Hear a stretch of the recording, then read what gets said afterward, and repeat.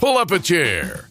This is Off the Back Porch. Off the Back Porch with Sandy and Boomer is brought to you in part by Country Village Sporting Goods. Everything you need to get in the woods, the water, or to the camp is at Country Village Sporting Goods. Jason Hardy State Farm. Like a good neighbor, Jason Hardy at State Farm is there. And Larry's Pizza in El Dorado, home of the Double Pizza Parade. 20 plus years of bringing you the most important and latest information with local happenings, news, sports, opinions, and probably an attempt at humor. Also brought to you in part by Davis Farms Country Market. For farm to table fresh, it's Davis Farms Country Market. Cook's Body Shop. Chances are it will happen. And when it does, look to Cook's.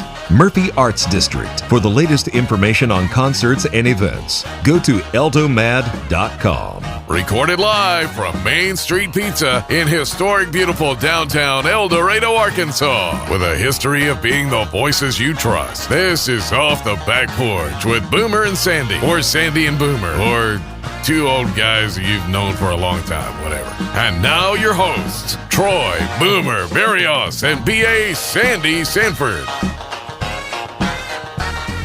Hey, welcome to another edition of Off the Back Porch with Sandy and Boomer. He's Sandy, he's Boomer. No. Quit doing that now.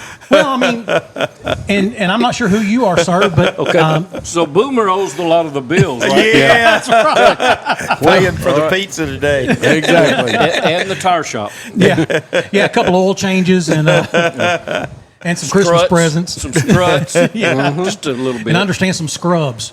You know, there you go. There's some nursing scrubs that need to be paid for as Probably well. so. No, welcome in. I'm Sandy. Down there on the other end, that's Boomer. Yeah, and they knew that. You may recognize this guy. He's been on with us before. Former FBI field supervisor Chris Plants is with us. And Chris, thanks for coming back. Oh, man, Thank I you, appreciate Chris. it. Saying thank you, Boomer, for inviting me. Thank y'all for inviting me. I enjoyed the last time so much. We did too. And also joining us, a new guest, and that is Captain Jim Sanders with the Union County Sheriff's Office. And Jim, my understanding is you're here because y'all drew straws and yours was the shortest. Pretty much. I got the short one. It was on a Monday morning, so it was like I really didn't have a choice. You were just glad you had a job. That's right. They said they give you some Diet Coke when you get up there. So That's I was like, right. I'm in. It's free. I'm in. All you can drink. All you can drink. And we'll let you have a piece of pizza because There they you always go. make us a pizza. Yeah, they make us a pizza, and it's good too. It is good. It's very good. So this actually goes back to 4 or 5 months ago. We had then Sheriff Ricky Roberts on with us, and we were talking about internet safety. And Can I interrupt you for a minute? Yeah. What didn't he used to be smoking hot? Police Captain Ricky Roberts? I don't know about that. You don't? You can move that up. Just- Okay, I'm moving it up, but you don't know about that?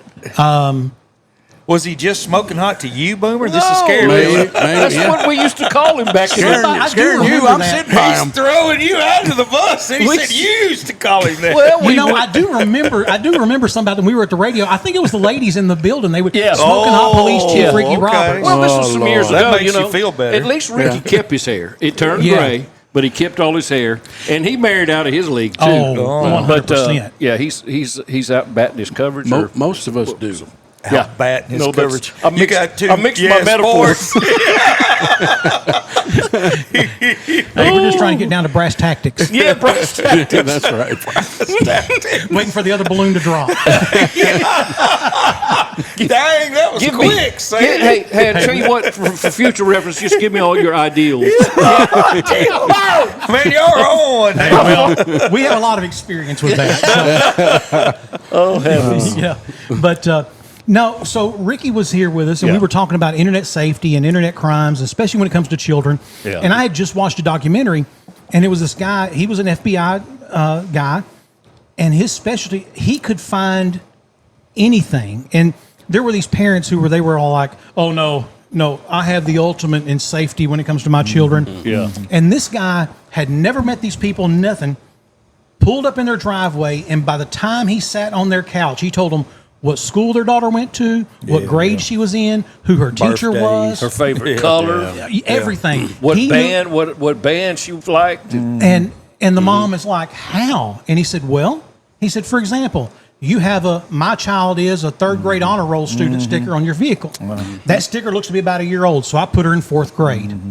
He said, well, such and such school is certainly right here. He said, so while I was walking in, I just pulled my phone out and I looked up the school, and they're the Bears or whatever, you know. Right. He said, there's only 2 fourth grade classes at that school, so she's either got Miss So-and-so or Miss So-and-so. And he said, so I went to your Facebook page.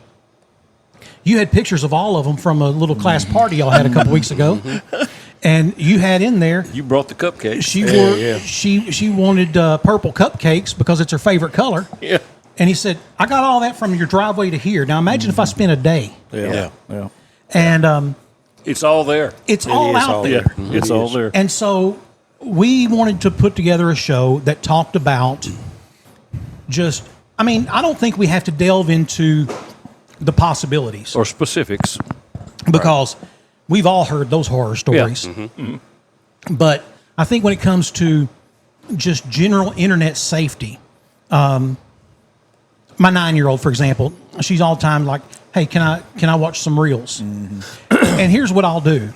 If I'm going to be in the room so I can keep an eye or an ear open to what she's doing, I don't mind her getting on my Facebook and going through some reels. I tell her never to like anything because it changes my algorithm. Right. And I don't need a whole bunch of Barbie movies. Right. You know? Right. Yeah. Because you're a Barbie girl. Well, I've never had that as a ringtone. Can you say that? No, I haven't. But I know that. I know from now on, never leave my phone unattended. Not around your friends. Yeah, not around your friends. Unlocked too, huh, buddy? Yeah, unlocked. They know my number. Changing your passcode every 15 minutes. Old people, I'm liable to have the same passcode for everything. Yes. It's the only way you can keep up with it. Garage alarm. Yes. 1, 2, 3, 4. And now they say, "Oh, you can't use that one anymore. You've already used that one." I know. Dang. I hate when they do that. Well, my thing is that now make your password memorable. Well, the only way I can make it memorable is to use one I normally use. Yes. That's right. So I can't, and I tell you, I can name it. I had Duck 54 on everything forever, and I can't use Duck 54 on anything. So if you're watching, China's getting into your bank account right now. Yeah. You just went from 500,000 to zero, Boomer. You're not telling the story that I'm about to tell, but can I tell it? Yeah, go ahead. So, God, I don't know if I need to tell. This may not be good to tell. Anyway, I got online. Wink, wink. I got online to get some information from a specific company, and it involved money. Okay, and so there's Barbie Girl right there. That is not Barbie Girl. That was Minions. So I go in there and I fill everything out, where I live, my address, and all this, and then it asked, "I need your date of birth and your social security number." I went, Martha said, "Well, they need that to, I said, "Okay, well now they want yours," and she gave them, and it says, "Okay, I'll call you. Are you going to be around your phone? I'll call you within the hour." I went, "Yes." And so that was like at 6 o'clock, 7 o'clock, 8 o'clock, 9 o'clock. I said, "Surely he's not still." Is just a boomer? He ain't off. It's still 11 o'clock. I'm going, "Okay, Lord, I'm going to go to sleep. But if I own another home by the morning, it's on you." So, if I got 3 new house notes tomorrow. Right. So he called me this morning. Whoo! I said, "Brother, I am glad to hear from you." Right. Anyway, so don't put your social security number on nothing if you're underage. Well, one time. Or ask Daddy. I had I'd had a surgery, and so when you have surgery, you never just owe the hospital or that one doctor. Now you owe 7 different doctors, and radiologists and whomever else. Yeah.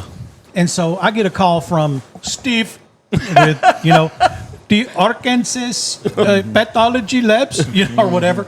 And I was like, man, I'll be happy to pay it. It was a significant amount of money, but I could pay it. And I was like, yeah, I want to pay it. And he said, okay, I just need for you to verify your social security number. I said, go right ahead. And I'll tell you yes. And he said, no, that's not how this works. I said, it's the only way it's going to work. That's the only way it's going to work. I said, brother, you called me. Yeah. Okay? I didn't call you. You called me wanting money. Over there. I said, and you said you want me to verify it, which means you have it. You have it right there in front of me? Yes. Right. I said, then tell it to me. No. I was like, yes. It's the only way you're getting any payment out of me today. And we never could get the twain never came together. And finally I called a couple weeks later to the regular office. Well, with billing, you need to call. Nope, not doing that. Right. I'm not calling Bangladesh or wherever else it is. No, if you want my money, I'm ready to pay you. But Social Security numbers were never invented For identification. For identification, That's right. That's right. And you can say, Very good. I'm not going to give you. Well, you don't need that. That's not how you're going to verify who I am. Right. But we do it. Everybody has it. Yeah. I carry my card around in my wallet, and somebody says, "No, you don't need to carry that in your wallet." I said, "Well, what if I need it?" I don't know where mine is. Well, remember, so I took it out. It's probably in China by I had now. it. I had it lamented. Lamented. Lamentations. Yeah, Lamentations. That's right after Ezekiel. Exactly. After the 4th John. Yeah. Fourth No, John. speaking of the Book of 4th John. Hezekiah. That's good. Yeah. My oldest son. Or So my, is Jesus the Son? It never says this. Show me the verse where it says gosh, don't even start Jesus me on is that the guy. Son. Don't start me on that guy. He pisses me off, just to be Me honest too. with you. Yeah. Because he knows when you start to answer that question, he's no, I got to stop you. no, not that verse. Yeah, Another one. Let's not use that verse. Yeah. I was watching him last night, and I was getting what you said a while ago. Yeah, I'm just going to go Boomer has this habit of sending me the most raunchy, weirdest midget videos and stuff. Midget videos. I do send you midget videos. That must tell you a little about Boomer's fetishes. Well, then. no, You ought to have a segment, Boomer's fetishes. No, we don't have enough time. hang on. They scare me. We are in scared a public me. setting, too, so. They just scare me. If y'all want to see Chief Ricky Roberts again, we're in the city limits. Settle So. down. You're a guest. Don't be ragging on me. He'll be Sexy listening Ricky. to Boomer's fetishes. Yeah. Let's see what's going on. Dude, hey, everyone, welcome to our new segment, Bling Boomer's Fetishes. So I'm going down Hillsboro here in the summer. And I swear, as I'm sitting here on my mother's grave, here comes a midget walking down the A little person. Okay, a little person. I'm sorry. That you Come can't on, say Boomer. midget. And you can't say the R word anymore either. Oh, no. Yeah. Don't It's, even go there. Special needs. Yes. There you Okay, go. anyway. Man, I'm yanking my phone out, and I'm almost stopped trying to get a picture so I can send it to you. Did I ever send it to you? I think so, yeah. I made the block. My preacher says, here's what my preacher said. I said, and that was 2 preachers ago. I said, You ran 2 off? Yeah. What you're thinking? Boomer's fetishes. You can only listen to it so much. so I And said, vertically challenged. I said, Pastor, man, you go around the square sometime and, man, I don't know, you just look and there's a beautiful woman there. I said, is that, what, did I do anything wrong for just looking? He said, that's okay, as long as you don't make the block. Yeah, that's funny. I said, I have. But I had a pastor one time that he told me, he said, I was a young pastor. He's the first church I ever pastored. He said, I'm 20-something years old. And he said, I had this deacon in my church. He said, just a great godly man. And he said, I just went to him and said, brother, at what age do you stop looking at women and just notice? And he said, I'll let you know when I get there. When I get there. So years ago, when I was first in El Dorado, I was young, had hair, so I guess, and I could sing, so I guess they thought I needed it to be the music guy. Uh-huh. So this guy called me, and it's not in town; it's out of town, and I go there, and that's back when everybody wore a suit. Oh, yeah. And you announced the numbers still, and you sang hymns. Yes. And that's what we were doing. The way the Lord intended. The way it was supposed to be. Yeah. When John the Baptist made that religion. Yeah. So, there's those big chairs that you sit up there while he's preaching. So I'm sitting up there while he's preaching. I'm looking out there and went, oh, don't look over there no more. I said, oh, don't look over there no more. So I'm sitting here reading my Bible. And so he said, well, Brother Troy said, we'd like for you to, maybe come lead our music full time. I said, well, let me pray about it. He said, what's there to pray about? I said, all them girls with short skirts on. That's what I need to pray about. I said, no, so I can't go. I can't be out I'm a here. single man. No, I can't be out here. I was at one of them men's conferences one time, Boomer, and Ricky Roberts was there. there was 4 of these big time preachers, had been paid to fly in, whatnot, and different ages, and one was a really, elderly, older individual, been preaching his whole life. A lot of people think of him, but so it was one of them deals. They went to the audience and said, "Man, ask any question you want. We got the guys up here, right?" And sure enough, and of course, it's my vice too. Dang yoga pants at Walmart's. But Yes. the dang Wear a long shirt. I know, you're like, turn that aisle. I'm like, oh, I got to go to another aisle. But, but you don't come back around to that aisle. But, but anyway. Because the salt's on the bottom. Yeah. But so this guy stood up, and I give it to him. He was like, look, man, I'm telling you, my vice is it's lust. And, man, I just see these beautiful women. So he asked, and the panel went down, and this older individuals on the end. And they all, got all the wisdom in the world. They all got their doctors. They all been to seminary 16 times. And they start giving it. And, boy, they were giving some good answers as best they could. They were really getting it after it. And to get to the last guy, the old man, and he looked up at the guy, and he goes, son, if you figure that out, please let me know. Let me give my number, text me. And I was like, that's the guy. That's the real one. And that's what, and just me in here, that's what we struggle with. It is. That's, Satan puts that in front of you all the time. It is, boom. We struggle I fully with admit that, man, yes. And I'll be 70 years old in 2 months. Man, you don't look it. Well, thank you, but you don't act it either. I feel it.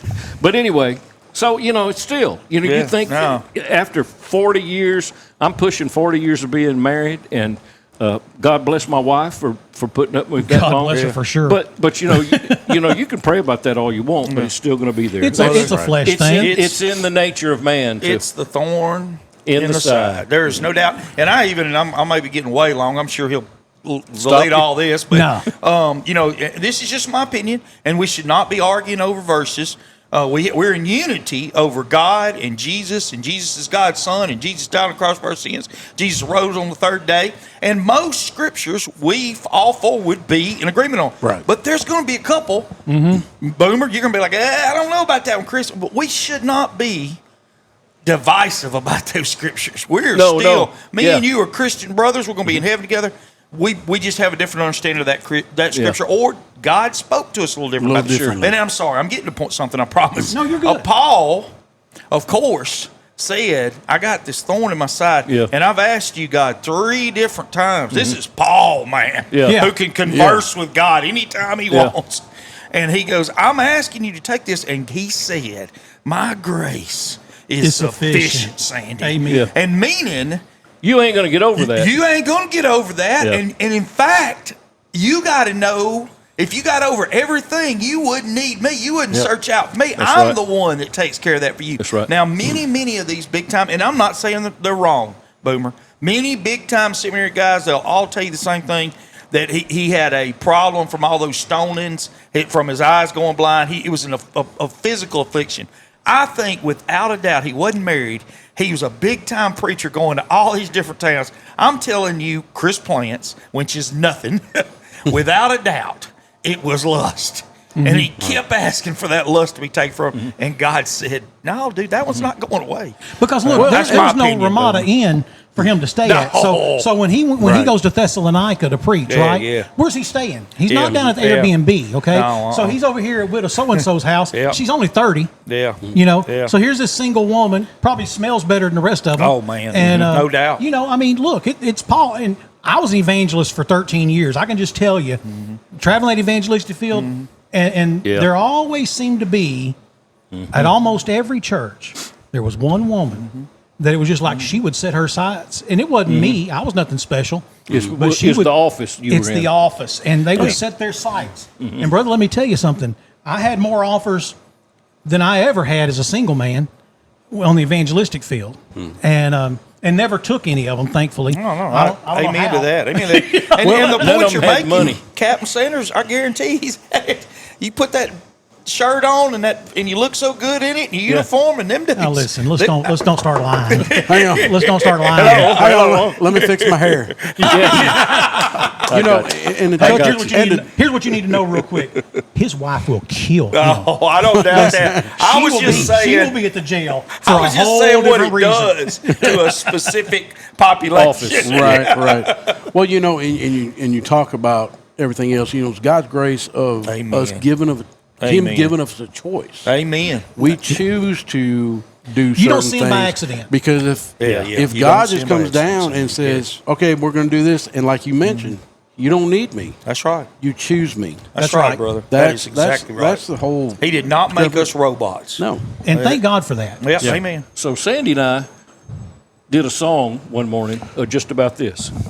And it goes a little something like this. I got Jesus on the friends and family plan. Yeah. It was that long ago when. There you go. Y'all remember the old? Did you get endorsements? Did y'all get endorsements? Was See, MCI was when the my youngest son sees this, he's going to say all 4 of us are born back in the 1900s. Yeah. Yeah, that's right. Yeah. Well, my Y'all. 9-year-old thinks that when I was born, the world was still in black and white. I was born in the 1900s. I was too. All of us were. But yeah, my 9-year-old, she was like, "Now, were things in color back then?" Yeah. I'm like, "What are you talking?" Yes. Well, they weren't. Yes. They weren't when I started. Well, not a whole lot. Going back to the Social 13-year-old Security card, was it on a stone tablet? No, it wasn't on a Okay. stone. It was on paper. 0, I had 0, 0. lamentations on My it. 13-year-old, of course, was in the Army, went overseas and stuff. But whenever he sees a World War II movie, that's where you hey, were? What was it? Was them Nazis that tough, Dad? You know, like, okay. I'm sure they were. Or what are they teaching y'all in school? You know? Not history, man. Or cursive. Or Oh man, you Give listen, me don't your even start signature. me. Can't do it. Don't start no me on cursive. that. No cursive. And it's so funny because my oldest is 31. Wonderful penmanship, can write and read cursive. Yeah. My oldest son is 26, has serial killer handwriting. I do too. And But you don't And get yours cannot- out of magazines like and cannot, for the life of him, read cursive. I mean, maybe he can. I don't know. But then his younger brother, who's just turned 25, again, great penmanship and can write and read in cursive. I've always said, he's a school teacher, though. well, he is. But I've said if I want to keep a secret from my kids, I'll just write it in cursive and put it on the front door. They'll never know. You don't have to do it in baton leg. Actually, all I got to do is say, you know what I really need, and then start talking. There you They'll quit go. listening. They quit listening to They're you not all. listening That's anyway. Or you know what I think. You know what I think yeah, about? that's a good one. Oh, Dad. No one cares what you think, Dad. So back to kids. You were a kid when you were a kid, Dad. Pluto was still a planet. Yeah. I've heard that one. Yeah, it was. Yeah. Of course, And kids listened to their parents back then, too, by gosh. one of the I got in trouble mostly. in 5th grade. I sat next to a kid named Patrick O'Flanagan, and Patrick's one of those kids that he's smart. Was He his knew daddy everything. a cop? I'm guessing he was Huh? Irish. Do what? His daddy a cop in Irish? Right. O'Flanagan. Yeah. Oh. O'Flanagan. Oh, Flanagan. So, anyways, Patrick O'Flanagan comes in class one day. Teacher. I know why Mercury is so small. And she's like, yeah, why is that? Because it's so close to the sun. It's just burnt down to its core, basically.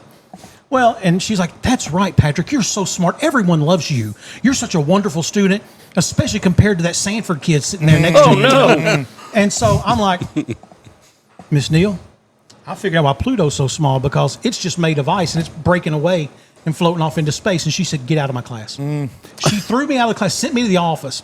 So I go to the office. It's right at the end of the school year. And my punishment was no lunch today. Can you imagine telling a kid they don't get to eat lunch today now? But no lunch today. That's You got to horrible. sit through here through lunch. Fast forward 30, 40 years, we're doing the morning show on the radio, and they come out and say, Pluto, we figured out, is a dwarf planet, and it's actually just pieces of ice that are breaking off and floating out into space. I called my elementary school live on the radio. No, you We didn't. did. We No, certainly you did. didn't. I did call them live on the radio and told them, I was like, I need an apology. And this woman's like, I'm trying to check in students. I was like, I don't care. I don't care. I said, and I missed lunch. I need y'all to fix that too. And so finally, after She 20 was minutes, loving it. After like 20 minutes, I finally got an official apology Well, that was from nice. Johnson Elementary School in the Aldine School District in Houston, Texas. Oh, dang. And then I said, okay, now about this lunch. I said, can I come by there and get like just an Olive Garden gift card or something? She's like, I tell you what, you come by this school, I will take you to lunch in the cafeteria. okay. That was My treat. That was great. We had a lot of fun with that. We did. I've forgotten about that.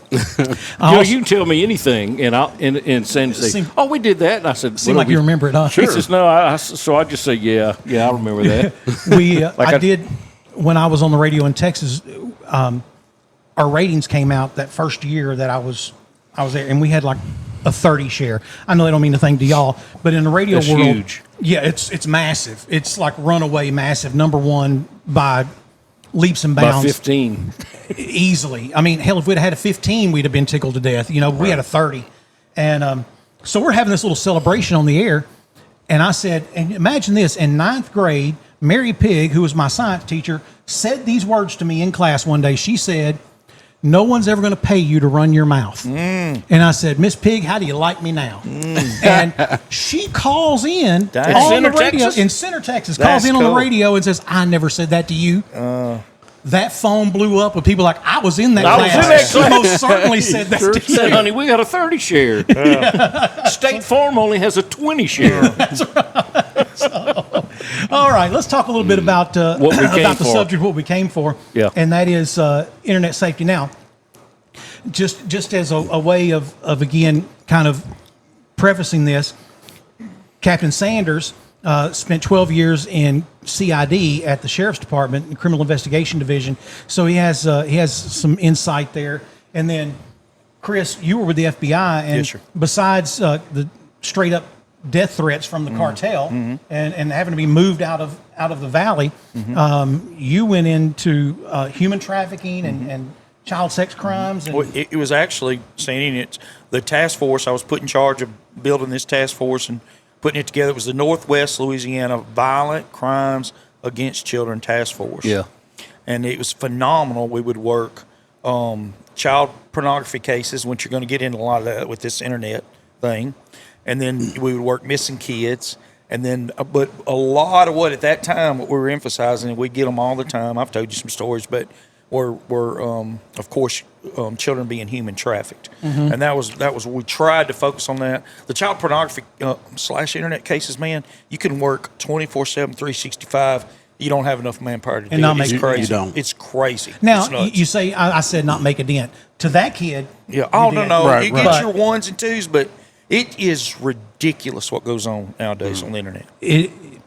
So way back when MySpace was a thing, you remember that? Was that like 2007? Yeah. You know, my oldest, who was, I guess maybe 12, 13 at the time, she and one of her little friends, they made a MySpace page, a fake MySpace page for this goth girl, kind of a emo, and black makeup and I don't remember MySpace that well, but I do remember it. You could have like your quote up at the top, and the quote was, "Kill me slowly so I can regret living." Oh my! And just it was just they were just trying to be emo, and the number of grown men who approached that page. Little girl, why are you so sad? Do you need a friend? Do you need someone to talk to? Grown men, 40s, 50s, 60 years old, approaching this page. So, me being me, I just start messaging them. "Hey, that's my kid you're talking to. What's the problem? What do you need? Well, it seems like she has some emotional issues. No, it seems to me like you have some emotional issues. Right. If you're worried about a 13-year-old girl you don't even know. Yeah. And just sending them because you could send them a gift every day, right? Of a GIF or a JPEG or whatever, and it's in little teddy bears and lollipops, and of course, then it turned into the little cartoon character looks like a naughty nurse, and it got creepy quick, right? Real quick. So can I ask a dumb question? And it's not because if we say trafficking, tell me what we're doing. What are specifically they're doing in trafficking? So human trafficking is when you take a person and you coerce them. You can do it just by talking them into it. It's the coerce. Okay. Or you persuade them, or you physically make them. Traffic is moved from town to town, place to place. Yeah. And during that, it's going to go with the sexual act. It's, of course, the term prostitution. Yeah. And I work that more than any other thing, Boomer, and I got a story of a 14-year-old girl. I was going to, if you want to go with Captain Sanders, but at first, because this is what you said, Cindy. I'm sorry, but yeah, you're fine. Once the internet got started, the FBI said we're going to have some serious problems with human trafficking. The good FBI for a while. Yeah, they're still not fixed by any means. But because I'll tell you this, Sandy, I'm getting off just a little bit. After I got fired because of my Bible and working out at the CrossFit gym and not wanting to go see the transgender, the FBI went in. Another thing they did and canceled the Violent Crimes Against Children Task Force all over the country. And the reason they did that, there was many reasons, but one of the main reasons was of course, transgenders are starting to get mixed up in all that, and they want no part of messing with the transgender community. So anyway, they took away like one of the greatest things the FBI was doing, and of course, thank God for them for terrorism, and thank God they're fighting the war on drugs, and everybody is, which we're not going to win anyway. But although Trump's done some pretty good stuff lately, but this was an unbelievable thought process to have a violent crime against children, even though the name is sad. Task force working on these things that were going to come about and did come about, and they took that away. So yes, the internet made it where so prostitution. Of course, you can tell me really quick, Chris. It's been the oldest job in time. Profession. How do they say that? Right. Thank you, Sandy. Better with words than me, of course. Oldest profession. But here's the deal: it was normally always adults. Not that you want that, but it's adults, and the demand was let's say lower for sure before the internet. And if you went to a town, you go and speak to the taxi cab driver. I'm just being truthful. You speak to the bellhop. There's other ways. The man at the bar, blah blah blah. You know, but and then it got to be where I'm going to go old school. We were talking about 1900s on us. You could actually got to where you could go to the yellow pages and look up the word escorts. But still, you had to do something. Then it got with the internet, where the business guy that flies from El Dorado, Arkansas for whatever reason, works at Cooper Tire, got an account with Ford at Detroit, flies in, opens his laptop, never has to leave the room, go to the internet. And just orders one. Hits a button. That's it. So supply and demand. Demand went up crazy. Supply then has to go up crazy. And then, I'm not saying it never happened, but then the need for more and more girls. And so you don't care who they are. And the younger ones are easier to control. And then, when I was telling you about the coercion part, it's two ways that you would see the pimps come at them. One is a guerrilla pimp, and that's pretty easy. They just, and I got stories on both of them. They're going to rough them up, man, and make them do it. And you'll see black eyes and all kinds of things, underage girls. And the other is a Romeo pimp. And that's with the 14. If I tell that story, I'll tell you. They come actually on this app called Plenty of Fish and just started talking to them, to some degree loving on them, having some attention with them. And next thing you know, they got them in Shreveport, Louisiana, from Austin, Texas. I got a friend. And I just want you to meet him. Yeah. Just be nice to him, okay? Yeah. I get a lot of them do. A lot of them say, "Man, this is as simple as it gets. I'll get your hair did, I'll get your nails did, and we're gonna live in hotels." And if you are the person that just has zero money, or no life, or your life has been, your life has been, being passed around from one guy to the next for free. That's true too. That's true. Your uncle's having sex with you every day out. That's another side of it, Sandy. Yeah, it is. And and the other thing is people out there that don't see this or work it like he did. You don't know that it's out there. It's somewhere else. Yes. No, it's not. No, it's not. It's here. And that's why I wanted sad. you here, because he can talk about it from an FBI standpoint, but you're local. Local and not having the resources. Now, I'll say in the past, like the state police, the feds, the marshals and stuff, they've been very generous if we get something going that we can use resources or have somebody help us and stuff like that, because on a local end, you don't have the resources sometimes.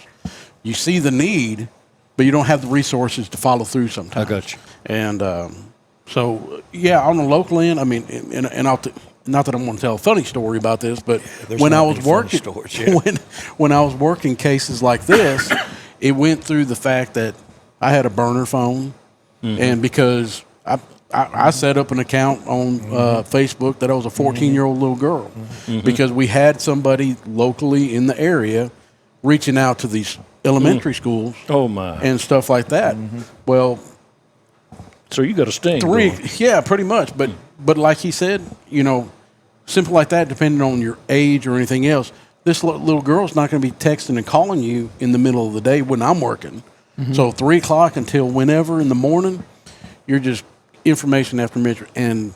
And when I tell you quick, you go onto some of these chat sites and stuff like that on the internet, and it's almost instantaneous, and you'll be flooded with people for this case or another. And it's just that easy. And I hate to say it like that. 1998, I think, and it may have been earlier than that, but 1998, I got a call from a buddy of mine who was sheriff, in DeSoto Parish, and he said, "Hey, be ready to show up at such and such place, but don't show up until I tell you to." Okay. So he said, about such and such time. Well, about 3 minutes after that, he calls me and said, "Come on." So I slide up in there, and Detective Horace Womack and Robbo Davidson, whom I think you know, Robbo, and Sheriff Rodney Arbuckle, and you know Rodney. too. Yes, sir. This guy drove from, I think, Oil City, Louisiana, down to DeSoto Parish in hopes of meeting a 12-year-old girl. Well, what he met was, the sheriff and 2 detectives. But that was the first time I'd ever heard of that. What in the world? What are you talking about? And then it was like every week they're getting a new one every week. And Detective Womack was really good at getting in. We used to give him a little bit of hell about it, but he's really good about getting in these chat rooms. 13-year-old girl. Playing a 13-year-old girl. Because you got to talk like them, and it gets weird, man. It does. And it gets weird quick. But it does. So again, we're not talking about something. These are stuff that's happened locally. This is the stuff that's happened local, So- and it's everywhere. It is really everywhere. is. And again, you can think, "Oh no, I'm very vigilant." Listen, we were all teenagers. Kids Now- know more than you do. Now, granted, Yeah. 3 of us were Gen Xers, okay? And I still count Boomer as a Gen Xer, even though technically he's not. But He's too old.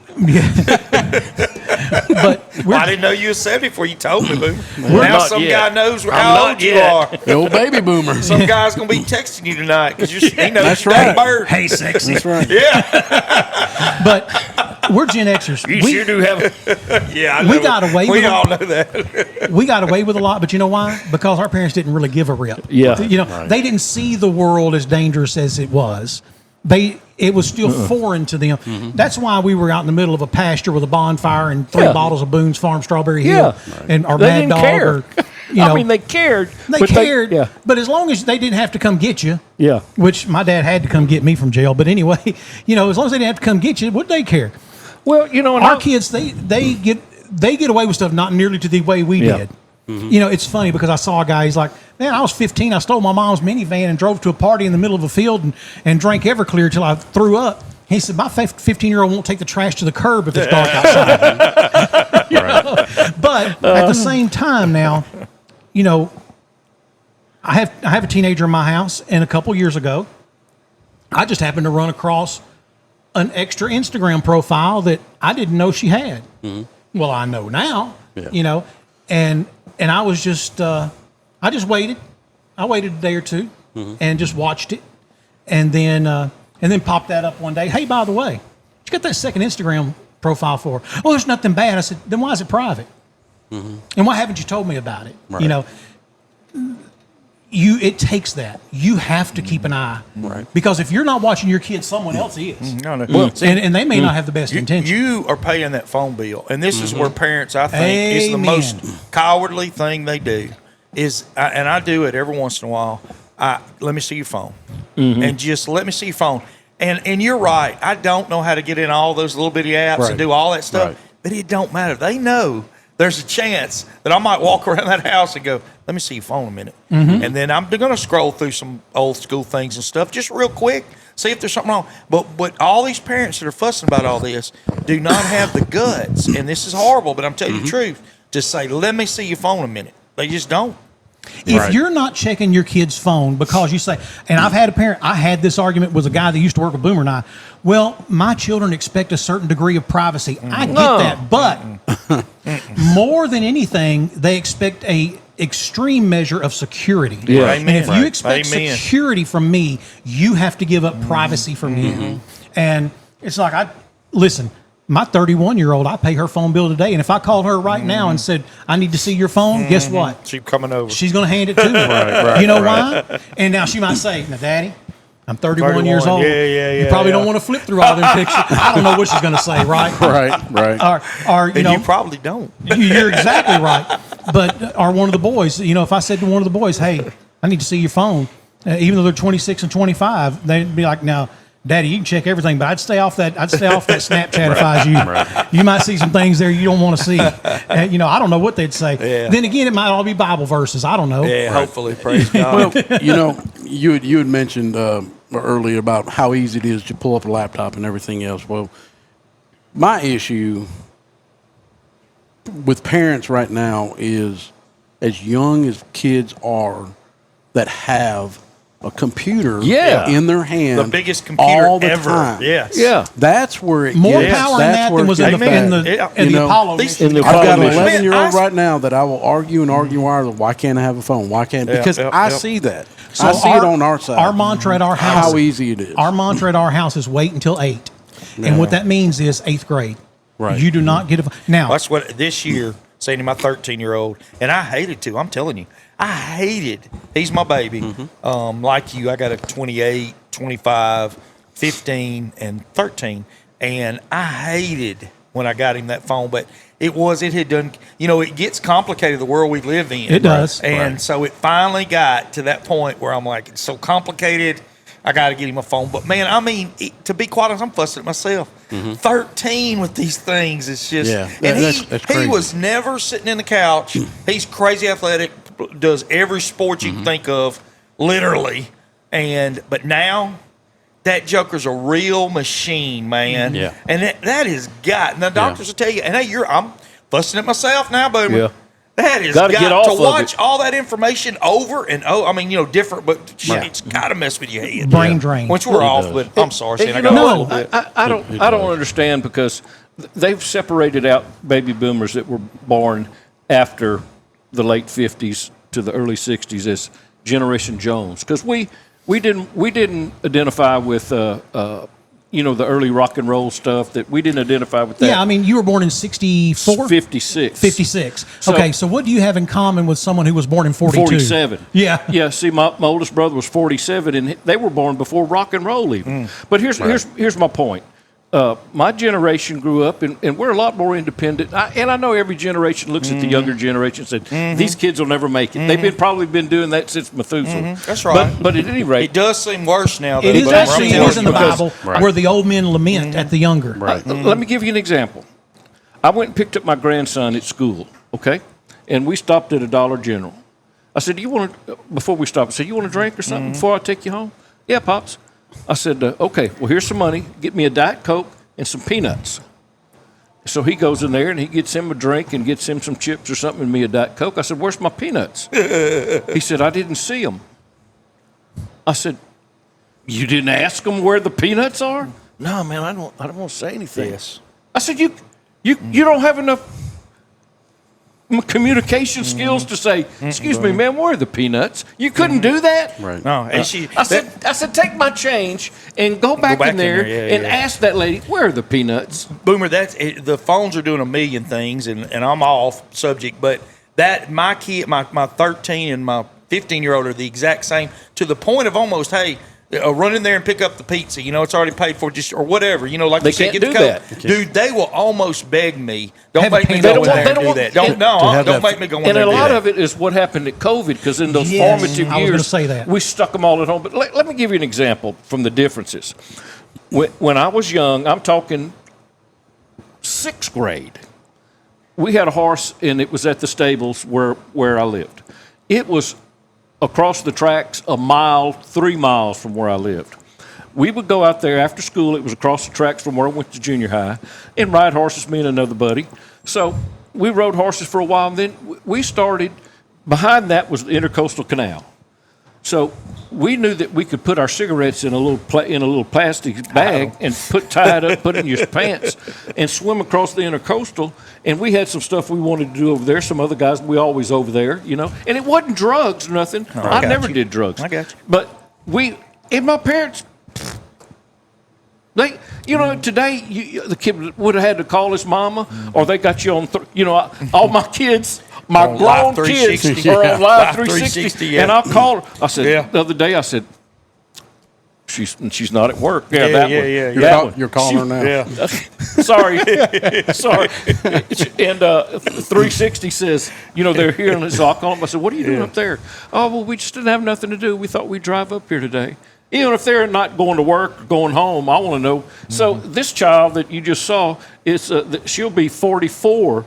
No, she is 44 now. That was in December.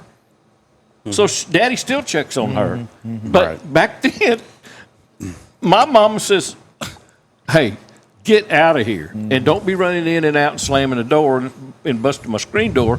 Go outside." I got a 1-egg pudding in the oven, Yeah. and you're gonna make it fall.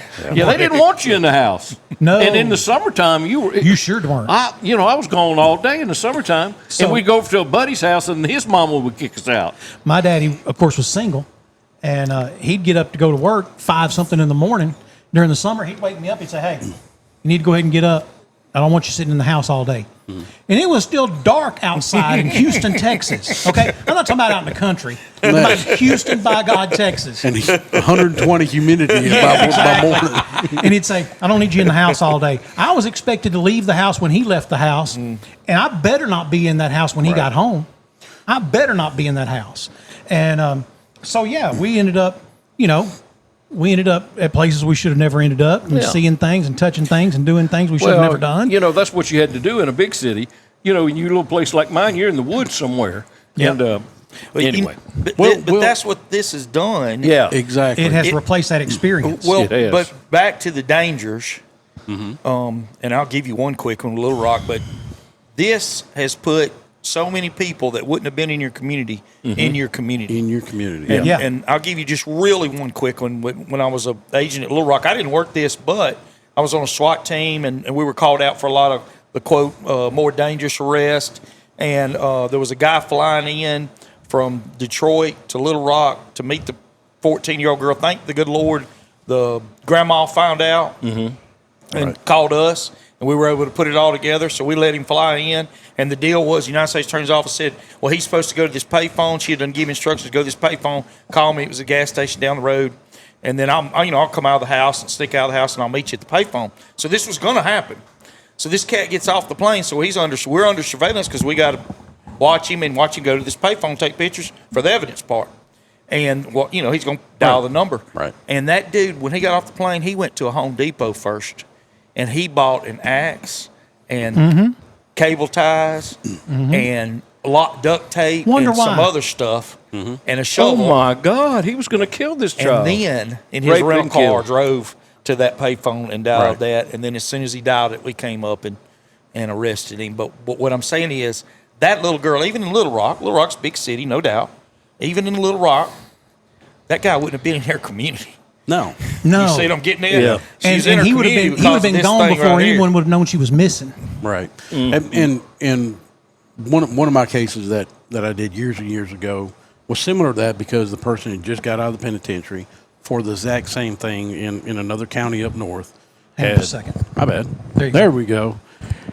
Had been arrested prior and got sent to the penitentiary from a similar situation like that, where they had got this kit, duct tape, dowel rods, a loaded weapon, and all this up zip ties and stuff like that.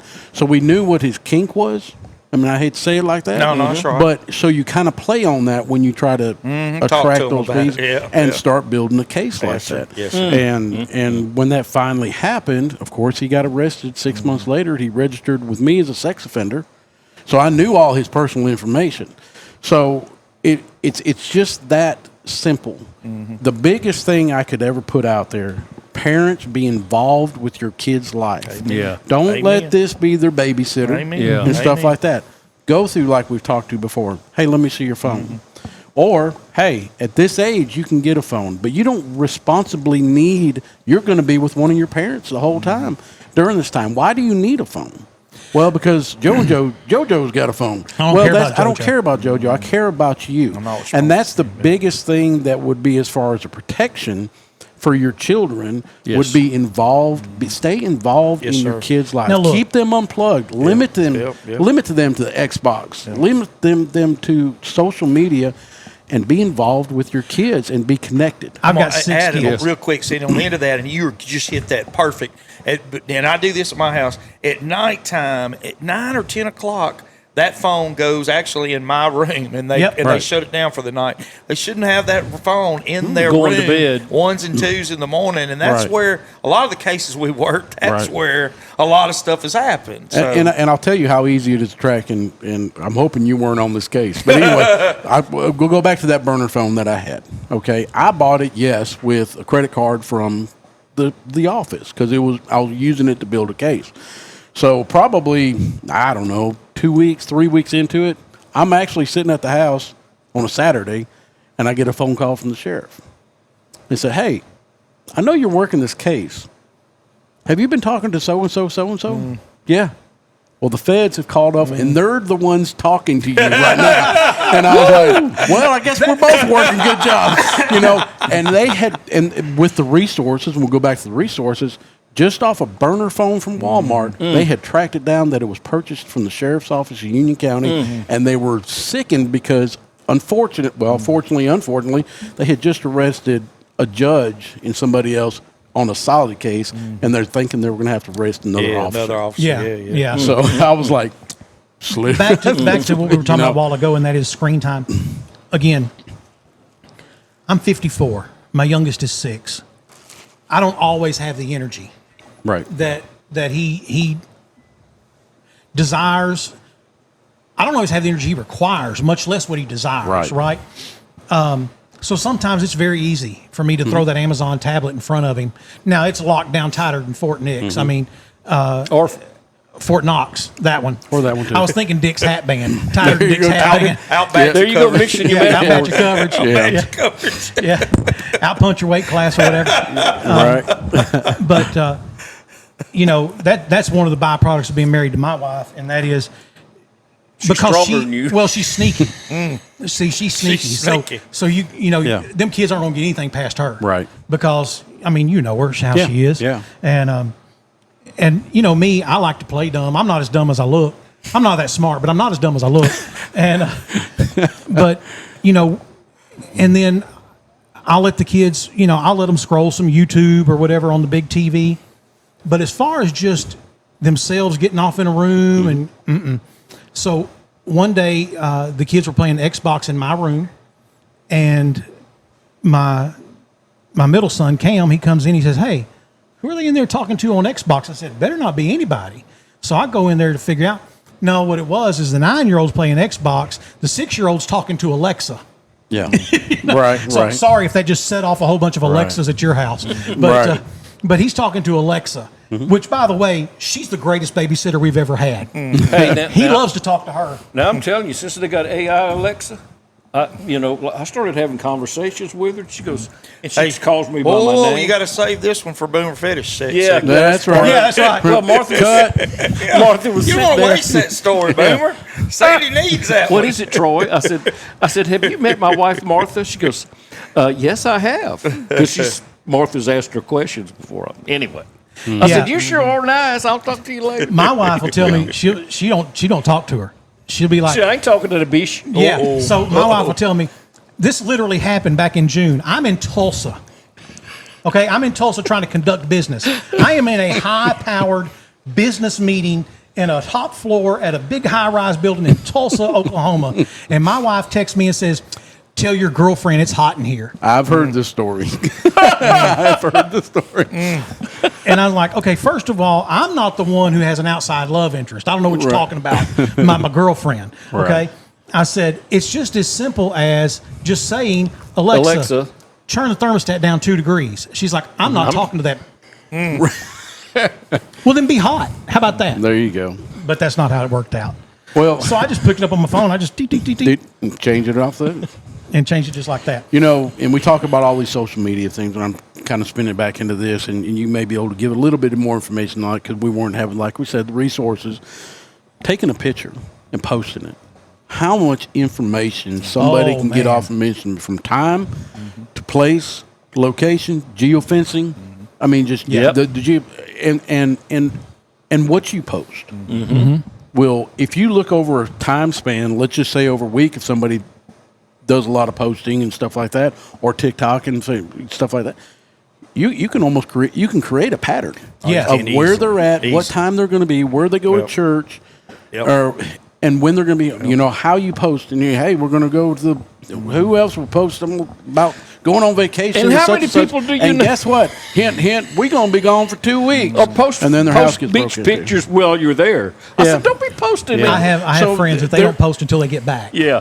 It goes back to parents be parents. Yeah. Yes. I've told my son, friends. Yep. I can be your friend, but I'm your dad first. Yep.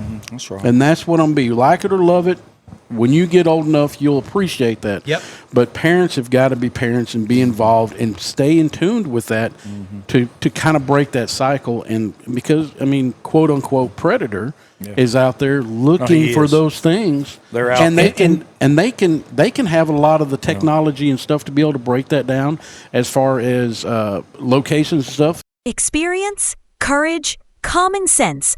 All of these are traits we want in any elected position, but especially in the man we will pick as our next sheriff. Michael Fife hasn't just been in law enforcement for 30 plus years. He's the one who answers the call in the middle of the night, putting himself last and Union County first, looking folks in the eye, doing what's right, standing up for all of us. Vote for Michael Fife for Union County Sheriff. Country Village Sporting Goods has a little bit of everything you need to get you to the water, the woods, or to the camp. Coming soon, a new shipment of creek boats. Every year we sell out fast. Get yours ordered today. It seems like we're always unboxing the latest and greatest in lures and tackle. Come check out new colors, new styles, and the latest technology making rods lighter and reels easier to cast. Cruise through our vast selection of camo clothing, coveralls, overalls, boots, outerwear, and more. All at Country Village Sporting Goods, 965 Smackover Highway in El Dorado. Anyone can be so curious. Get ready to see the world more curiously because Blippi is coming to your hometown. The Be Like Blippi Tour. Join Blippi and Mika live on stage for a one-of-a-kind interactive adventure that inspires kids to move like, play like, and explore just like Blippi. Saturday, April 11th, the First Financial Music Hall in El Dorado. Tickets are on sale now at eldomad.com. Break out your orange Blippi glasses for an unforgettable experience that encourages kids to be like Blippi. New year, new you? Help your resolution with our friends at Davis Farms Country Market. Make family meals a priority this year with the new take and bake side dishes like potato casseroles. Pack lunches with fresh boar's head, sliced deli meats, or cheeses. Make dinners great again with true farm-to-table fresh ingredients from Davis Farms Country Market. 4523 Junction City Highway or call 870-639-1323. Okay, so guys, we're talking about internet safety and internet crime and all. And like I said, one of the reasons, Jim, that I wanted you to be here was so that you could talk about it on a local level. And now you did something recently with a campfire group, didn't you? Yes. Tell us about that. Well, what we would do yearly, we would come through and I've got a PowerPoint that I would put together to show everybody how easy, but also how to protect.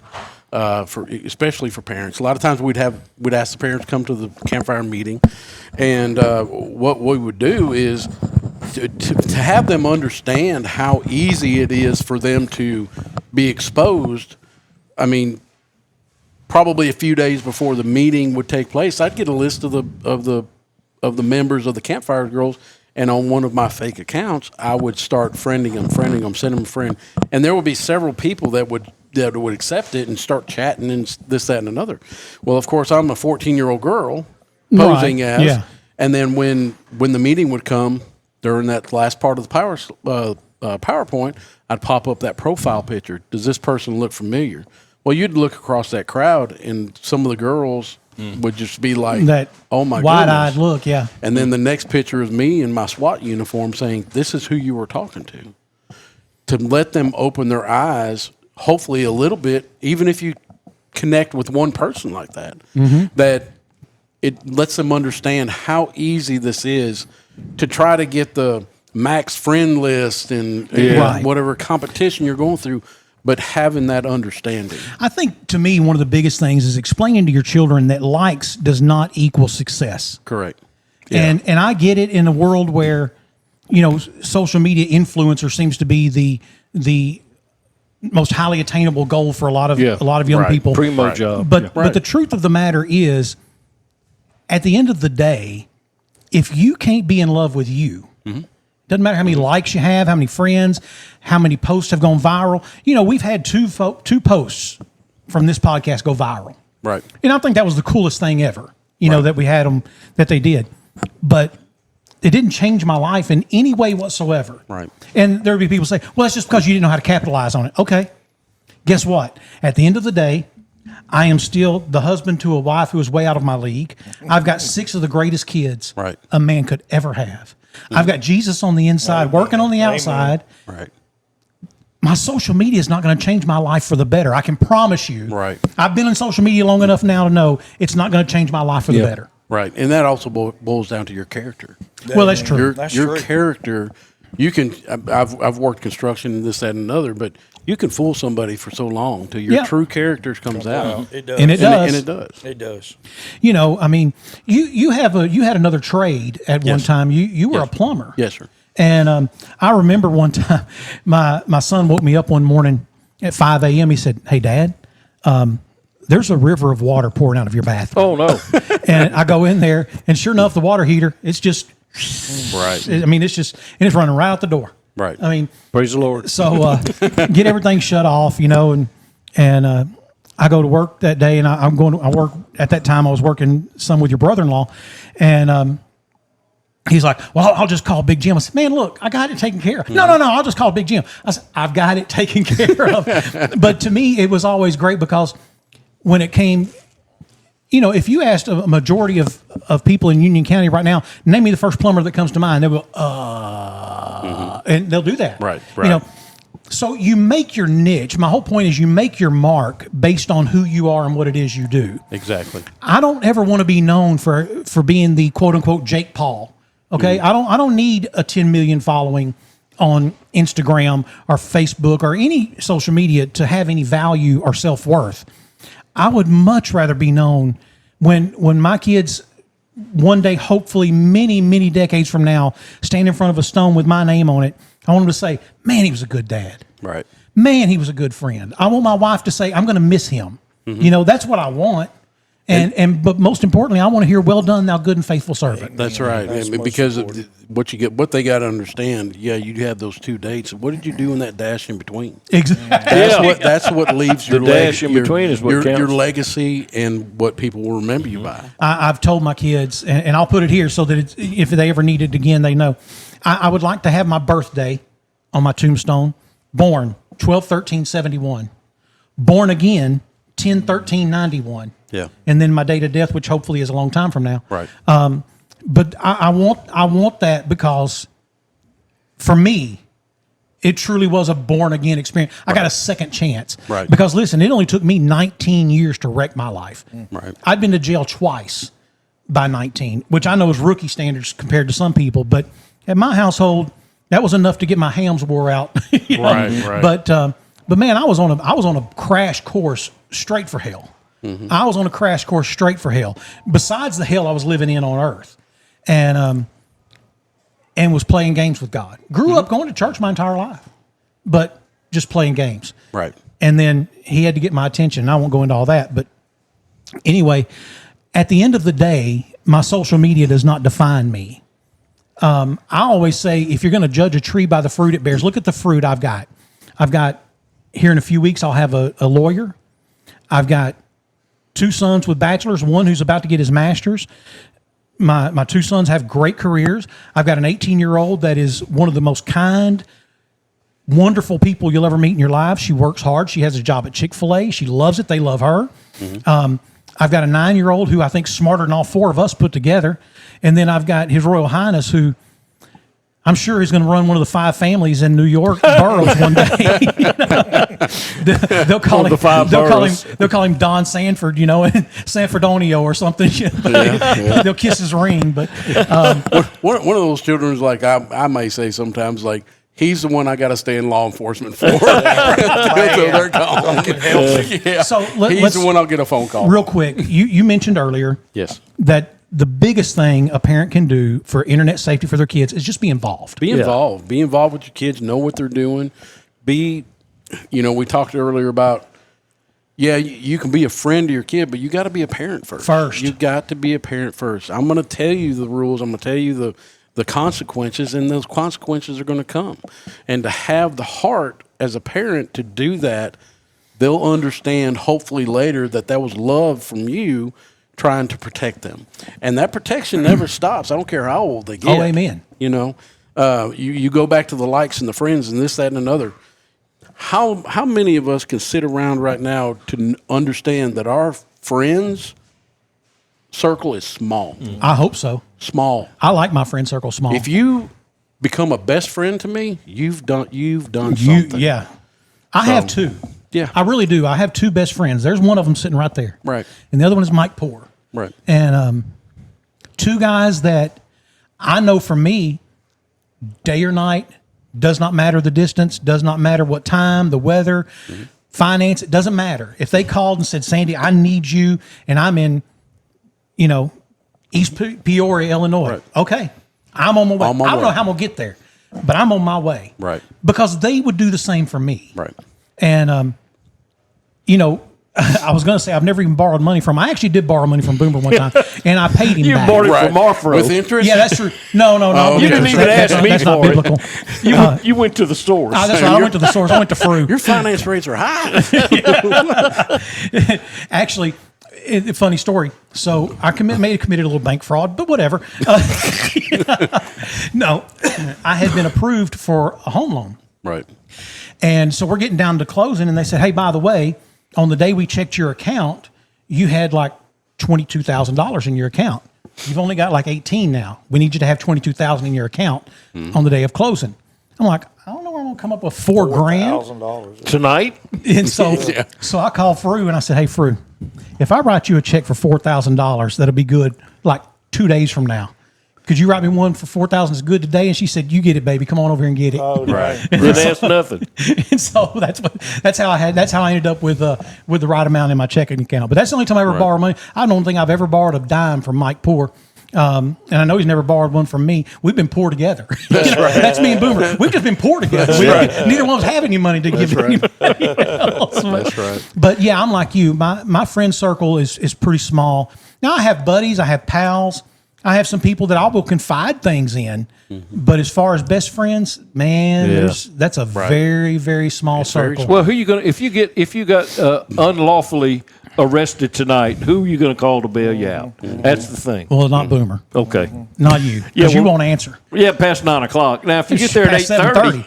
Sandy, I'm going to help you out here. Hang on, buddy. You got to get that microphone up there in front of your face. I'm going to help you out here. You did not mention your wife as the best friend group. Well, you listen. might want to throw that in there. Listen, all kidding aside, I'll talk to you in a minute. I'll talk to y'all. I'll talk to her here in a few. all kidding aside, let me say this. And this is not any indictment on previous relationships or marriages or anything. Man, did I ever hit a home run. Yeah. And what I mean Yeah. by that is, I used to have buddies, they'd talk about how their wife is their best friend, this and that. And I realize that's what you work for and try to attain. I truly did marry my best friend. Yeah. She really... I she knew knows there was every a third weakness. person there. I knew Somewhere. it. I knew it. But it's at a different level. Okay, Yeah. Boomer should never see me naked. No. No. Nor do I have any desire to see him naked. No. I have a desire to see We her were naked all the supposed to time. save these for Boomer's fetishes. Fetishes, that's right. I keep forgetting. Have you ever held Somebody's taking notes, right? Have you ever For the held a next frog episode? up? Just held him up like that, let his legs dangle. That's what I look like from the back. So, Just in case you wanted to have that she picture knows in your head. she knows every fault. I have not hidden anything from her. Ooh. She knows truths about me that no one else in this world knows other than Jesus. Bad okay? idea. No, it's not. And here's why. Because I trust her. Okay. And I trust her implicitly. Impeccable. Right. And because, you know why? She's never, ever, ever one time used one of my faults against me. Right. She's never Loves you taken like one of my Jesus faults and said, hey, see this about you? Yeah. Remember? This is why I don't like this. Or you remember this about you? She's never, ever done that. Right. And that's how I know I married my best friend. I That's didn't know good. for sure. I felt that way. But as, you know, we're now a lot of years in, almost 13 years in.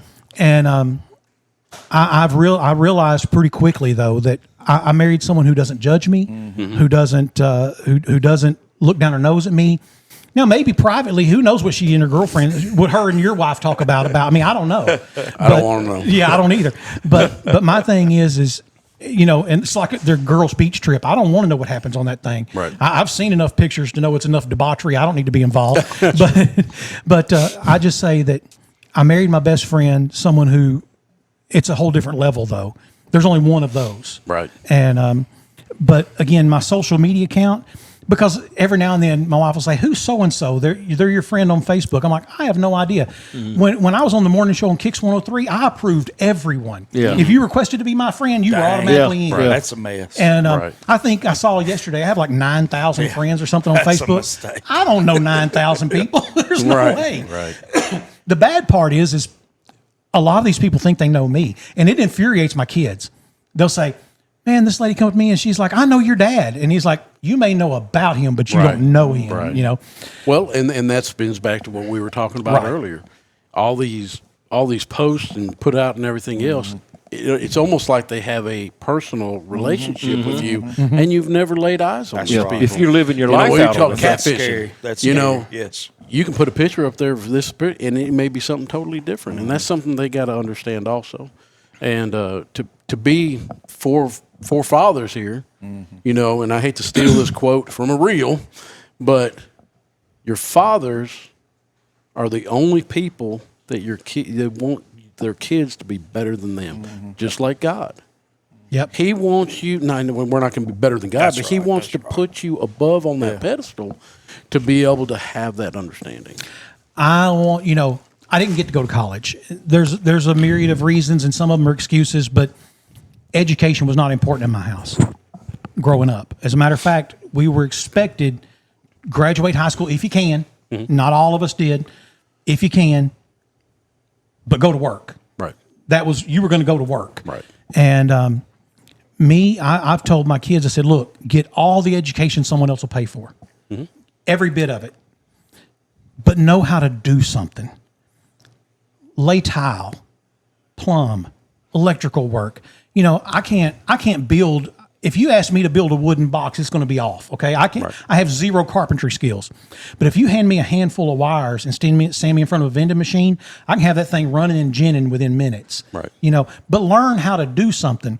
I think what we see in a generation today, and Boomer hit on it earlier, a lot of these kids in those development years, they got hit with COVID, and they don't have they don't know how to interact socially in person With their peers even. even with their peers, right? Yeah. Now they can FaceTime or Snapchat or Roo-to-Roo or whatever it is they do with their phones, and they can have entire conversations. But if you put them two in a room together, it would be silent. It'd be like church. It would just be quiet. Yep. If you go to one of those churches, I've never went to one of those, but you know, they don't know how to interact in human form. Correct. I guess it is. Right. What, Chris? What are your thoughts? What are things that just the small things parents can do to keep their kids safe or safer on the internet? I don't think there's any such thing as keeping them safe. No, man. They're going to use the phones. They're going to have a phone. They're going to have a phone at a young age. I was just talking about my last one's at 13 years old. There's going to be stuff out there. You're not going to be able to keep all these pictures out of there. But what you can do is every great once in a while, you decide yourself, be bold enough to look through that phone for a little bit. And then at least that puts it in their head that you will every once in a while look in that phone, okay? Right. We do the same thing at our house, by the way. Phones go in our room At nighttime. nighttime, the phone, it's to a certain age. Yeah, I got to figure that out. But at a My certain 18-year-old's age, phone is the in my room phone every night. should go somewhere and off, and they're going to get a good night's sleep because those Yep. dings aren't going to be happening all night long. Right. And it's just what happens. But so I want to tell you about one of the most important things that's going on in the country right now, and it's causing a lot of suicide. And every one of us probably would have fell for this. And I've worked these cases too, and it's with the boys. So of course, some beautiful woman gets into the phones, and they can do it all the time, catfishing, whatever. Right. Yep. And they send a nude picture. Of course, like you were saying, Boomer, this is where it would get funny. It's some man in Africa doing this, but Right. it don't matter. Right. You know, some beautiful Aniston or whoever is coming across, and they're beautiful. And they will tell them in a heartbeat, if you'll send me a naked picture, I'll send you a naked picture. Well, man, I'm just telling you, whether you tell them to do it or not, there's a lot of kids. A boy after about 12. We were talking about the lust thing. He's like, dude, I get a naked picture. Here you go. Right. And then, of course, they get the naked picture and they come back with, you better give me $500. This is who I am. And it's a huge deal nowadays with kids then just going and getting their dad's gun and killing themselves because they tell them we're fixing to let this out for the whole world if you can't come up with $500. You're sending naked pictures of yourself to men. Even to the point of I've seen this. It was an actual case where the boy was, all I got is $30. I will send that to you. No, you're going to have to send me $500, and the kid killed himself. What I'm trying to say is I have done this with mine. I have literally pulled mine to the side, my 13-year-old, and said, look, son, if you ever sent somebody a naked picture, that's not what we're wanting to do. That's not what we're wanting to do. But if you found yourself in that, I'm begging you to come to me and don't do something stupid. Right. And let's figure this out. You know, when you can go with anything, I try to tell him, if you ever do something really bad, really stupid, please just come to me. Proverbial stop digging the hole. Since mine were old enough to hold, I have looked them in the face and I say these words. I'm going to love you forever no matter what. When you're good, I love you. When you're bad, I love you. There's nothing you can ever do to make me not love you. Right. And I look at them and say, you know why? Because that's what daddies do. And I have told them that since they were tiny. I'd pick them up from daycare when they were little bitty. The princess was tiny, like just to the point to where she could toddle to the vehicle with me, right? I'd be like, how was your day today? Did you have a good day? I sure did miss you today. I love you more than chips and salsa. That's a lot. Yeah. And then it got funny because then I would be like, I love you more than chips and salsa. And she'd say, and that's a lot. You know, I think it's important just for your kids to know that, yeah, there's things you're going to do. I'm going to be disappointed. His Royal Highness came home yesterday with a little mark on his conduct report because he kept getting up in class, which, surprise, surprise, this is a kid I can get him to sit still at the table to eat. But he kept getting up in class and he said, I didn't think 2 or 3 times was too many. That was his excuse. I didn't think 2 or 3 times to get up in class was too many.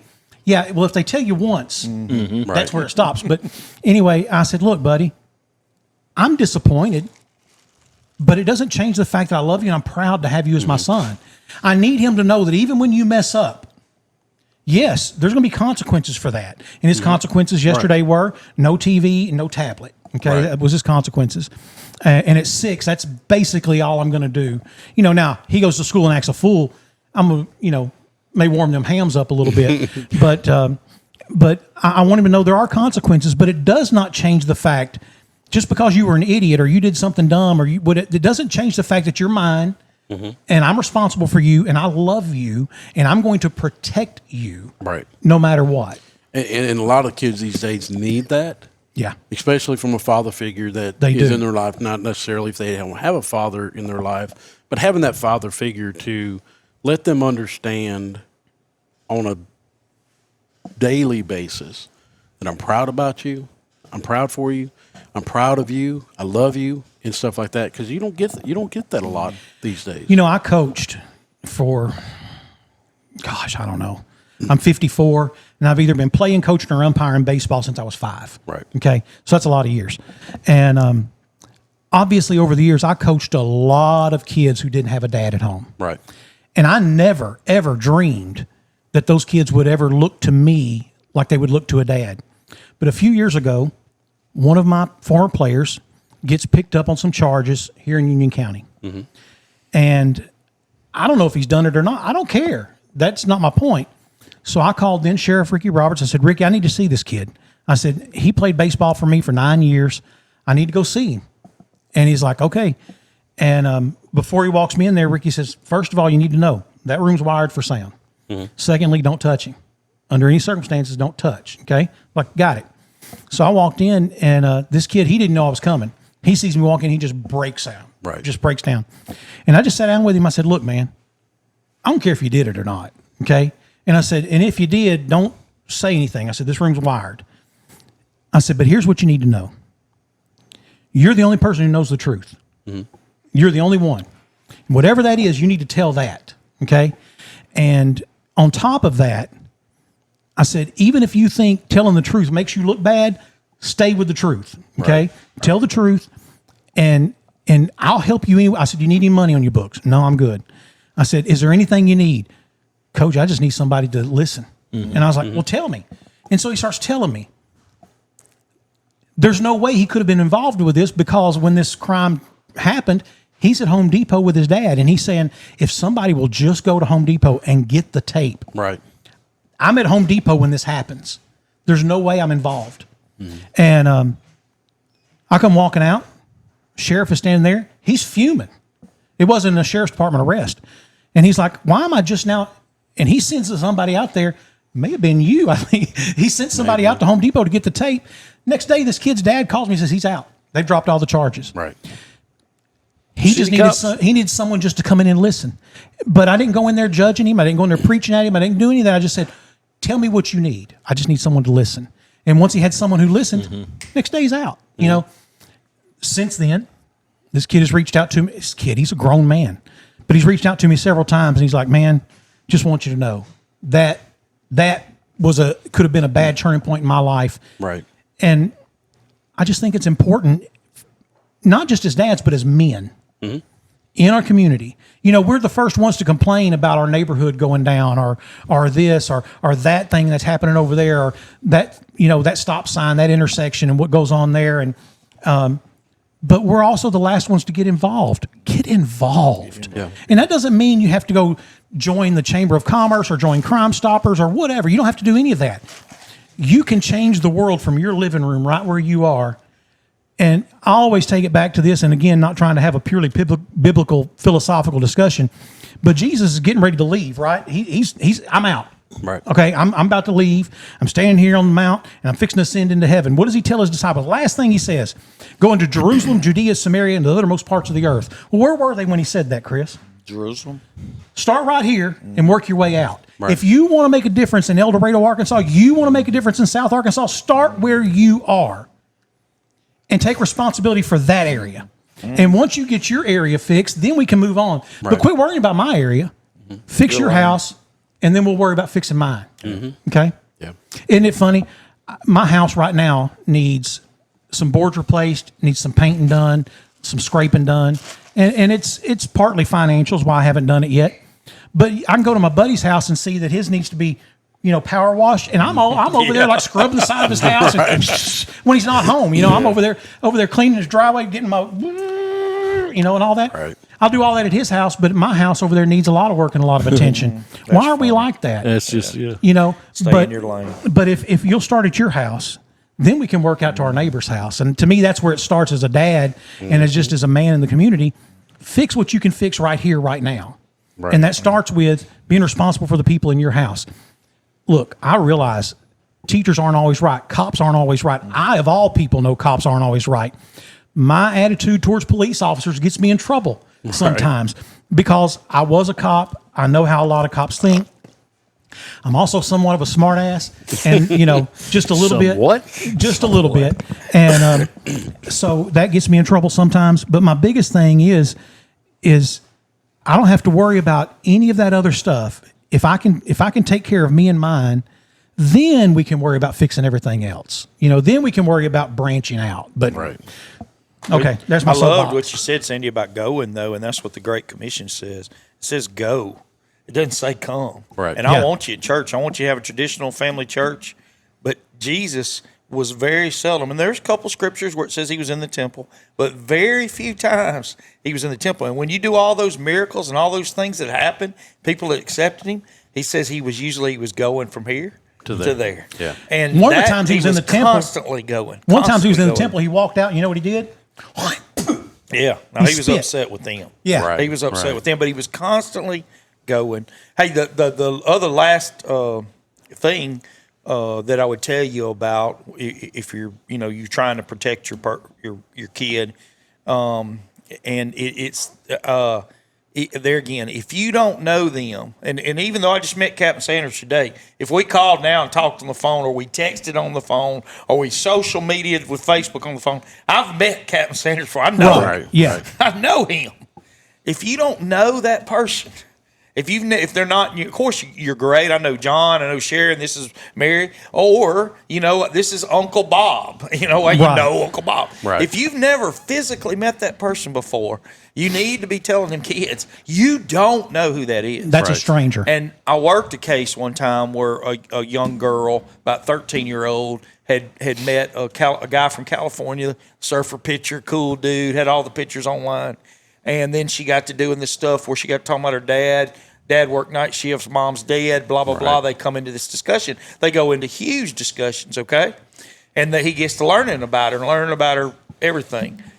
Dude was from California, but he was 55-year-old chain smoker and meth head, and he shows up at the house because, and you know what? Who's there?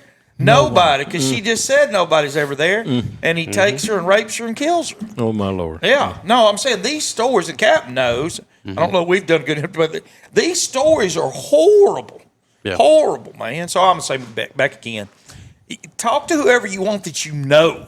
Yeah, but don't be talking to people you don't know. And there's nothing wrong with scared straight. No, there's not. With this generation, you got there's not. If you scaring them, that's but look, good. As a parent, also, don't be not my baby. Yeah. Because look, I'm raising these little You're badass right. kids. That's I can right, tell Sam. you, That's right. There's some times where I'm like, yeah, that sounds exactly like my kid.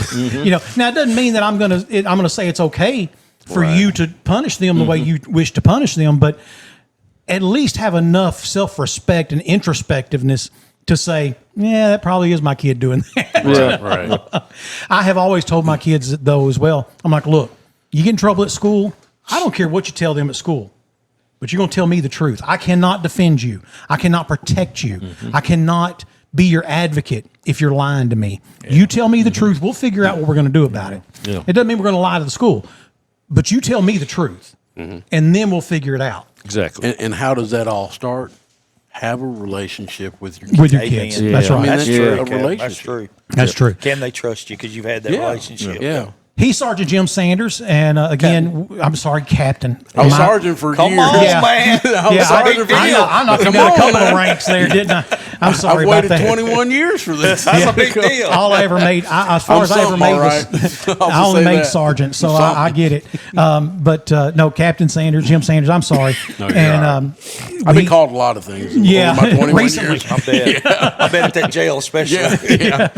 But we appreciate you. He's with the Union County Sheriff's Office, and we appreciate you coming on and talking with us. He's former FBI agent, Field Supervisor Chris Plants. We're going to take a break. We'll be back with more of Off the Back Porch right after this. Everybody loves a parade, and hilarious pizza throws parades all week long.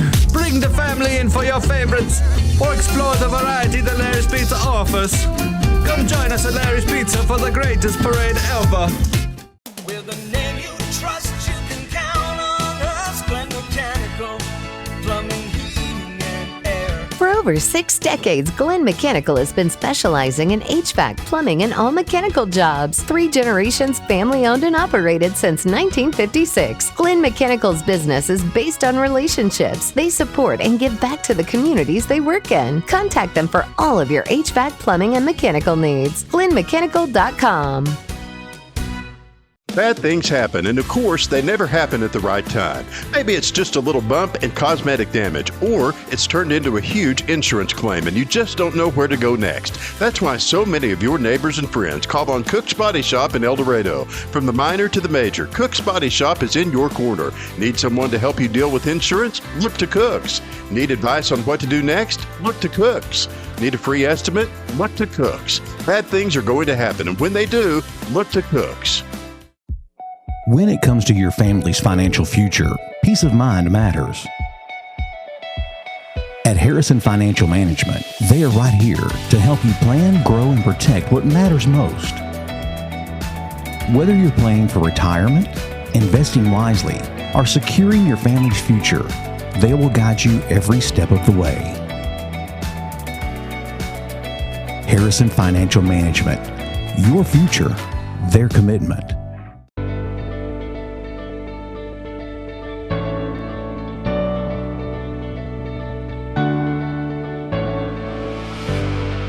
Rated the #1 course in Arkansas by Golf Week, Mystic Creek is truly a hidden gem, complemented by a modern clubhouse, complete with panoramic views. It also features a fully stocked pro shop and Mystic Grill, serving contemporary American cuisine and Southern classics. Mystic Creek promises an unforgettable experience. Hey, welcome back for more of Off the Back Porch with Sandy and Boomer. He's Sandy, he's Boomer. And don't be hollering like that. I'm jumping. You know I'm jumping. Hey! Yeah. PTSD. Yeah, right. So, again, if you're not familiar, Chris Plants, who's been a guest previously on here, and Chris, we will talk about it some in a minute, but you left the FBI. Yes, sir. And you started a group called Men of Courage. Webster Parish Men of Courage, yes, sir. Yeah, and one of the things I've been impressed about is y'all the wheelchair ramp buildingest people I think I've ever seen in my life. We built 45 last year. We built 43 the year before that. The year before that was first year we started. We did 30-something. We did one this morning, and I apologize, I wasn't at that one, but that's what's so awesome about this. I don't have to be.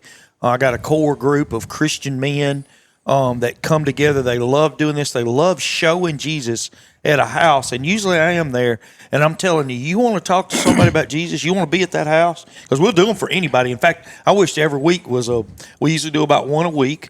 We do them on Wednesdays.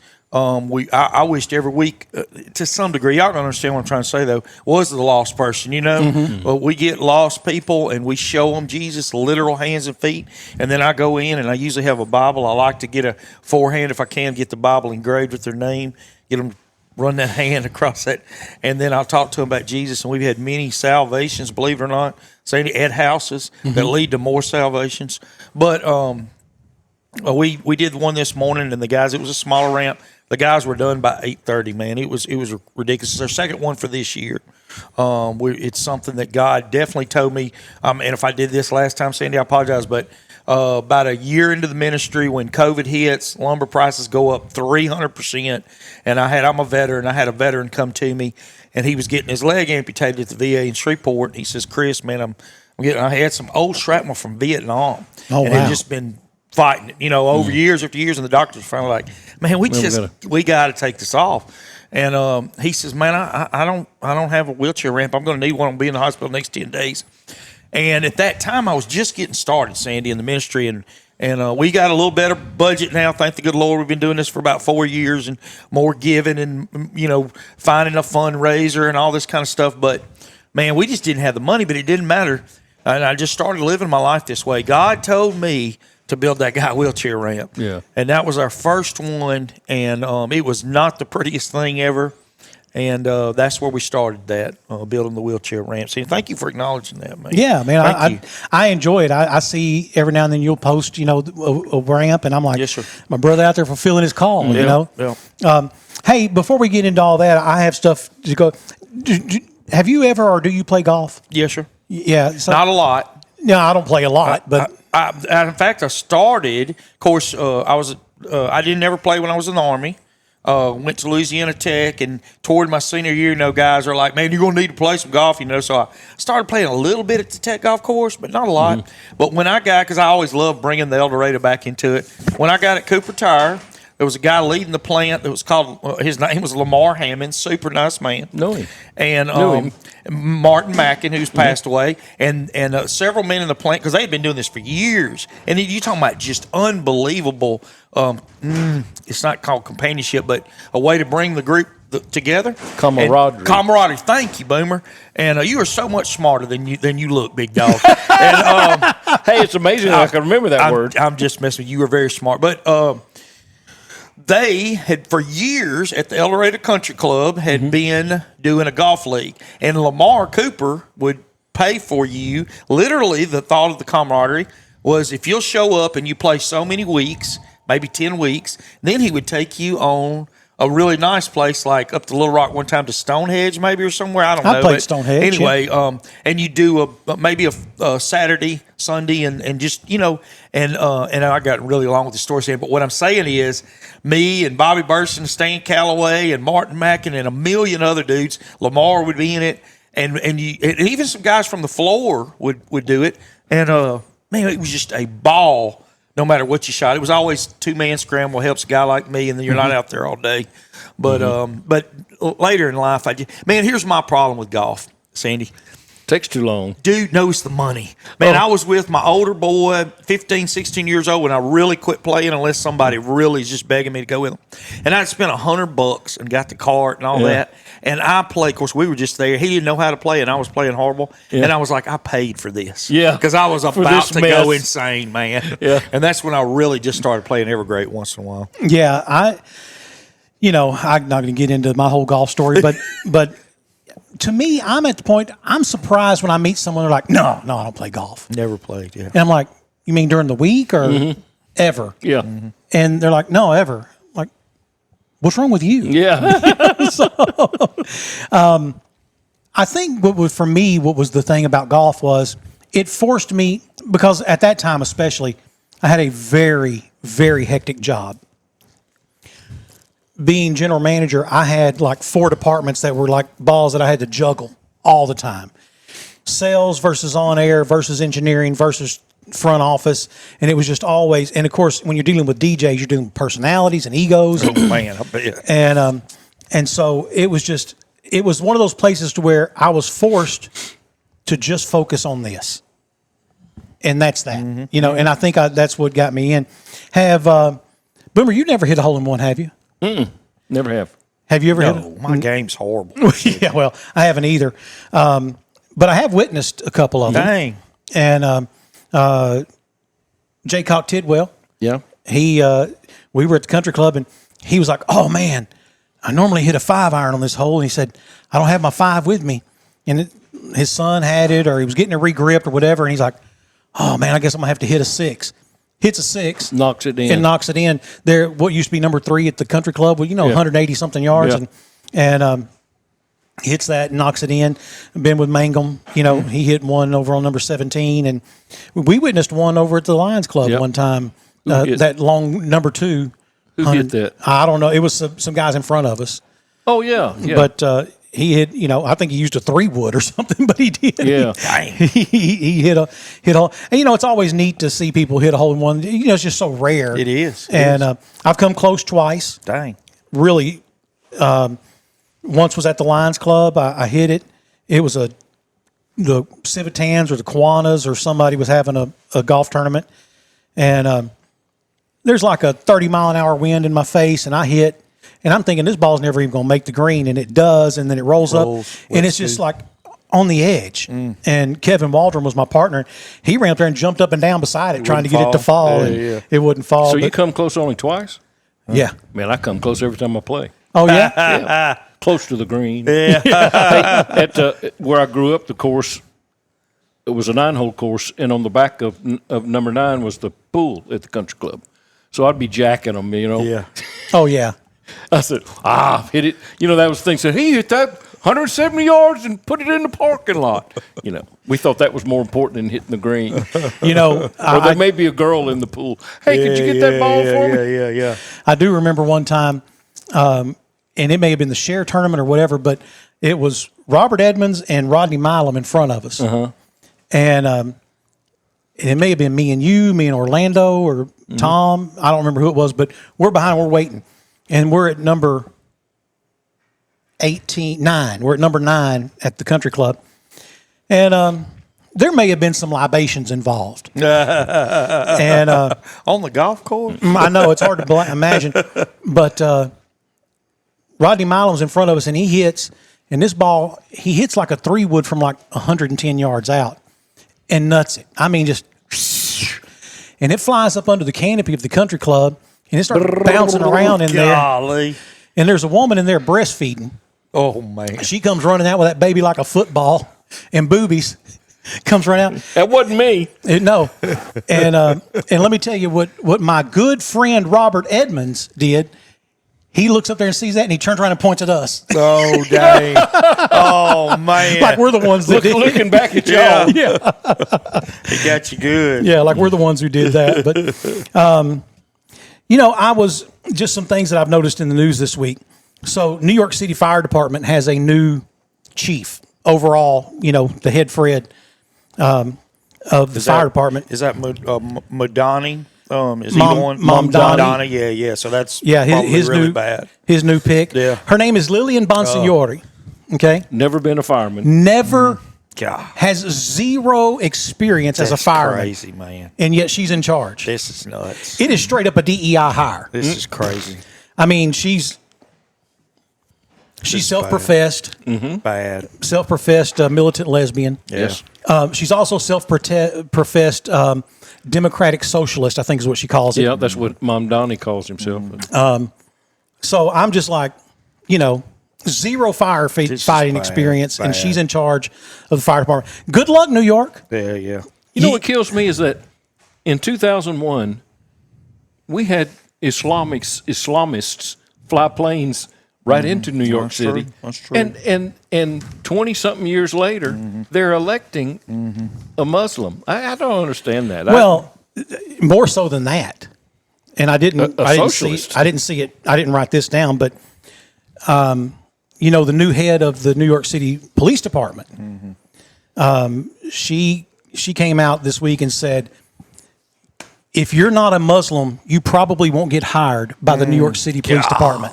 And I'm like, okay, what if you got on there and said, if you're not Baptist, if you're not Christian, if you're not Jew, if you're not Hindu, but for some reason it's okay. Don't lawsuits like crazy if you did that. But not everything bad.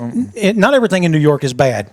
A New York man is being called the best Uber driver in America because he and a female teenage passenger were trapped in a blizzard. He ends up getting them a hotel room to wait out the storm. Dang. Coincidentally, the worst Uber driver in America is also an Uber driver who took a female passenger to a hotel unexpectedly. So, not the same guy, but I was wondering. Not a different day. I was wondering if a different guy. If it was. But isn't it I funny? didn't know where that was going to We go. praised the one, and the other one's doing 15 to 20. You know?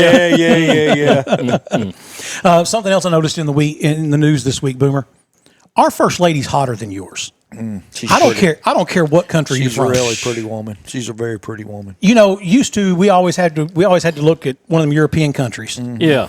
They don't even really have presidents. She's got class and elegance too. They have she does. parliamentary heads or whatever. But whoever is in charge of your country, they'd have a hot wife. And then we were over here with Barbara Bush, who I'm sure was a fabulous lady, but just not much to look at, right?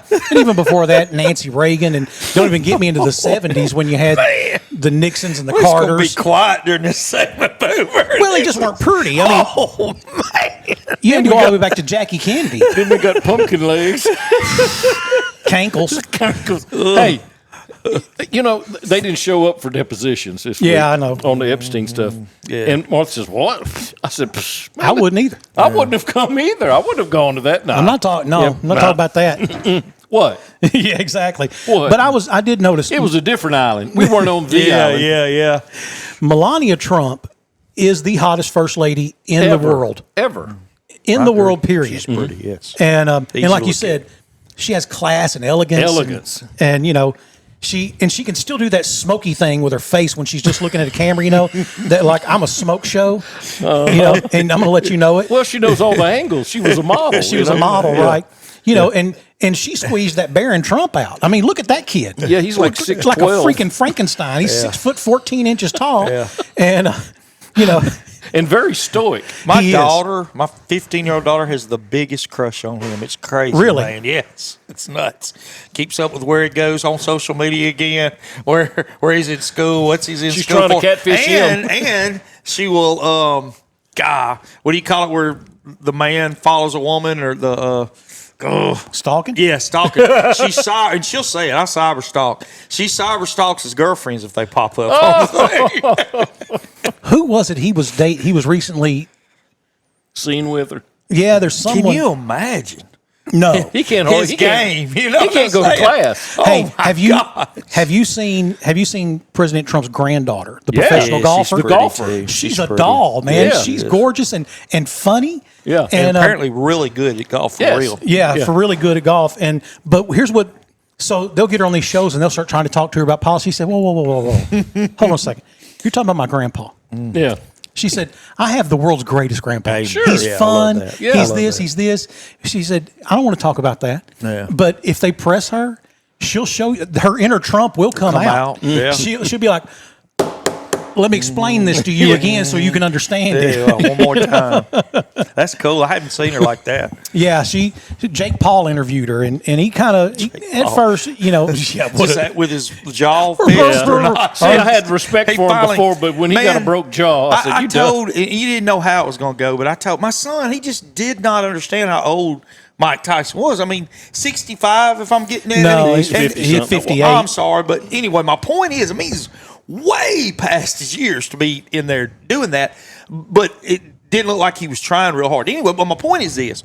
I had a feeling that unless that guy was just totally paid, and he could have been, That dude had found a real boxer this time. Oh, no joke question. boxer. And he was supposed to not knock him out. Yeah, and let me tell you, That you 1-2 tell he threw. instantly that Jake Paul should not have been in the ring with that guy, man. Or Logan Paul, or whichever one it is. Oh, I'm sorry. I get it may be confused Logan. too. I think it is. Yeah. But here's the thing: in the Mike Tyson fight, we talked about this a couple weeks ago. It has now come out that Mike Tyson contractually agreed to not throw uppercuts. Yeah. I got you. And anyone who's ever seen Mike Tyson fight, Yeah. you know that's dude. He would get inside because he didn't have that reach, and then you would just see those, and they didn't look powerful. But I know they were. Now I'm not arguing that, but he'd go boom, and then just short punch somebody, hit him in the ribs, hit him in the short ribs. And as soon as you bent over, that little up thing. Oh, it was death. He was turning sideways. Yeah. So in that fight with. Again, Jake Paul, Logan Paul, whichever one it was, you could see there was times where he got in there and he would go to throw that, and he would think $23 million. And he would pull back. $23 million. Yeah, you can tell. Hey, my son though, and I don't know if I watched it as best you could. Yeah, I don't think Netflix was ready for that, and it was shut down a lot. Yeah, but this was hilarious. You talking about an old Mike Tyson that didn't give a dang. So his son was interviewing him. Did you see this, Sandy? So it was before the fight, and his son was interviewing him, and it was one of them deals. I bet you've done this before. You on TV. You don't realize a lot of times they don't care what they wear, under the table or whatnot. But anyway, so they're interviewing Mike Tyson. It's his son that's interviewing him. And Mike's like, yeah, you're answering all the questions. Like, I love you, son. And he went to walk off, and they still had it on there. Dude, he only had his butt was bare naked. He only had that the old those sumo wrestlers, jock strap. He only had a jock strap on, and Mike Tyson's old 60-year-old butt was walking away, hairy and butt. that was on. I mean, like mainstream.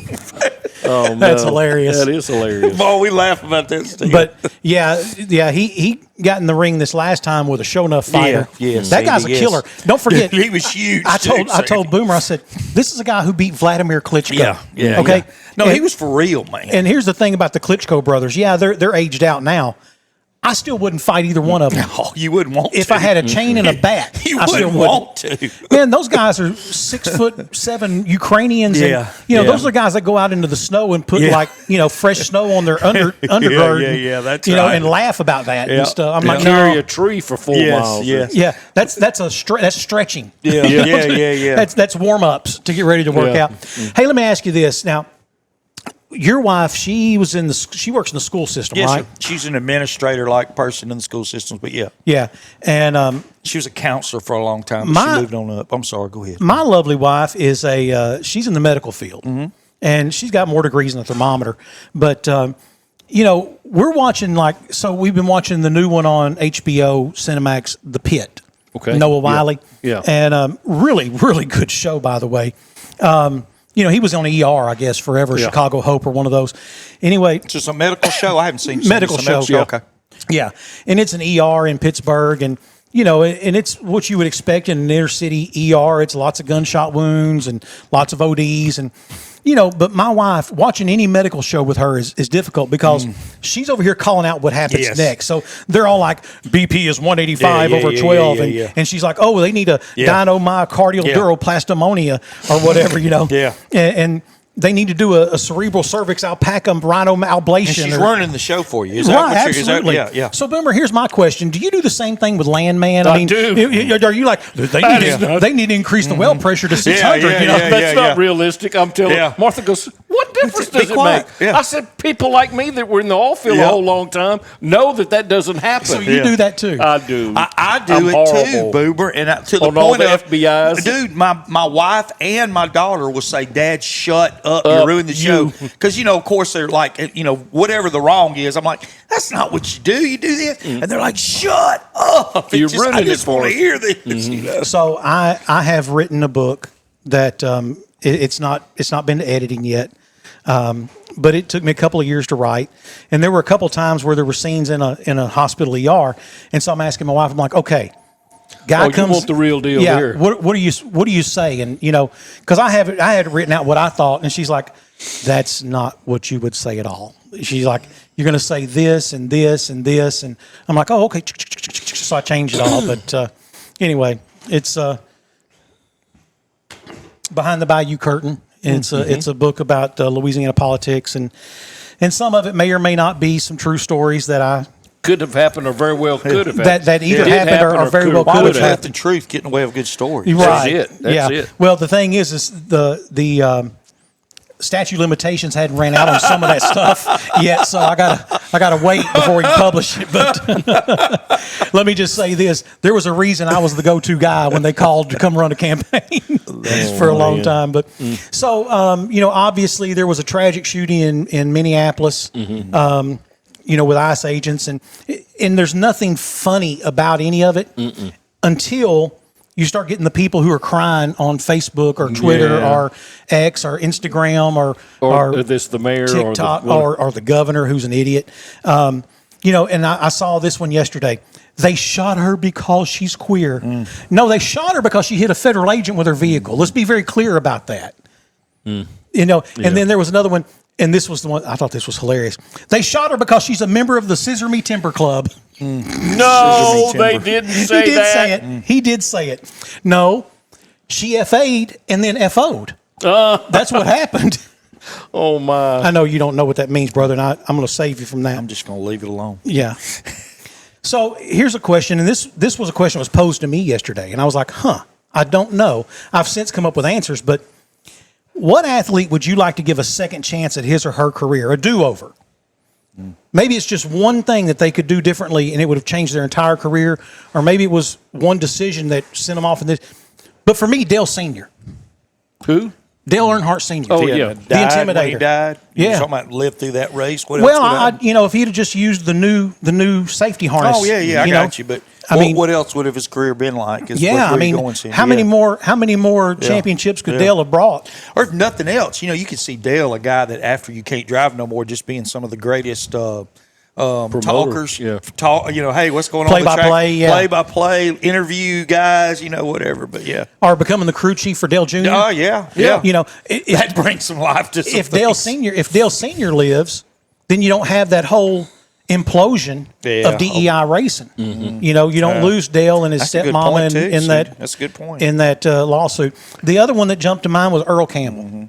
Earl Campbell way too quick. Came out of the University of Texas after winning the Heisman. Went to Houston. Went to the Oilers. Houston Oilers. And they rode him like a rented pony. Literally did. Yes. They did. And I remember one Sunday. So, ball game started at noon. Yeah. We got out of church about 12:30, 12:35, and come walking out in the parking lot one Sunday, Daddy and I, and we're going to get in his sweet brand new Camaro. And my cousin Mike Cooper standing there, and he says, Campbell's already got 134 yards, and it was the first half. I mean, it's that kind of stuff. Well, and y'all both know football so much, but it kind of like the pitch count. And there used to not be a pitch count by any means, and I'm sure weren't many unarmed. But back to like nowadays, you'll literally hear them. The guy's got 25 carries tonight. This is crazy. You know what I'm saying? But there was none of that. Like 25 carries. That dude needs another 30 carries. Eric Dickerson, Earl Campbell, or the Tony third Dorsett. down back. There was no third down back coming in. You know what I'm saying? Earl Campbell, Tony Dorsett, Eric Dickerson, Walter Payton.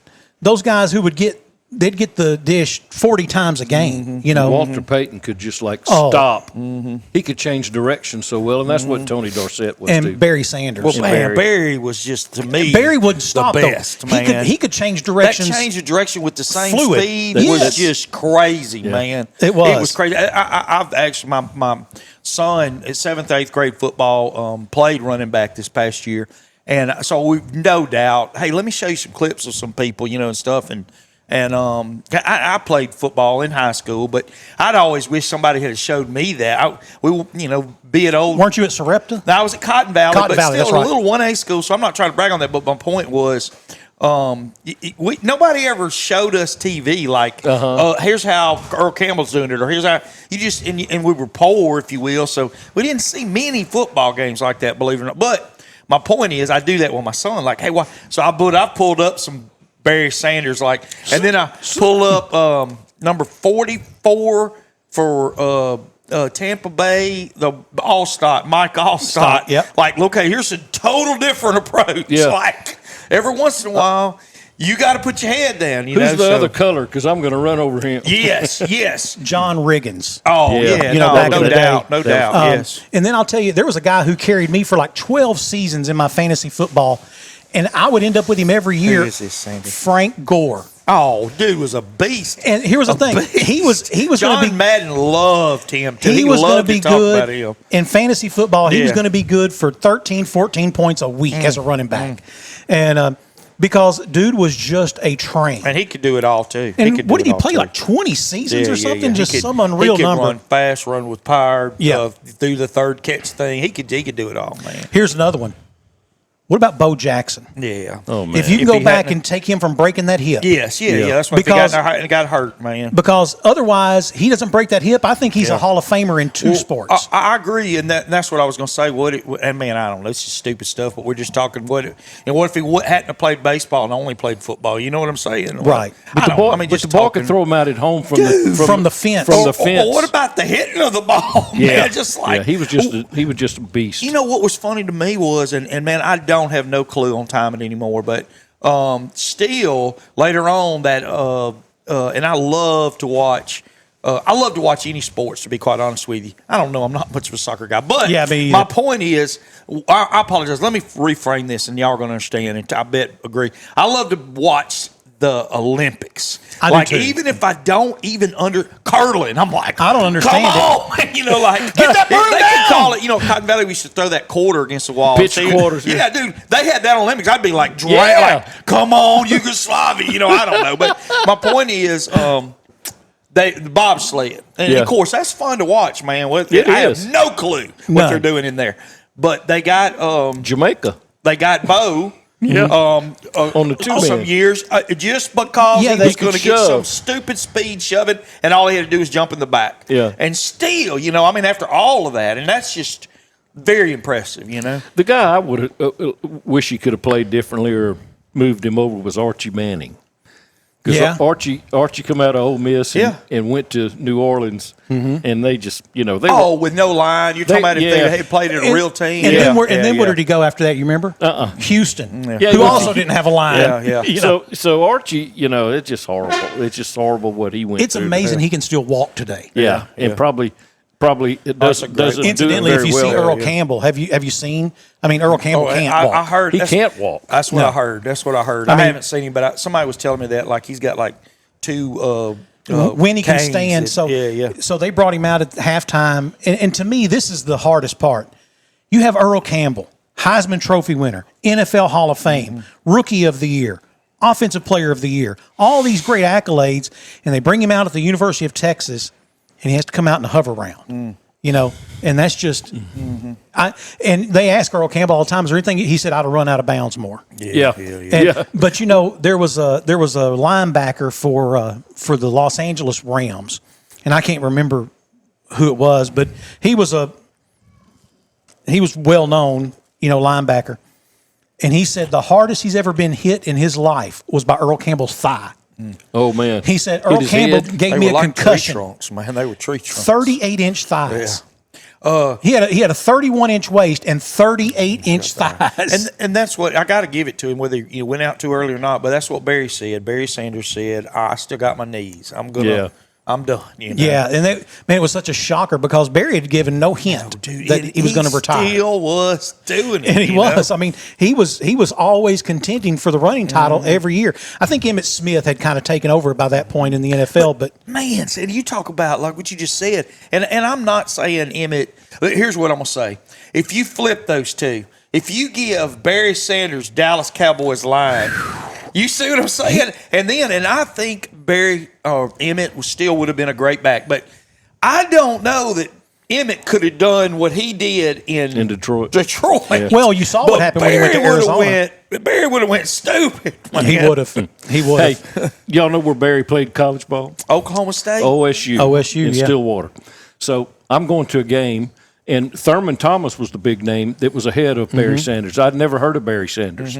Thurman had graduated, gone to, and I don't remember his Buffalo.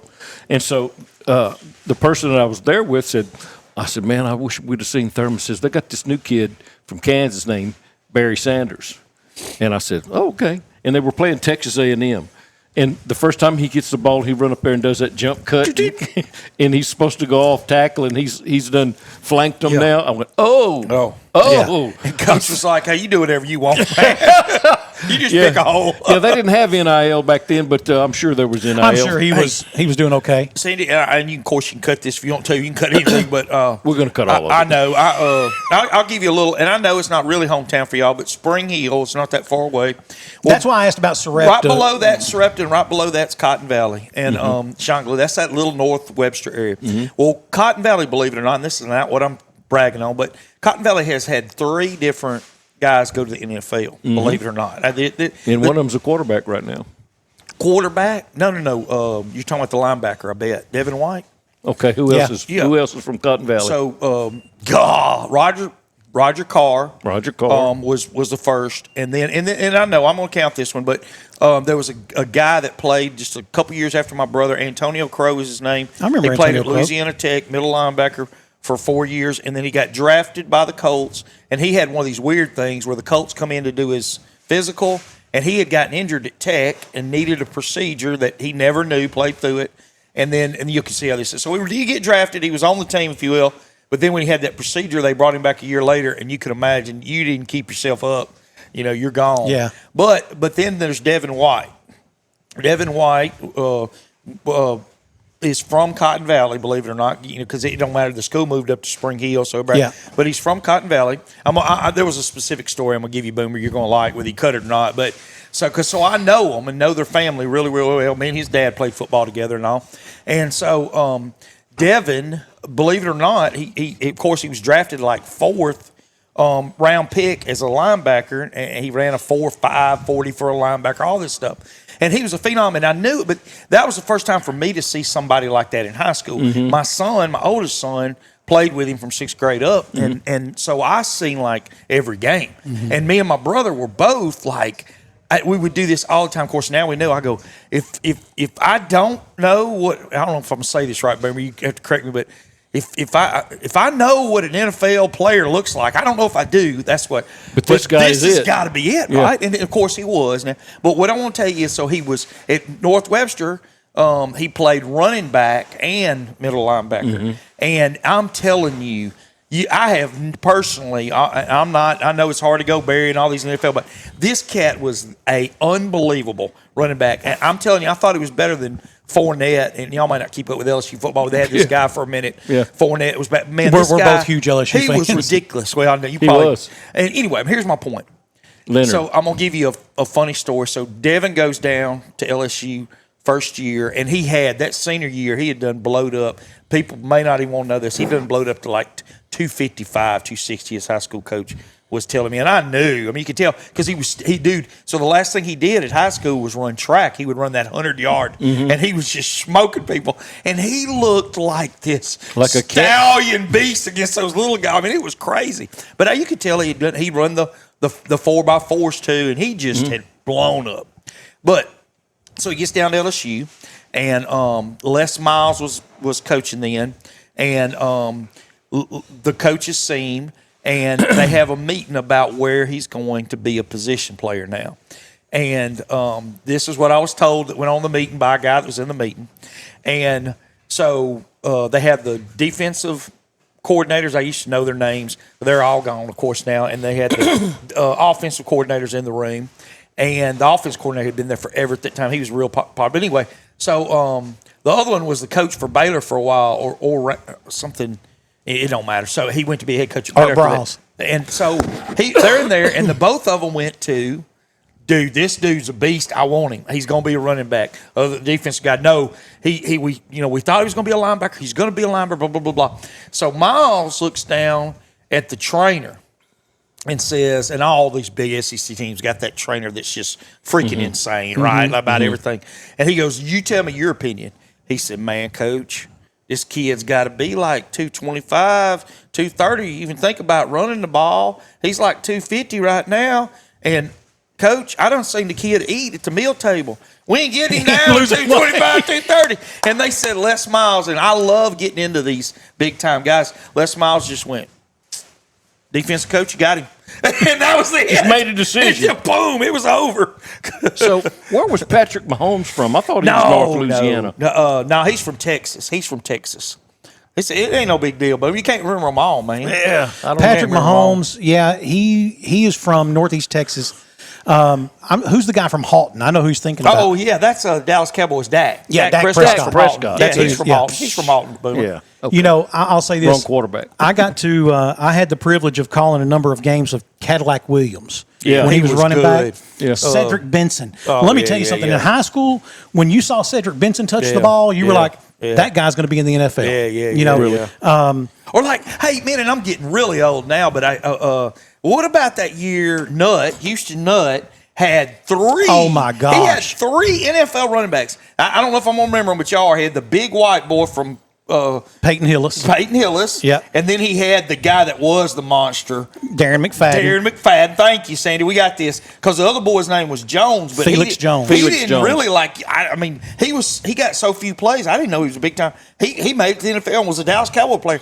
But here's my deal. And I'm not saying All 3 of them are first-round picks. Bad coach, good coach. I'm going to tell you this. You get 3 NFL running backs and, you don't have a national championship. I think you should have went to the wishbone, man. Thank you. Ran the wishbone. We had this conversation. Put them all out there. So that year, and that was their senior year, and I don't remember. They didn't do that good, though, but it don't matter. They went to LSU, and LSU was having a good year. LSU was And number they 1 in the went- nation. The whole game, Nutt went to the Wildcat with McFadden and beat us. And I was like, Triple overtime. You should have had the wishbone, though. You just need the quarterback to throw the ball around and hand the ball off. So Boomer and I go to Darren McFadden at that time was a freshman or a sophomore. We go to a game. And I tell him, and I think Steve Harrell was with us and maybe Steve Gay. We're leaving. I said, guys, let me tell you something. I've called Cadillac Williams games. I've called Cedric Benson's games. I called the Booty Boys. This guy's real. The Booty Boys out of Evangel. Yes. Cisco Perkins, another big-time LSU running back. I've called all these games. I'm telling you, when I can at least judge talent based on those guys and what I've seen. Yeah. I said, that guy's a Heisman winner. Yeah.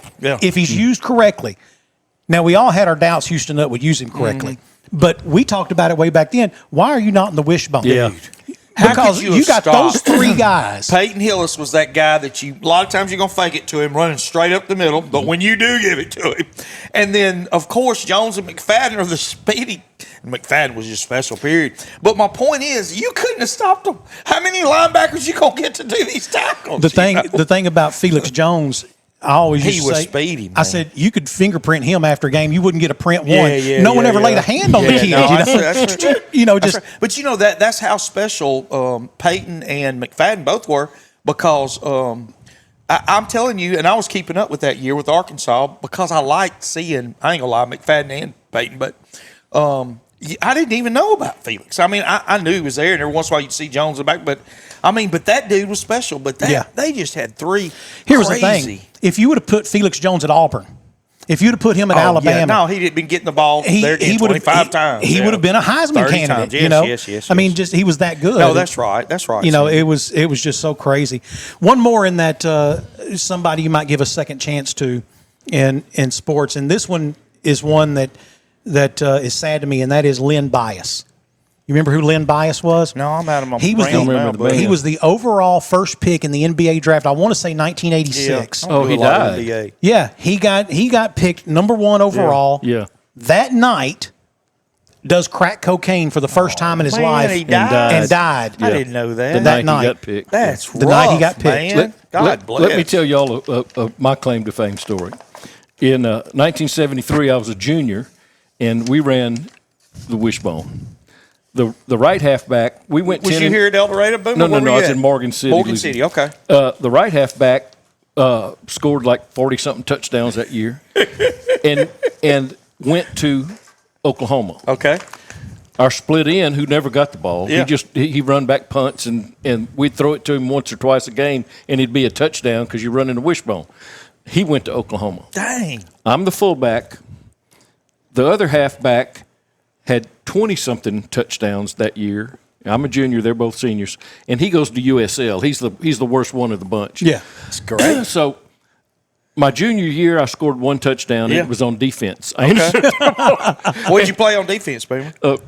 We ran a 6-2, and I played. We're an up outside linebacker. Okay, basically. yeah, that's what I figured you was going to say. And so I scored one Edge rusher. Yeah, an edge rush. It's set the edge. Yeah. And so then my senior year, I got to score a touchdown as a fullback. So my career had two. Yeah. And one of them was on defense. Yeah. So the coach, and it was a mop up game where I scored the touchdown. We were down at the 10, and they let me have it, and I'd run it in. Yep. So we're watching the film. All the backs are watching the film. So he gets to the end. He goes, "Okay, well that's it." We had those old reel to reels. He said, "No, that's." I said, "Well, no way." I said, "We want to watch the whole game." He goes, "Well, what for?" I said, "Well, I just want to see the whole game." Well, none of that's important. It was already won by then. I said, You were wanting to Let see. me see my touchdown, coach. That's a big deal, Come man. on, man. I scored 2. I know. I was on varsity 3 years. There was 2 sophomores on the varsity team and me and a linebacker. Yeah. And I said, in 3 years, I scored 2 touchdowns. You ain't going to let me watch one of them? Got to. When I was in junior high, which was the last time I played organized football, it was 8th grade, because I was the height I am now in 6th grade. And I didn't grow anymore, but I'm in 8th grade, and I was mean, man. I was a mean linebacker. You had to be. Yeah, and but every kid was about my size then. But even by the next year, it was too much. Yeah, it's too much difference. Yeah. But we had this game, and I never kept up with how many sacks or hurries or tackles for loss. Never kept up with any of that stuff. I didn't realize that was important. Yeah. All I knew was Kill a man with the ball. Coach would give me the hole. When he would call out and of course I'm captain. So I'm calling out to play the defense, and I knew which hole that meant I was supposed to search through or go through. And but I also had field eyes, and I could see if I'm going through the 5 and that ball's going over here to the 2, I need to switch up. Well, there was a game, and it was one of those. There's no reason that as a first stringer I'm still in the game, other than we had not given up a point all season. So and coach just wants to keep us, scoreless. Matter of fact, by the end of the year, we gave up 6 points the entire school year. But anyway, quarterback goes to hand the ball off, and I'm standing there when he goes to hand it off, and I snatch it out of his hand.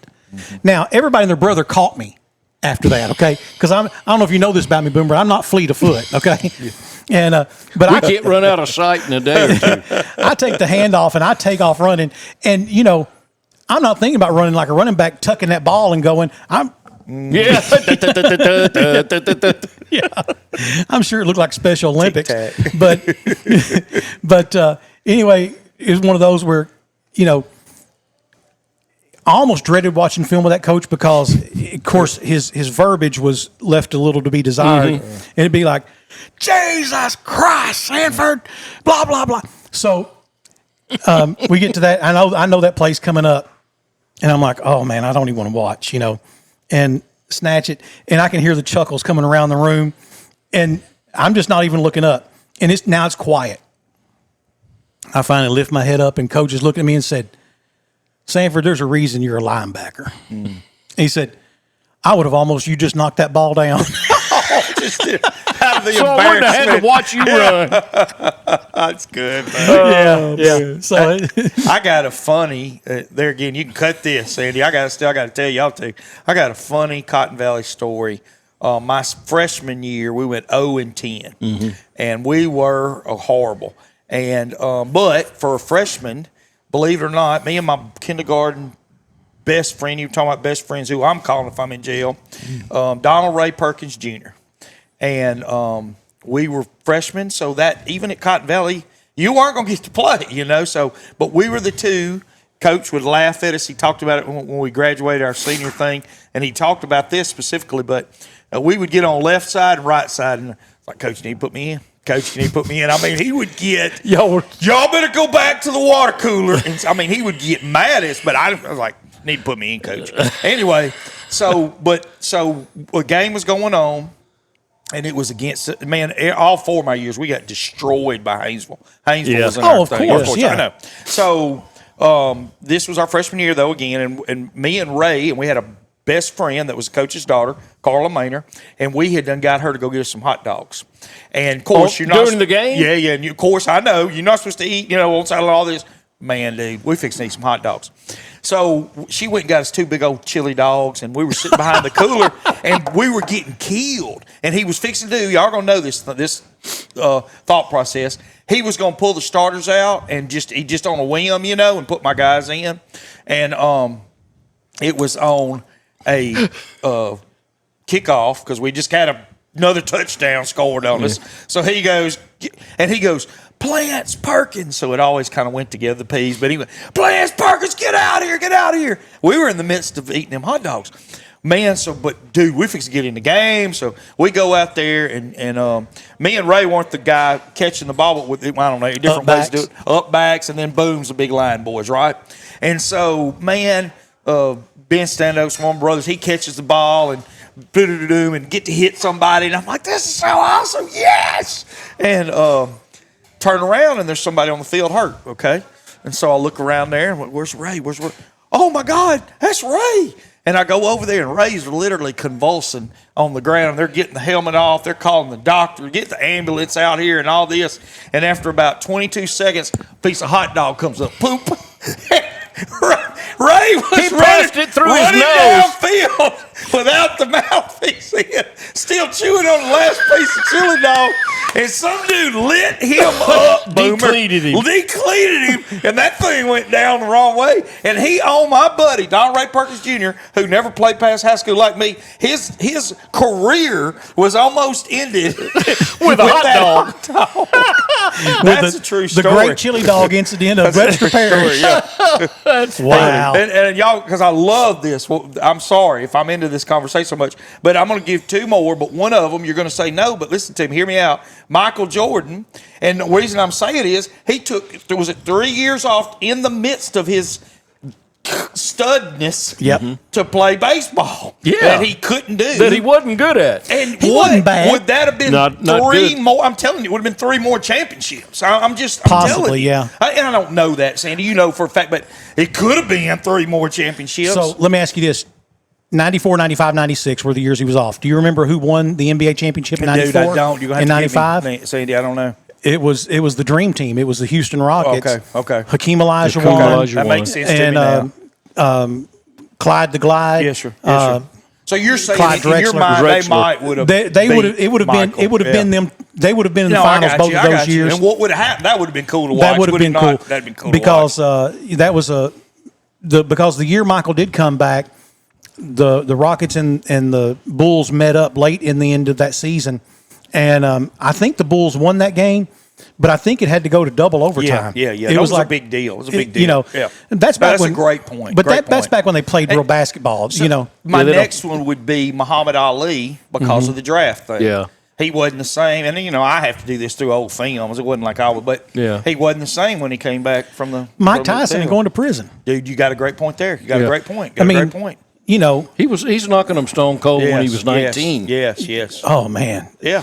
That's – so my kids – when that Tyson-Paul fight was coming up on Netflix, I'm like, look, I don't know what's going to happen, but let me just show you some clips. Yeah. And they're like, we did it too. And they're like, how do they keep missing him? I said, he's that fast. Because, that was Mike Tyson's thing. You could be the fastest guy in the world throwing them punches, and Tyson just like, he bends at the waist. And he doesn't look like he's moving that much, but it's enough to where you're missing him. Yeah. And you remember there was that one gang leader with the Jerry curl that he was going to fight. Now, that guy was scary.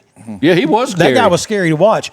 But Tyson finally got to being Tyson, he knew that, hey, I may not take this guy out to the 6th or 7th round, but I'm still going to take him out. Yeah, I'm going to get it in there. No, he was something else for a minute there, man. And then, I know a part of boxing, kind of like wrestling, is the hype of it, right? I'm going to get in the ring. I'm going to kill Mike Tyson. He's going to call me daddy and all this. And I was like, do you really want to say that? Because here's a guy who's proven he already has a chip on his shoulder. He said they've all got a plan until they get hit in the nose. Yeah, that's all the greatest when he talks. He said conceivable. He's like, everybody has a plan until you hit them in the mouth. Just get a little higher, Boomer. You're not quite there. So I won a national award one time for a radio commercial, and in this radio commercial, it was for a auto repair place, a collision center. And it was in a moment with Iron Mike. And he said, when I think about my ex-wife Robin and people who make fun of my speech the way I talk. The way I talk made me so mad. I hit my car. Hit my car. And so, then I take it to. Then I take it and get it fixed, and then, so I do this commercial, right? And it's all fun and games until I realize I'm nominated for a national award now. Yeah. They're going to play this thing nationally. So you scared of Mike Tyson? You better believe I am. Why aren't you? To this day.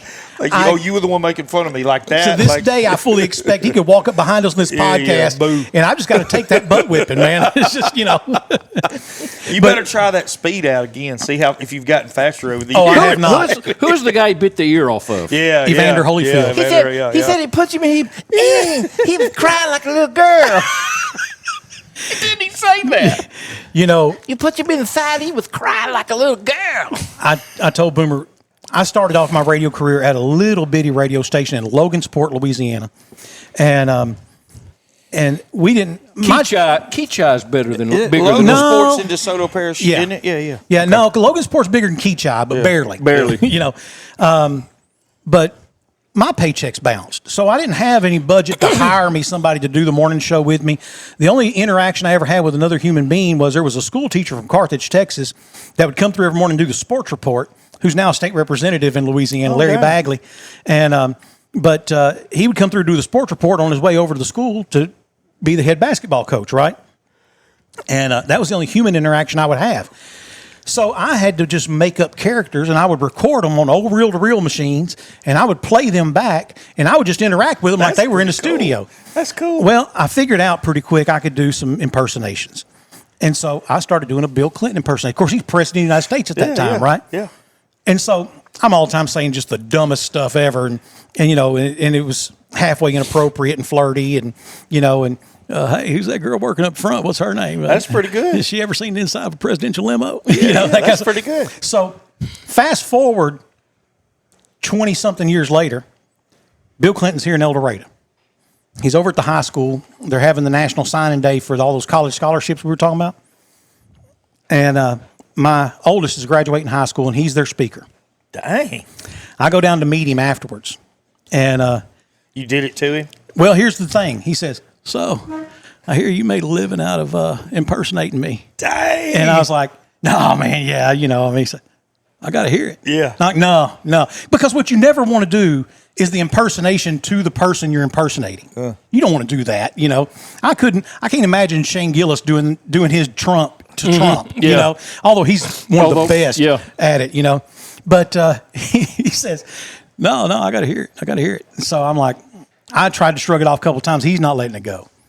So I was like, it's the Republicans' fault that I screwed up. And he looks me dead in the eye and he said, and it was. Forget the impersonation. It made him mad. So that was, a highlight / low light of my career is to have to do Bill Clinton impersonation to President Bill Clinton. So that was we had just lost Bill Nolan, and for those in the podcast universe who didn't know, Bill Nolan was the owner of Newalmark. He was the primary owner, Newalmark Broadcasting, where Boomer and I worked and met each other, and. Bill was like a father to me. I loved that man as much as I loved my own dad. And we lost him so suddenly there in 2012 and unexpectedly. And it was only just a few days before Bill Clinton came into town. And so I'm still grieving. I'm still mourning. And, Bill Clinton stands up there and he says, I have to be honest with you, it's not the same coming to El Dorado without Bill Nolan here. And, man, I remember I started crying sitting there in that arena because – like I said, I just lost one of the greatest men in my life, and for Bill Clinton, guy's 2-term president of the United States, Nobel Peace Prize winner. You can throw whatever other stuff you want in there, but he comes and stands there and says, "It just don't feel the same coming here without this guy," and this guy happens to be my mentor and hero. That was tough, man. That was, but you think about it, so. You were talking earlier about the Murphy or the El Dorado Promise from Murphy Oil. We've now had 4 presidents? Yes. Have come and participated in that signing event. A couple secretaries of state. I know we had Colin Powell, maybe Condoleezza Rice. Governors. We definitely done a bunch of governors have been here. It is a great byproduct of what we're able to put together and pull off. I don't know who this year's speaker is going to be, but I've yet to be disappointed. The year that Jax graduated, it was Savvy Shields. She was Miss America, and Jax being Jax, of course, he's like, first she was Miss Arkansas, then she was Miss America. Next, she's going to be Miss Sanford. Well, that's that's Jax. Yeah, that's Jax. Gotta have something you look forward to. But Bill Nolan was the one that just said, "Hey, let's do this." Well, it was a combination. It was a combination, and I was very fortunate. I got to be involved in a lot of the planning of that early on. It all started because Kalamazoo, Michigan, had done it, and there was Edwin Alderson, I believe, had read the original report of what Kalamazoo did, the Kalamazoo Promise, and it was. And just to be frank, it was to try to stop white flight. Kalamazoo was facing an existential crisis in that all the producers of income were leaving, and all you had were the takers of income who were left behind. And Kalamazoo said, we have to do something. So they came up with a plan. I believe Edwin got on a plane and flew up there and met with them and was like, okay, what mistakes did you make that if you had it to do over again, you would go back? And they were very frank and very forward with him. And I knew what the announcement was going to be on that January day in, I think, 2007, 9, whatever year it was. And I had my whole staff. We were there, and they're like, my kids are telling me, hey, I hear we're having a big announcement at the school on Monday. Said, I think we're going to get all free laptops. I was like, it's not free laptops. Well, if you know what it is, Dad, tell us. I'm not telling you anything, But when we had the then sitting governor come in, and here's what got me. We go to this, and they announce the Murphy Promise or the El Dorado Promise. You go to school, you keep a 2.5 GPA, we'll pay for you to go to college. Plain and simple. I remember, I will never forget this. There was this young African-American girl. She was a senior in high school. She is sitting, we have some, just folding chairs we're sitting in over here. She's sitting right across from me in the stands where, the governor's over here, and he's talking to them, and she just erupts in crying. Well, one of the TV stations that were there, they noticed it, and they can't wait to put a microphone in her face. She's like in convulsions, just last night. She'd been talking to her mom about, what am I going to do when I graduate? And her mom said, what do you mean? I'm going to get you on out here at the chicken plant. And she's like, I don't want to go to the chicken plant. She said, well, that's the only option you've got. And this girl said, now I have another option. That's an awesome story, man. And, not everybody's meant to go to college. But man, how many people ended up at the chicken plant because they thought that was the only chance they had? No. And I don't know where that young lady's at today. I don't know what happened in her life. She had a chance now, though. But I can say this: I can almost bet you she didn't squander that opportunity. I feel it in that story. That's for sure. That's just, and if nothing else, that's what the El Dorado Promise has done. I mean, look, I've put 3 through college now. I have 3 bachelor's degrees. One's about to have a master's. One's about to have a law degree, and they've all cost me very, very. Matter of fact, Jax cost me $0. I don't think Cam ever cost me anything. Micah did a little bit because he transferred from the University of Arkansas to Louisiana Tech, but it was minimal compared to what I'd still be trying. I'd still be trying to pay off 3 bachelor's degrees. You hear me? Yeah. And they wouldn't have had the opportunities, Chris, they would pay you to go to any school up to the amount of the highest public in Arkansas. Dang. Which is always the University of Arkansas. University of Arkansas, yes. No, it's always UCA. Oh, really? University of Central Arkansas, And so whatever Conway costs per semester, they'd pay you that. They would pay you that. So if Conway is like, I guess, it's $11,000, $12,000 for a semester and at, 12 hours, 15 hours, however many it is, they will pay up to that. Okay. So then some of the colleges got smart. Henderson was one of the first ones. Henderson came down here and said, tell you what. Offer in kind. They'd just we'll do the same. We'll match it. Dang. So whatever, because there were things that the They El Dorado wanted them to Promise did come. not cover Yeah, at yeah, first. yeah. At first, the El Dorado Promise, it wasn't stackable. Yeah. It wasn't a stackable scholarship at first. But then secondly, it wouldn't cover lab fees and dorms and stuff like that. And Henderson State said, We'll cover that. We'll cover to get that. the El Dorado Promise money in. And then Louisiana Tech said, we'll do that. I didn't know that. You had schools like OBU, Washita Baptist University, which is way more expensive because it's a private school. But OBU came in and said, we'll make it work. You just bring us that. Because guess what? That's guaranteed money. Yeah. That's guaranteed money. Yeah. And they're like, you just bring us that check when you come and we'll get it figured out. And, Jax went to OBU. And again, OBU is not cheap on any level. There's nothing at OBU cheap. I remember taking him up there, dropping him off to move into his dorm. And we go over to the cafeteria to eat. And he's like, hey, Dad, you know the best part about this? Free chocolate milk. I said, son, it ain't free. You about to get a $200,000 education, okay? And you're talking about free chocolate milk? He said, Dad, I can drink $200,000 in chocolate milk. And you know what? I think he can. Yeah. If he said he could, he can. Yeah. Hey, let's take a quick break. We'll come back. We'll have some more of Off the Back Porch right after this.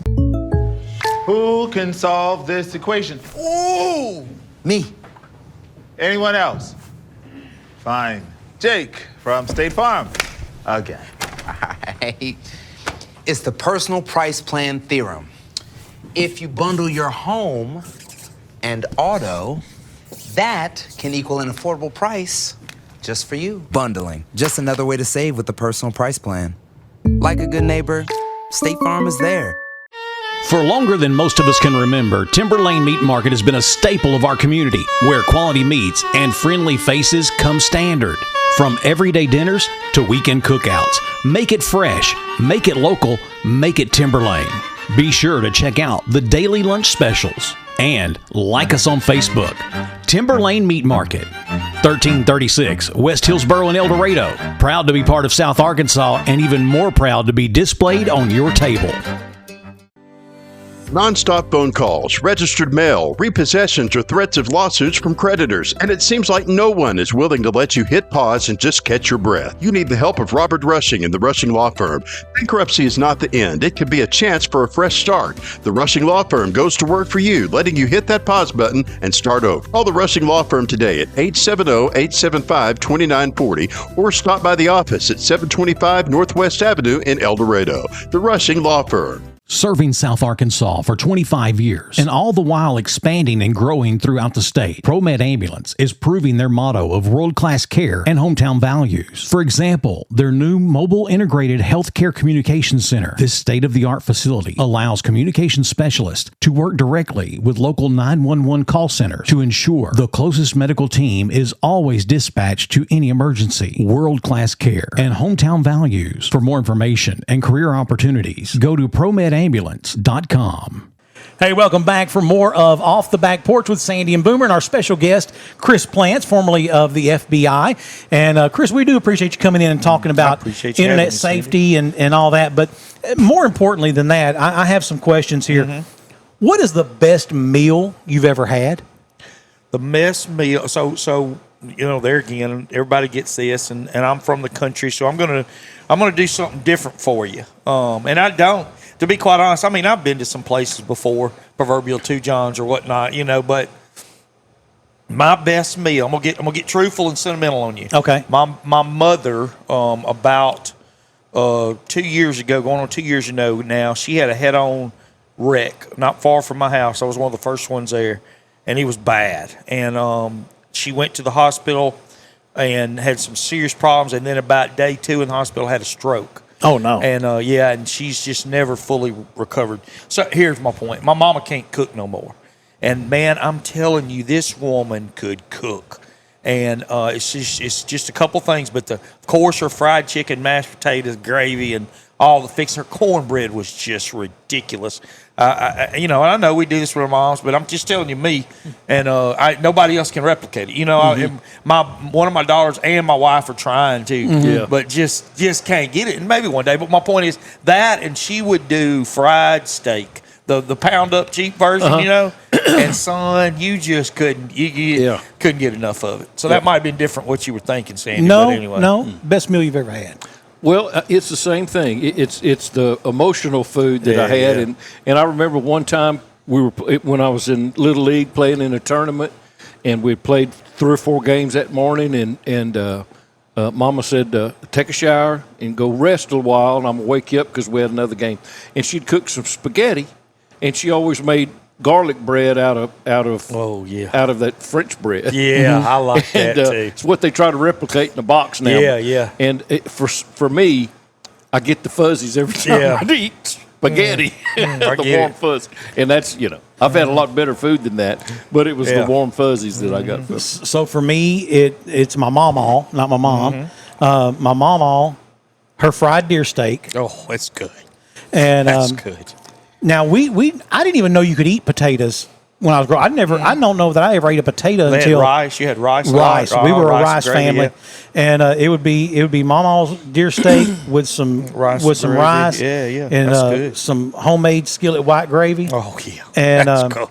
And then she made these homemade yeast rolls. Yeah. And oh man, our cafeteria used to make them like that. Man, it's good stuff. What's so funny is so my grandma, when she was a young woman, she was a young mother, and she knew she needed to work to kind of help the family finances, but she also wanted to be in the ministry. But women in the 40s and 50s, you couldn't be in the ministry. Yeah. So what did she do? She went to work at a Bible college in the cafeteria. Dang, that was her way to serve. That was her way to serve. Amen. And man, you ought to hear the story she would tell about those kids, badass kids at the Bible college.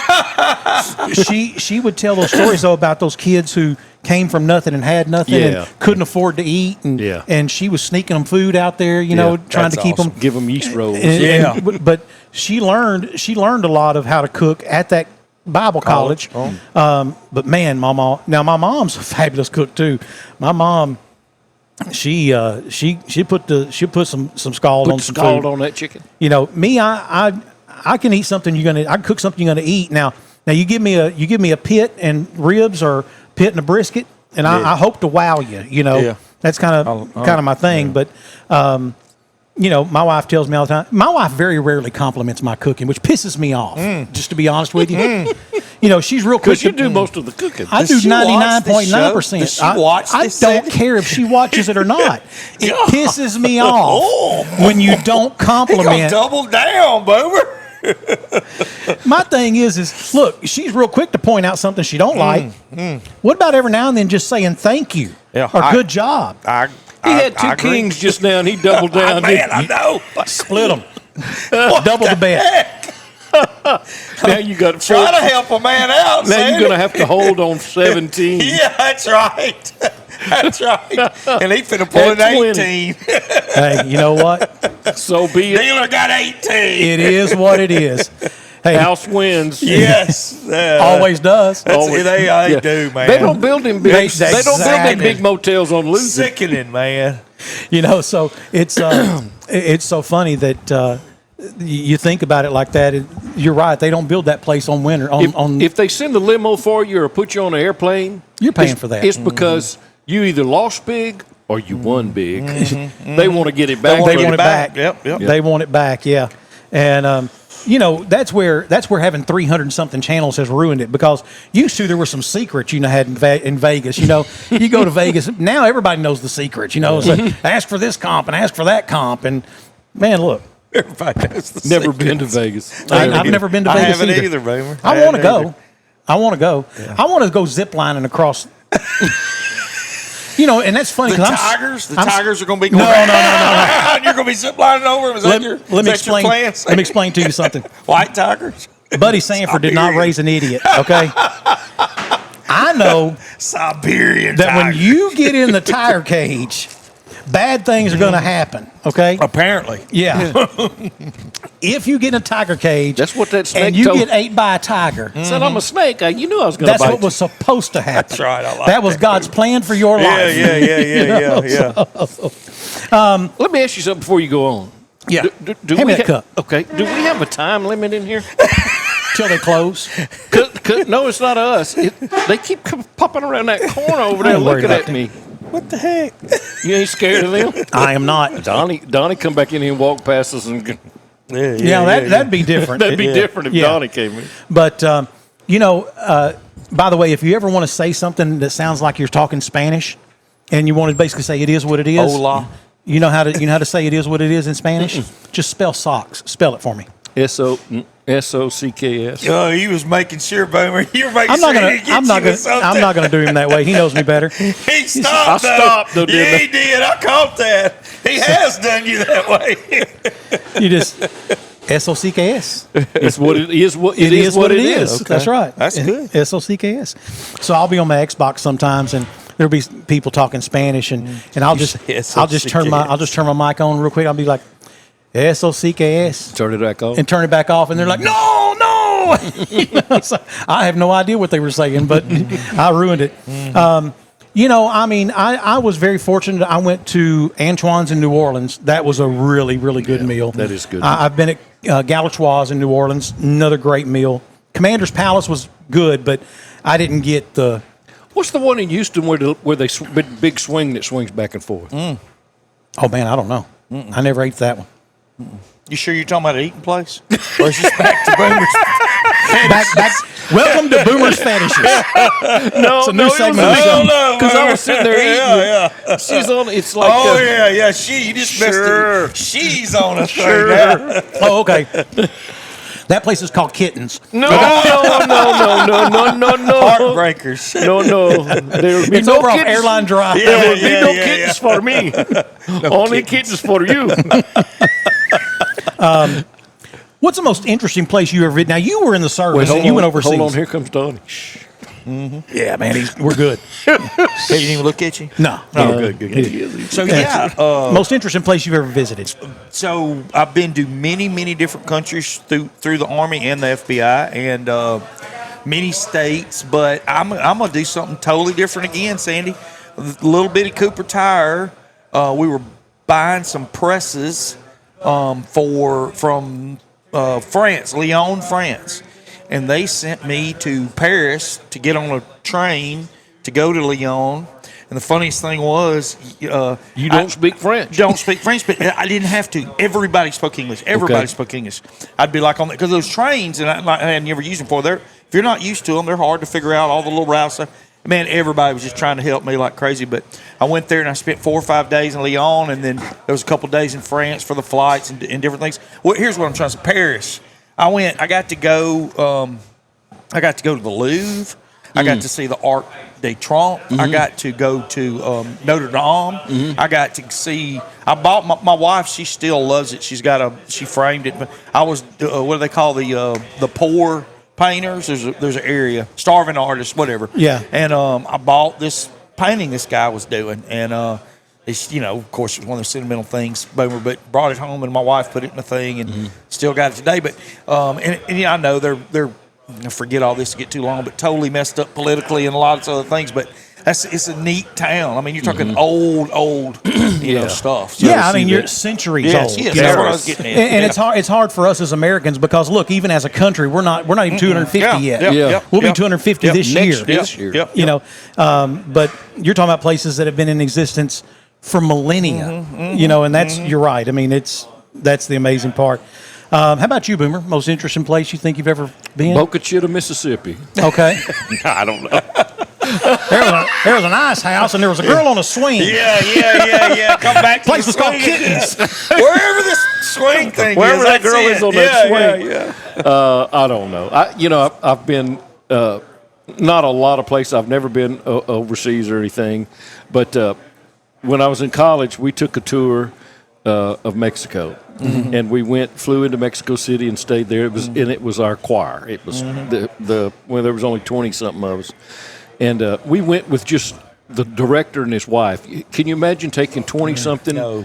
20-year-olds. 20-year-olds to Mexico, and it's just you and your wife as chaperones. No. So Mexico City, and then we drove all the way down to Acapulco on a bus. It was pretty, but we stopped in Cuernavaca, and that's where the silver mines are. and we sang it a little. You know, if you're watching one of those Mexican westerns where they're in the town, and you see the Catholic church, and that's what it looked like. And there was the Clint town Eastwood getting ready to shoot it up. Yeah, the town square. It had a town square, and there was a guy there that would carve things on little jewelry-looking boxes, and I got one for my mother. And cool. And there was mariachis, in Oklahoma City. In Mexico City, the I can't remember the name of the big park there, but there was mariachi bands all throughout there, and men would take their wife or their girlfriend and pay the mariachi to serenade them. Yeah. So Mexico City and that place in Cuernavaca. Now Acapulco was it was American. It was, it's we got to see I didn't jump off a cliff, but we got to see where they do the cliff diving and stuff. But Cuernavaca was probably the prettiest place I've ever been. The only place I've ever been out of the country was Cozumel. Yeah. And Cozumel's beautiful. Yeah. Absolutely beautiful. But it's just like being in America. Yeah, it's Americanized. Except all the Mexicans with guns, machine guns standing around. Yeah. And the taxis. Bueno, me llamo Superman. We're taxi driver today. And everything's in kilometers per hour, and I don't. It looks fast. It was fast. I'm just telling you. If you go 120 kilometers per hour, that's only like 70 something. Yeah. I don't know. I'm just telling you, it was fast. I do. When you're going on them little streets that are about as wide as this table is, and there's little Mexican kids on mopeds whipping in and out of traffic the whole time. They have huge traffic circles in Mexico City, and I mean like 6 lanes. Yeah. And nobody's yielding to nobody. The taxi drivers, bam, they just hold their arms out and like hold the other guy up, and he's hollering at them, and it's just hilarious. But, to me, I love going to the French Quarter. I love the French Quarter because it's about as old in America you can go and be in America. Unless you're in New York City, and there's more new in New York City than there is old. Exactly, but not in New Orleans. Not in New Orleans. It's great for people watching. I like people watching. It's great for people watching. Yes. Do y'all remember Mooney's? Mooney's. The eating place? No, the people that were. Harry Christmas. Yeah. The hair like that. Yeah. God, they was all over Bourbon Street when I was. Anyway, I'm sorry I interrupted you. Well, I was just going to say, not this year's Mardi Gras. Not in 26, but in 2027, Boomer and I are going to do the podcast live for Mardi Gras. Cool. Mardi Gras. Cool. Where are we going to be? On a balcony somewhere, I hope. Yeah, I'm assuming. I don't know exactly. All that hadn't worked out yet. Sure, we got a year. He's got to get with his peoples. Yeah. His peoples. Yeah. And I'll tell you what your part is by the time we go. Oh! You got to have a part. A part? Mm-hmm. Oh, I don't know if I like this or not. Yeah. Well, sounds like you're going to be wearing some kind of clothing. No. I'm just thinking, as long as he brings Fru and she does the cooking. Oh, you'll be good? Yeah. I'll pay for the place. If he brings Fru and she does the cooking. You got a plan. Man, listen. That girl from North Louisiana can cook. That's what I'm saying. She more naturally can. Where's she from, Boomer? What city? Minden. Minden? Okay. Mm-hmm. Yeah, she can most naturally cook. I've been to Washington, D.C. I have too. And that's pretty epic.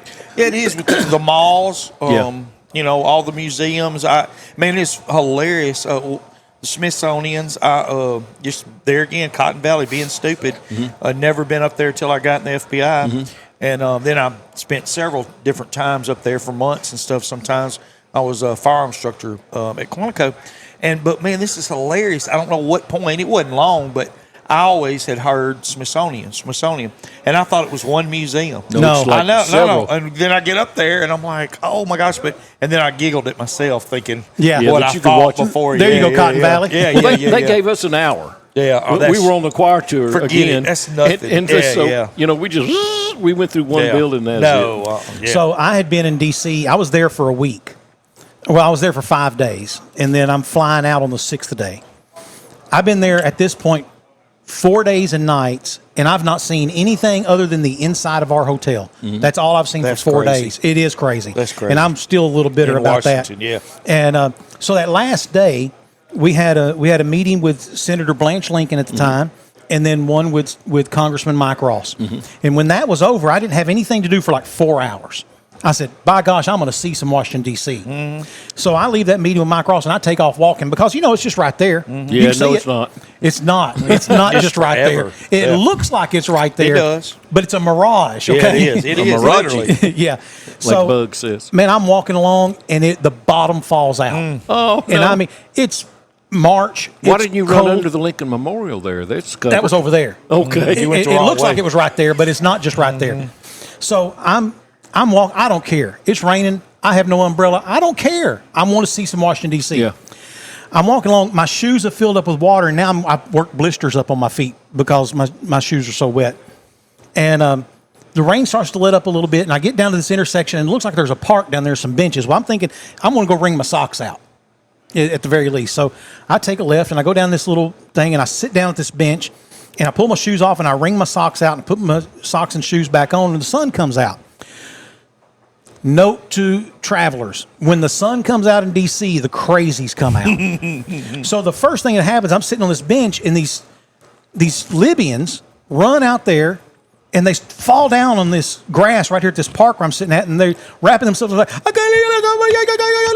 and all this. I'm like, I got to get up and move from, we were threat level orange at that time. I got to, boom, I got to move on. So I get up and I take off walking. Well, then I met a pro-life group. Now, look, I'm pro-life, but I'm not that pro-life. This guy jumps out there with a fetus in his hand and was like, this was a life. And I'm like, I got to go.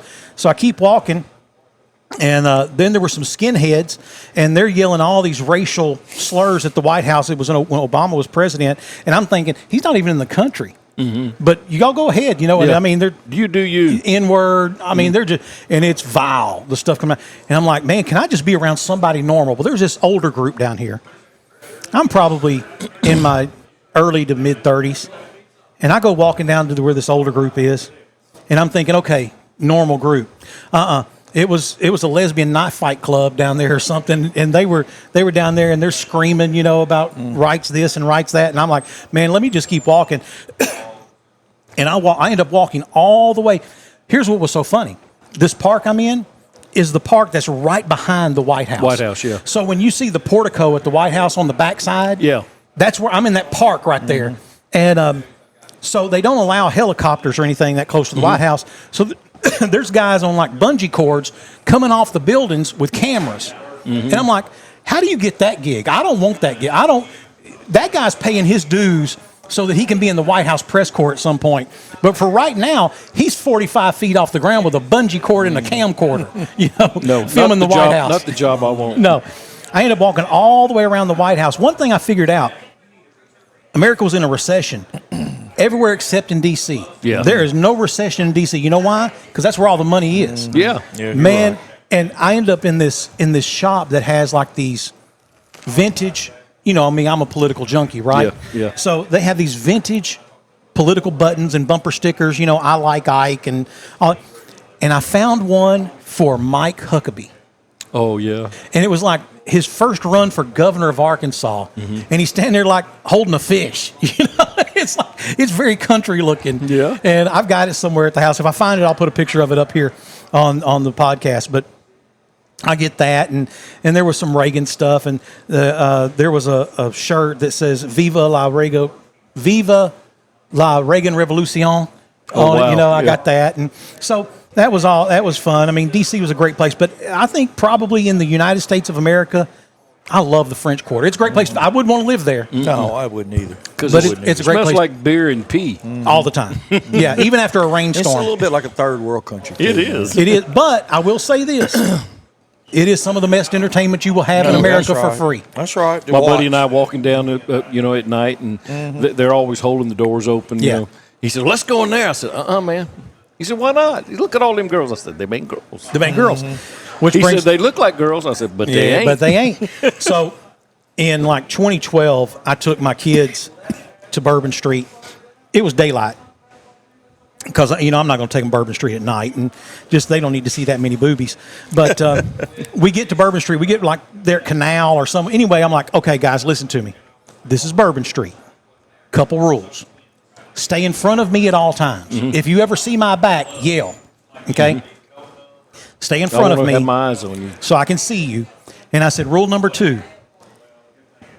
Even though it might look like a girl, there's a It's not. 50-50 chance That it's it's not. not. Yeah. So we're walking along there, and, my boys are now at that age. They're about 11, 12, maybe 10 and 12, something like that. Walking along, and one of the boys, there's a girl, she got her butt stuck out this doorway, and she's twerking, right? She's working it up.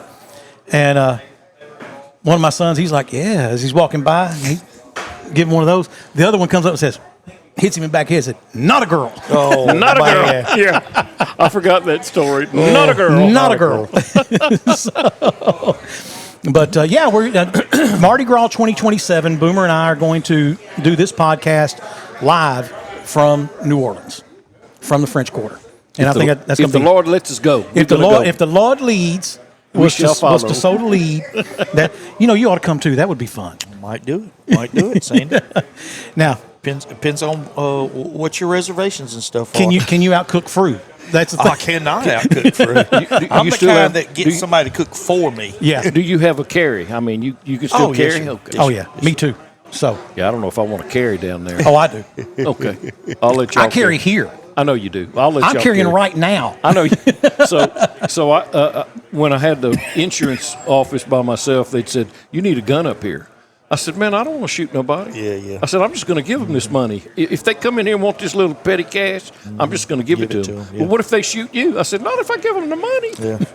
Anyway, Well, so I don't think about. I don't want to carry Boomer, one. I'm gonna get serious with you a second. That girl that purchased Cassie Hammond, I love so much, that works with the prostitutes to get them recovered. Yeah. She called me up one day and she goes, Chris, I want you to show me how to shoot. I want to buy a handgun because she's with these girls, and then next thing you know, and it happened before, the pimps find out they're at this program and blah blah blah. Mm-hmm. And I said, well, man, Cassie, I know you. I said, here's going to be the problem. I said, let me ask you something. Would you ever be able to shoot anybody? And it got really quiet. She was on the phone. She says, I don't think so. And I said, so all you're doing is bringing a gun. You're handing a weapon to somebody else. Yeah. Yeah. If you can't, if you're not going to use She goes, you're right. Never got cut. Yep. All right, we're going to take a quick break. We'll come back. We'll have more of Off the Back Porch right after this. Experience, courage, common sense. All of these are traits we want in any elected position, but especially in the man we will pick as our next sheriff. Michael Fife hasn't just been in law enforcement for 30 plus years. He's the one who answers the call in the middle of the night, putting himself last and Union County first, looking folks in the eye, doing what's right, standing up for all of us. Vote for Michael Fife for Union County Sheriff. Anyone can be so curious. Get ready to see the world more curiously because Blippi is coming to your hometown. The Be Like Blippi Tour. Join Blippi and Mika live on stage for a one-of-a-kind interactive adventure that inspires kids to move like, play like, and explore just like Blippi. Saturday, April 11th, the First Financial Music Hall in El Dorado. Tickets are on sale now at eldomad.com. Break out your orange Blippi glasses for an unforgettable experience that encourages kids to be like Blippi. Non-stop phone calls, registered mail, repossessions, or threats of lawsuits from creditors, and it seems like no one is willing to let you hit pause and just catch your breath. You need the help of Robert Rushing and the Rushing Law Firm. Bankruptcy is not the end. It could be a chance for a fresh start. The Rushing Law Firm goes to work for you, letting you hit that pause button and start over. Call the Rushing Law Firm today at 870-875-2940 or stop by the office at 725 Northwest Avenue in El Dorado. The Rushing Law Firm. Hey, welcome back for more of Off the Back Porch. I'm Sandy. He's Boomer. Most of the time. Chris Plants. Chris Plants. He's Chris Plants all the time. All the time. He doesn't get to switch around. No. Although earlier we did call him Boomer. No, nor would he want to. No. He's not a switch around. I wouldn't mind being Boomer for a Hey, day. lift Come that on. mic up. Lift that mic up for me a little bit. And put the cord on the other side of it. Yeah. Yeah.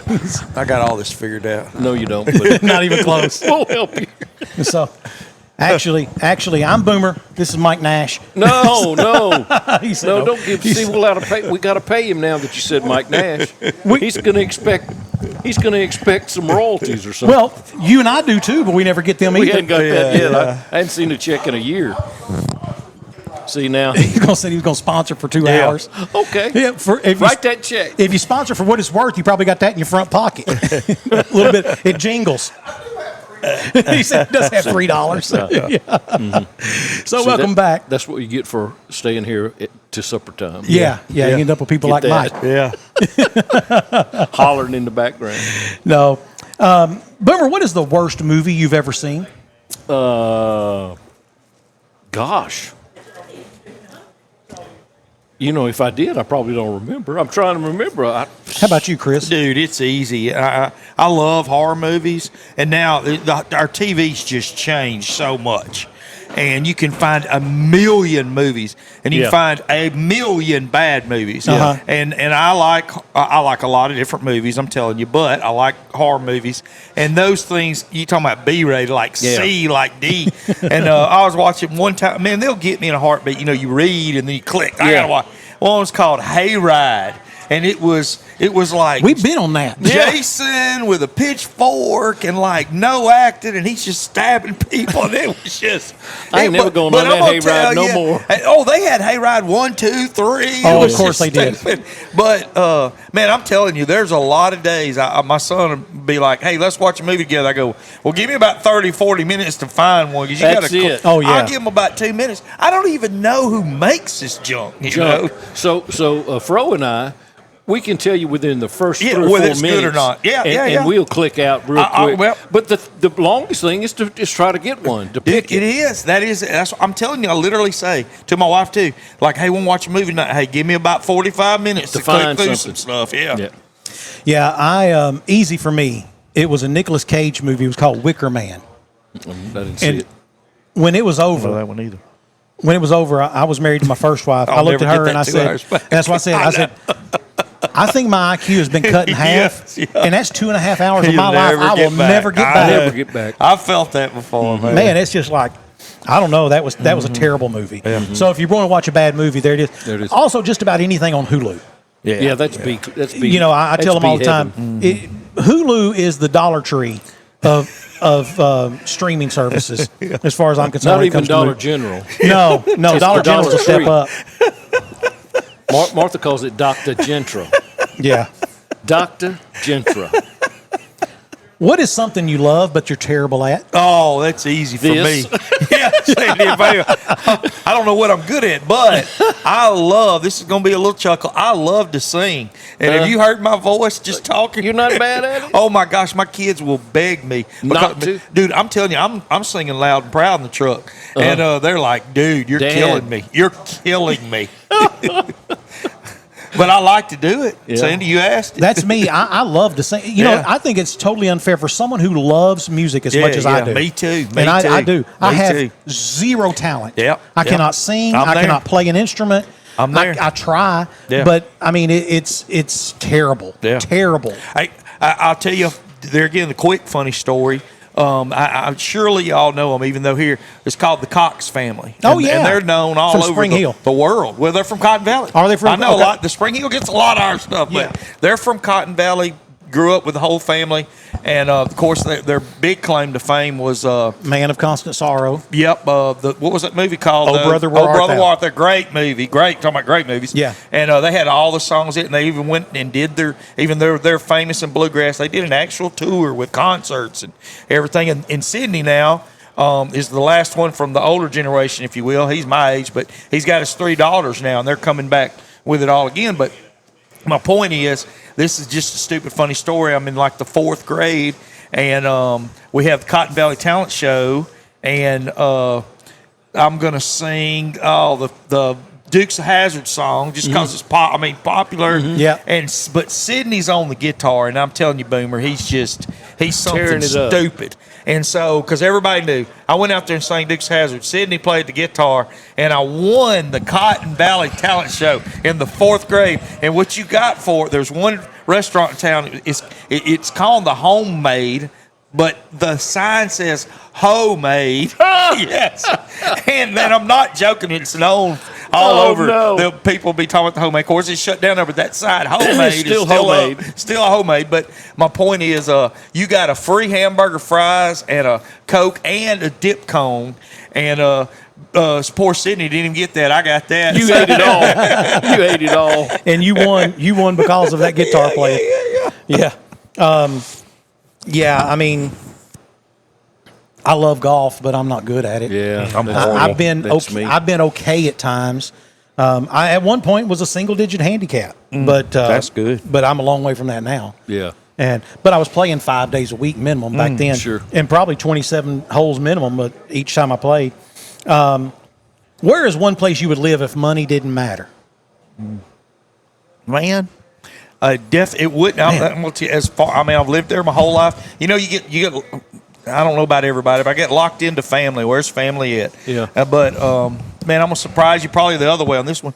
Probably, man. I don't like the cold. Like the cold, and don't get me wrong. I love to go snow skiing. I love to hunt, but I don't like the cold. So I would probably go to like one of the tropical islands. You know, the proverbial. I'm not. I hate to say it because I don't know them, but Jamaica. But you know, probably not Jamaica. Something that a tropical island. Not vacation. You know. Yeah. But anyway. Sandy, I think for me it would probably be somewhere like So when I think of that, I think about where would I want to retire?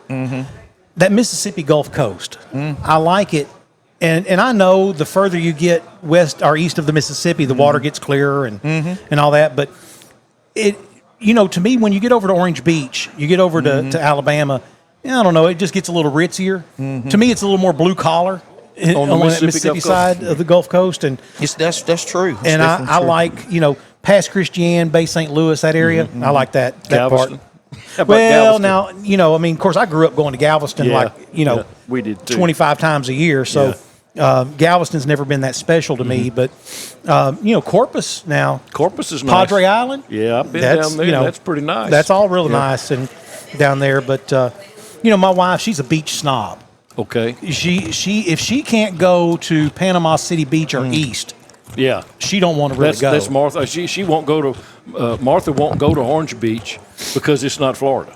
Yeah, she wants to go to Toledo. She says I'm not going to Alabama. I'm going to Florida. So we're at Destin when we go. Yeah. Now we used to be at Perdido Key. Back in the day when all my girls were young, we rented a duplex both sides, and it was a lady from Minnesota that owned it. She was. She would come down there in the winter, and she'd rent it all summer. And she said eventually she's going to have to sell it because, they'll make it to where you can't afford to sell it. Yeah. Right. And so there's a high rise there now. But at one time we went several years, and your beach was your beach. There was a couple of houses. Yeah. People owned next to us, and there was some condos on this side, and we would sit out there on the beach and be our only ones from that condo. We'd have the whole beach, so that was pretty cool. And Perdido Key has one good Jack Nicklaus course on it. Yeah, and then there's all those craft farms and all that up the joke. Right, so right there I got at Gulf to play Shores. a lot of golf when I went down there. Boomer, you got me now. I'm gonna give you a salvation story. Yeah. So we go and do this ramp in Minden, Louisiana for this lady. Don't have any connection for her. She's just one of these. She had met one. She moved. I don't know if I'll tell this story in order, but it don't matter. The lady, as far as I find out about the ramp, she moved a couple years before we get called to do a ramp to Minden, Louisiana from Osceola, Florida. Okay. And that's about all I know about her. And I know that she's on a low income and she needs a ramp. And so we get there and we get to doing the ramp. And at some point in time, I'm going to transition and I don't do a lot of work anyway. I got some great guys. They're carpenters. In fact, they'll mess with me. I'm talking. You're talking. And I'm handing boards. I don't even read a tape measure good, but I might, if they can give me the 3/4 or the quarter, but anyway, and do some of that. You can hold the idiot in. At some point in time, I can do that, but some point in time, I'm going to transition to here's your Bible. Can I speak to you about Jesus? And, I'm sorry, I'm going to do this again to you, Sandy. Ain't nobody going to tell me, no, we're building a wheelchair ramp for you. So this lady, and she didn't want me to let me in, and that don't happen very often. And I just had a feel it was for her home looked a little cluttered and stuff. Yeah. And I said, ma'am, look, I don't care about your house. Could I just come in and spend some time with you? Well, I get in and I find out, and she tells me her story. I'm going to tell you, first of all, I go into salvation about Jesus. She goes, I don't believe, and I did my best. Everybody's got their own ways. Roman Road, mix of this and that, whatever, Billy Graham. And so I did whatever I do, the best I could. Wasn't having any part of it. So I backed up some. And I was like, man, just let me start talking, right? Let's just talk about anything. So I said, how'd you get to Minden, Louisiana?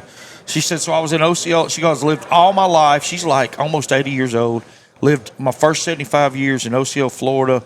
And what you said got me on the story boom. She said, everything started getting too expensive. Taxes / everything how it goes up. And I couldn't afford to live there no more.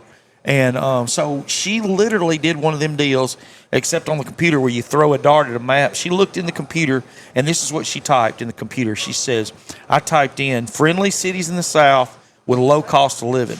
Well, Minden, Louisiana comes up. Minden, Louisiana comes up because of this. Even though they name themselves this, I don't know if they really are or not. Minden has framed their phrase, friendliest city in the South. Yeah. And, you know, whatever. They did it on their own. I'm not saying they are or not, but it comes up. Well, when you Google that, Minden comes up.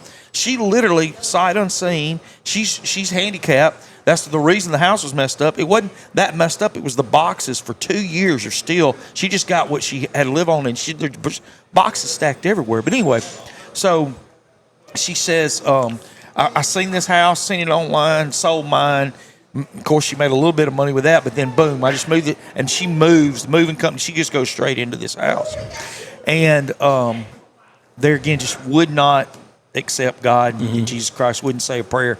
And I'm starting to hear the saws are stopping, the hammering stopping, and I'm like, you know, my guys are out there. We usually sum it up with a prayer and maybe possibly go eat some. But, you know, I'm like, I mean, you only got so much time, even though this person's lost. And I got up, and I started heading toward the door. And, man, God hit me. And I turned around, and I said, ma'am, do you realize that God Almighty moved you from Osceola, Florida 2 years ago to Minden, Louisiana, where you don't know a soul.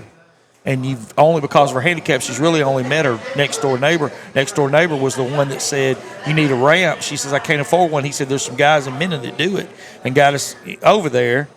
And I said, and then you met the next door neighbor, and the next door neighbor gets us here where you have a little boy from Cotton Valley walks in to tell you specifically about Jesus. Do you see what our living God just did? And got quiet, so I turned around. I was about to touch the door handle, and she said, I'd already asked her if she wanted to do a prayer. You know, she says, Chris, turned around. She says, is it too late to do that prayer? I said, no, ma'am, it's not too late to do that prayer. So I want to ask Jesus in my heart. Bam. Awesome. But it got me thinking that she got outpriced where she was living and all. And that's what happens in a good place. Yeah. You know, if you're going to move to the California coast, and try to do it economically, forget it. You're not going to do it. Yeah, and that's true. What is something you hope for but realize you'll probably never see? Man, dang, these are good, Sandy. Something I hope for but probably won't never see. For me, it's like Jerusalem. Go ahead, I'll probably never see Jerusalem. At least not the old Jerusalem. You know, the new one, sure. But I don't, traveling to Israel is probably not going to be in my bingo card at any point. Yeah, it doesn't mean that this time next week I could get a call and be like, hey, if God told you go, you'd go. Yeah. And if he did, he'd make a way, right? If it costs more than a quarter and that $3 that Michael has, I'm going to be out. But I know. I got you. I feel you. But at the same time, I'm probably, and for years I just knew I'm going to go to the Holy Land. I'm going to go. I want to go see Jerusalem. I want to go to Haifa. I want to go to Capernaum. I want to go to all these places in Israel, but probably not. Now my wife's been to Israel, and she's been all over, man. She lived in Japan and all that stuff. But that for me, that's probably it. I would. I almost said having grandkids because I don't know if I'm ever going to have any before I die. I was actually thinking that right now where I'm at, but I hadn't had no grandkids yet either. And I'm not crazy old, but I'm 55 now, so you're kind of like I was going to say we're the same age. Anyway, but I'm sorry. Keep going, Sam. No, my oldest is 31. She really doesn't have any plans on having any. My oldest two are the same way right now, man. And I don't know. It is what it is. Yeah, I almost said that. I almost said that because that's what I mean, you hear how special they are. I see how special they are to other people, and I know they're again. I'm just getting too serious because you started saying. But how about you? Something you hope for, but you'll probably never see. Well, it was my dad's hope too, and come on, and he told me about it. He said two things on his deathbed, and dang, they called the family in and said, come see your daddy. They were trying to do angioplasty, and they said, we're going to have to go open heart surgery. But when they called us in there, they knew he wasn't going to make it. And there's 5 of us, and I'm the youngest of 5, and they were all living at this time. So it's the sisters and the and the two brothers and me and all their wives and husbands. And I wasn't married at the time. And he looked at me and said, "Son, take care of your mama."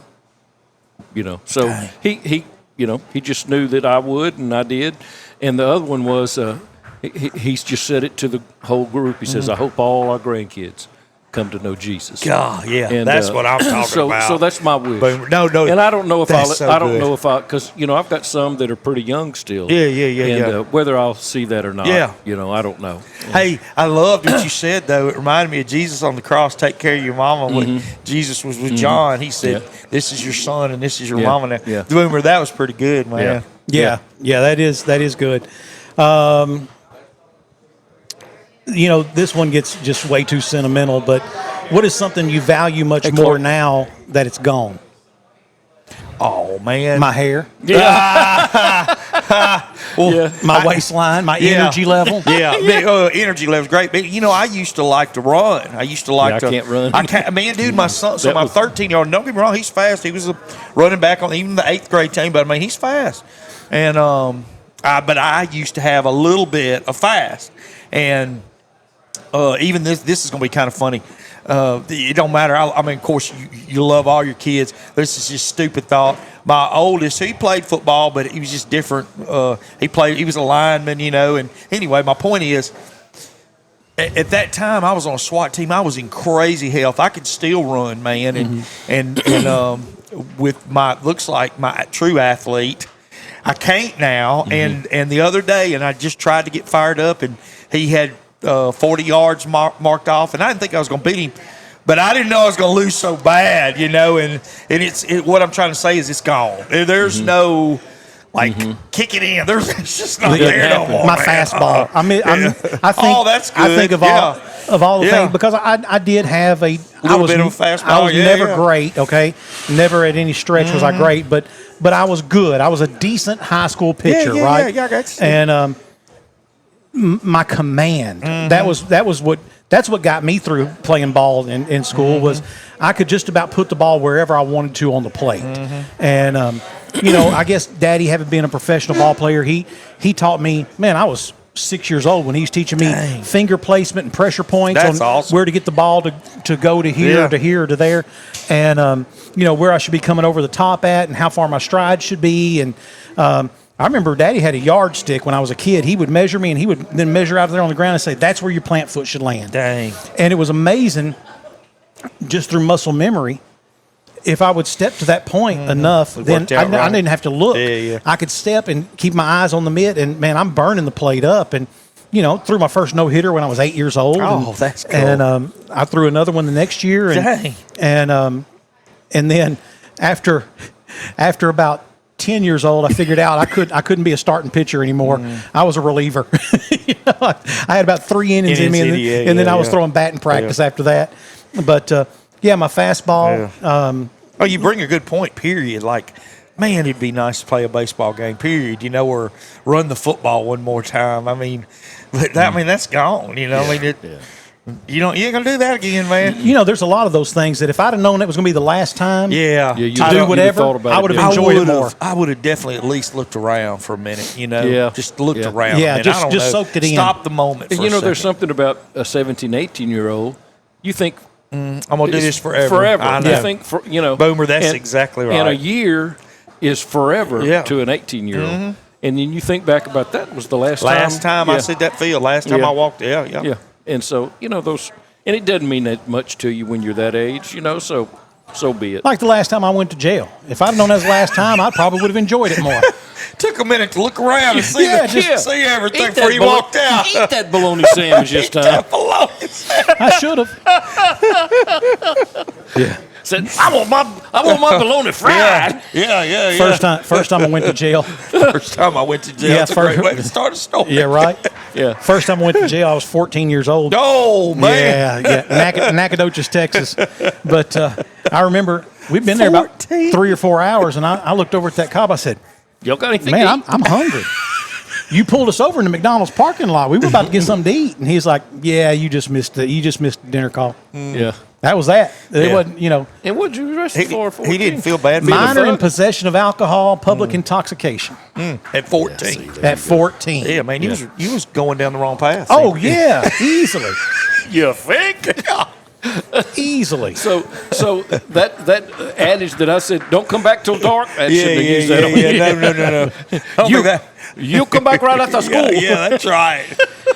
Yeah, that didn't Didn't pan out for you. that was not a good night. That's for sure. And then when they looked up, they walked me into this room, and I walk in there, and there sat my daddy. I was like, oh man, can't y'all just put me back in there? Yeah, Daddy's. Yeah. I'd rather stay overnight. Yeah. What I'm gonna get for? I think we got home about 2:00 in the morning, and because Nacogdoches was all of about an hour away from our house, and so we got home about 2:00 in the morning. 5 a.m. the next morning, he had me up cleaning out chicken houses. Oh man, Oh no, you got all that energy. You drank it all up like, man, you were happy. You were ready to go. So come on, let's go. Yeah, that was. What else you got? He here, was brother? trying. Oh man, I just all kinds of stuff. But my cousin Tony and I were the ones who got arrested, and my girlfriend at the time. So her mama had to come get her. That's a conversation. If you ever want to date that girl again, you got to go talk to her mama. Hey, I got a call from the sheriff's department one night. It was one of my daughters that was called out to drive the cars back of the other daughters who were drinking. So they took all the sober ones out to this place to drive all the cars back. So I get out there, and the sober daughter, she's fine. She's chippery, and so then they had them all sitting down, and a sheriff would walk one out to you to the parent, and so the sheriff's walking this child out to me, and she's telling me what's happening. I said, you need to be quiet. Be quiet. Yeah. Stop talking. Yeah. I said, please don't talk. Yeah, Anyway. it's your right. Yeah. Use it. Yes. Yeah. When I was a police officer, I used to tell people all the time, I said, look, you have the right to remain silent. My suggestion is use it. Yeah. Take full advantage. Yeah. And when they say, please step out of the car, please step just out get out of the car. Come on. What did I do? Doesn't matter. Doesn't matter. Yeah. Versus Mims Now, that look, says I can get you out. Here's my thing. I tell people all the time, never, ever, ever do the field sobriety test and never blow in the machine. I don't care. Don't do it. Yeah. Okay? Now you got a fighting chance. Then You got a fighting chance. Barely. No, I agree, but you got a fighting chance. But- if you don't, if But you they do arrest you. Oh yeah, you're gonna Doesn't get matter. arrested. You're going to get arrested. But you're gonna get arrested anyway. But yeah, that's the whole thing. It's just what charge you're going to get. It's not. Hey, if they told me to stand on one foot, I said, No, I can't most do it. people are like I that. can't do it sober. I'm drunk. There's been a couple of times, and I hate to say this, but I had to arrest cops. One time was I sold one a bunch of cocaine. Another time, it was anyway some more drug stuff. But of all people, man, you talking about get through Miranda rights easy was with those cops. But it goes back to Boomer. They are so ingrained in, yes sir, no sir, da da da. We went through the Miranda rights, but I need to talk to you, yes sir, and then boom comes a confession. They It's just like, talk. Do you not know? I'm Miranda. laughing in myself. Don't you know this girl named Miranda? Shut up. Again, I tell people, you never do the field sobriety test, never blow in the breathalyzer. Don't do it, okay? If you've had even one drop, don't do it. Yeah. All right? Because, like you said, you're going to get arrested anyway. But it's just what charge you're going to get. Yeah. Well, a reckless driving charge is going to clear off your record so much easier Than a DUI. And, and Mothers Against Drunk Driving is never going to come down and protest your employer for hiring people with reckless driving charges. They are, however, going to come down and protest people who have DUI charges. Mothers Against Drunk Drivers. Right. Yeah. And so never do that. But as much as I say that, always hand them your license and always step out if they ask you to. Yes, sir. That's Yes, by ma'am. law. No, ma'am. Yes, and yes, ma'am, and no, ma'am. Yeah, be and great. yes, sir, and no, sir. Yeah. That goes a long way. Long way, man. Just what did I do? Yeah. That doesn't go very No, far. it does I'm going to not. tell you, it's just not. You finna get a ticket now, something. Exactly. or if you jump on the phone and start calling your lawyer. Yeah. He said, I got to show. He said, Mama. You better show. That was my favorite, is the people that call their mama. Mama, they got me. Yeah. And now the mamas want to talk to me. I'm not talking to your mama. Yeah, I didn't stop your mama. She's not involved in this. Yeah. I arrested this guy one time. I ain't gonna get into the story. I arrested him. Sat down at the kitchen table, gives me a full confession about everything that's going on. It's a federal case, so it's not like a slap on the wrist by any means. And then we're doing a search warrant at the house at the same time, so we're going to be some time. Guy had a beautiful pool out back. He said, man, Chris, can we just go sit out there and let me decompress a minute? And I'm like, yeah. We go out there and he goes, can I have my phone? I'm like, yes, you can have a phone. And he says, I'm going to call somebody. I mean, I don't care. Call. He calls his lawyer, and I hear him, and I can kind of hear, you know. And so he gets off the thing. I said, man, what'd the lawyer tell you? He said, I'm in trouble. He said, don't talk to you. And I said, what'd you tell him? He said, already had. Already had. He said, man, you in trouble. You in trouble now. You're done. DUNT. Done. So on Thanksgiving Day years ago, I get a call from a state trooper. Mr. Barrios? Yes. I have your daughter here in the back of my car. And she says she's not under arrest or DUI, but the boy that was driving her car is under arrest for drunk driving. But she can't drive the car back to El Dorado. I need you to come out here and get her and bring another driver. So the whole family is involved. at my house. Yeah. So I'll go. One of the son-in-laws, he wanted to go because he's in the service and all that, and he's got a son-in-law that's a state trooper and all this. So he goes out there, and so I'm in the back seat of state trooper car with one of my daughters. Well, she's not being compliant or like it's not her fault. Or I said, listen. I said, look where we are. I said, this state trooper had enough. He could have arrested both of y'all since, you got to come in. Anyway, so, she wasn't showing any, she wasn't being sorry for what happened. So I got her in my car, and then son-in-law drove her little Toyota back up there. But the first thing you got to do is not be hollering at nobody. No, Yeah. She's a hollerer. It didn't work out well. Oh, and it didn't work out. I'm lucky that I got her back to El Dorado. My thing when I was a cop, I didn't care. You could holler at me all day. I didn't bother me. You call me names. I didn't care. I get you in that cage and you spit on me. Now we got a problem. Yeah, that's a major problem. And here was the funny correlation, and I've never noticed this, but I guess it's just the way God does nature.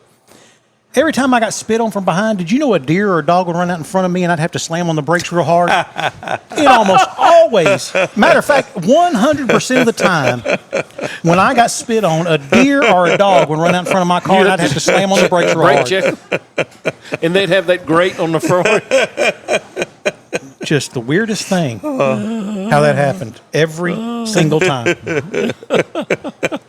My favorite thing was everyone you pulled over at 2 a.m. was on their way to prayer meeting. I'm going to my grandmama's house. Yeah. We have a prayer meeting. I like this one guy. He says, where are you coming from? He goes, that way. He goes, Hey. Well, where are you going? That way. So I do a huge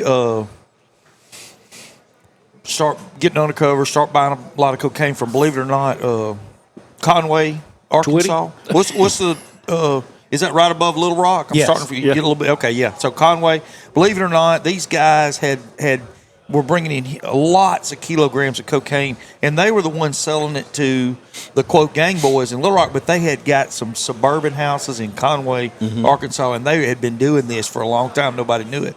But I get a quote lucky break. Got a guy that can go up there and buy. He's trying to help himself out, and we start figuring all this out. And then we go up on True Title 3s and start listening to them all. Well, the head guy, his name, you're going to laugh at this, just period. Marcel Rochelle Fennell is the head guy, Conway, Arkansas, right? And Marcel had a little trap house, and he would sell out of that trap house all the time. And we had just great case. And I'm about to, I guess, getting late on me, Boomer. Whoa, what are you talking about? I was going to tell you a part of this case. It was so funny. I think I just lost it. You got to cut this, Sandy. I just lost it. Marcel Rochelle Fennell. He was from Route 4 Liberty, Mississippi. Yeah, he was from up there at Conway. But I was going to tell you I remember. Gosh, I got it back. So, because you were talking about all of them being good, headed to the prayer meeting. So, Marcel Rochelle Fennell, we arrested him. And I got to tell you about this other guy too, Mike. But he said, I'm going to do Mike real quick. So I was the lead agent on the case, but I was also on the SWAT team. And not a lot of guys got to do this, but I got to go in and do the actual SWAT arrest when I'm the case agent. And usually that just don't work out. So I go in there on Mike's. Well, I had called Mike up and I had done one of them deals where, hey, buddy, if you work for us, we can move on up the chain and we'll see what we can do for you, right? Yeah. And you do that before you arrest them because now nobody knows about all this, right? To turn them, yeah. Yeah, so, but he was numb. He's like, no. I was like, all right, man. So we bust his door, arrest him. He's in his underwear, sitting on the bed. And I was like, hey, man, so this is what's going to happen today. We're going to get you down for initial appearance, federal courthouse, blah, blah, blah, blah. And we arrested, I think, about 23 of them that day in Conway, Arkansas, and was bringing them all to one place and then getting them all down to the federal courthouse. And I was like, man, let me get you some clothes on. Where's your clothes at? And he was like, oh, I got my shirts over there. It was, his dress and shirts right there. And I got you some socks, Mike. He's like, all right. So he goes, that one right there. I pull it out, and there's a half a kilo of cocaine in that. I said, dang. Oh, I forgot about that. Mike, is this foot powder? He goes, oh, man, I don't know what that is. That must be yours. Must be yours.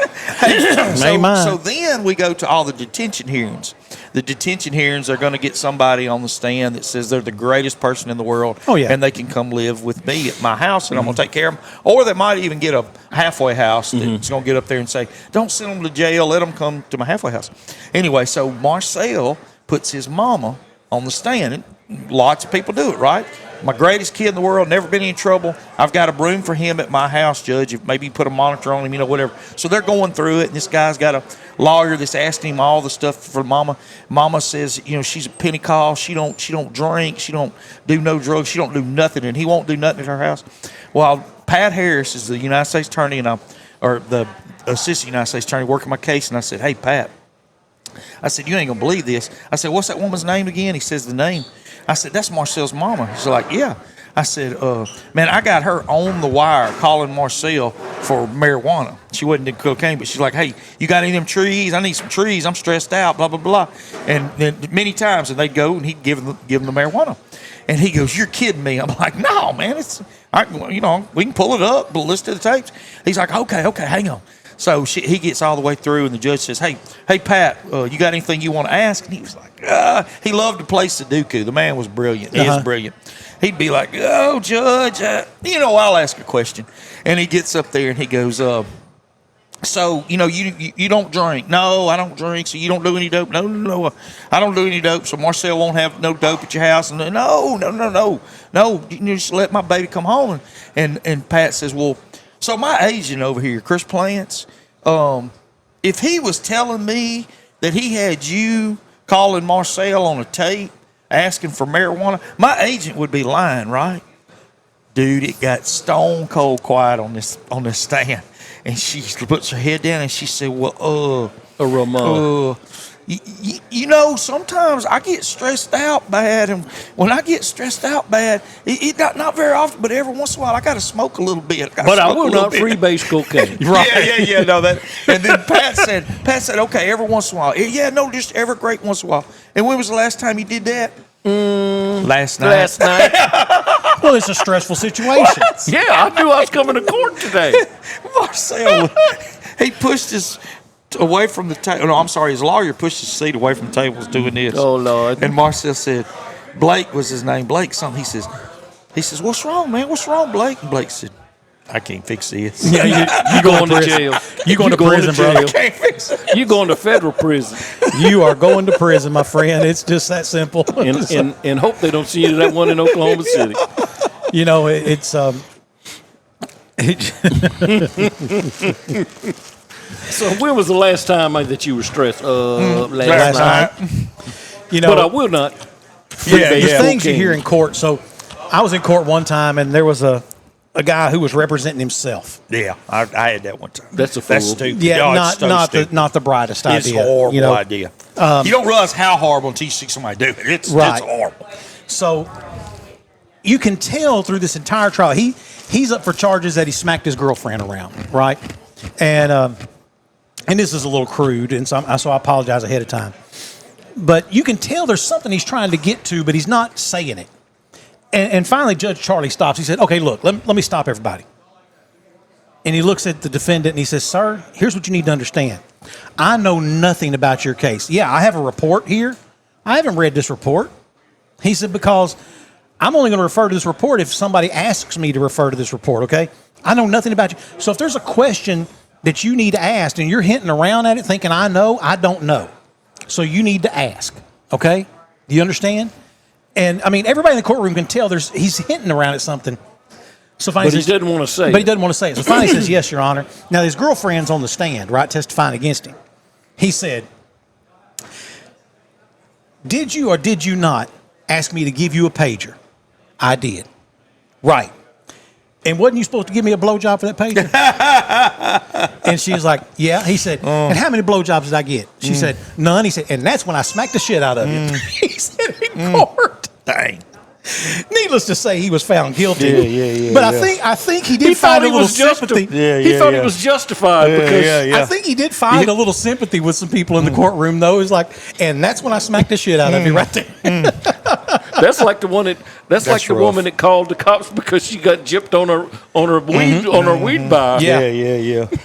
I paid for a full 8, and what all I got? Nothing but stems and seeds. That's bad. That is horrible. That's really bad. You know, it's amazing what how life will change. I arrested a number of people with possession of marijuana over the years, and I was never a real stickler on it. I mean, if I pulled you over and you had a couple of joints, we might grind them out on the side of the road and send you on your way. Now, if I pull you over and you got a kilo in axle grease and fabric softener and and all that, and a pit bull puppy because we had that one time, person had a pit bull in heat in the trunk of the car with their 2 kilos of cookie cocaine. They were on their way to Shreveport, by the way.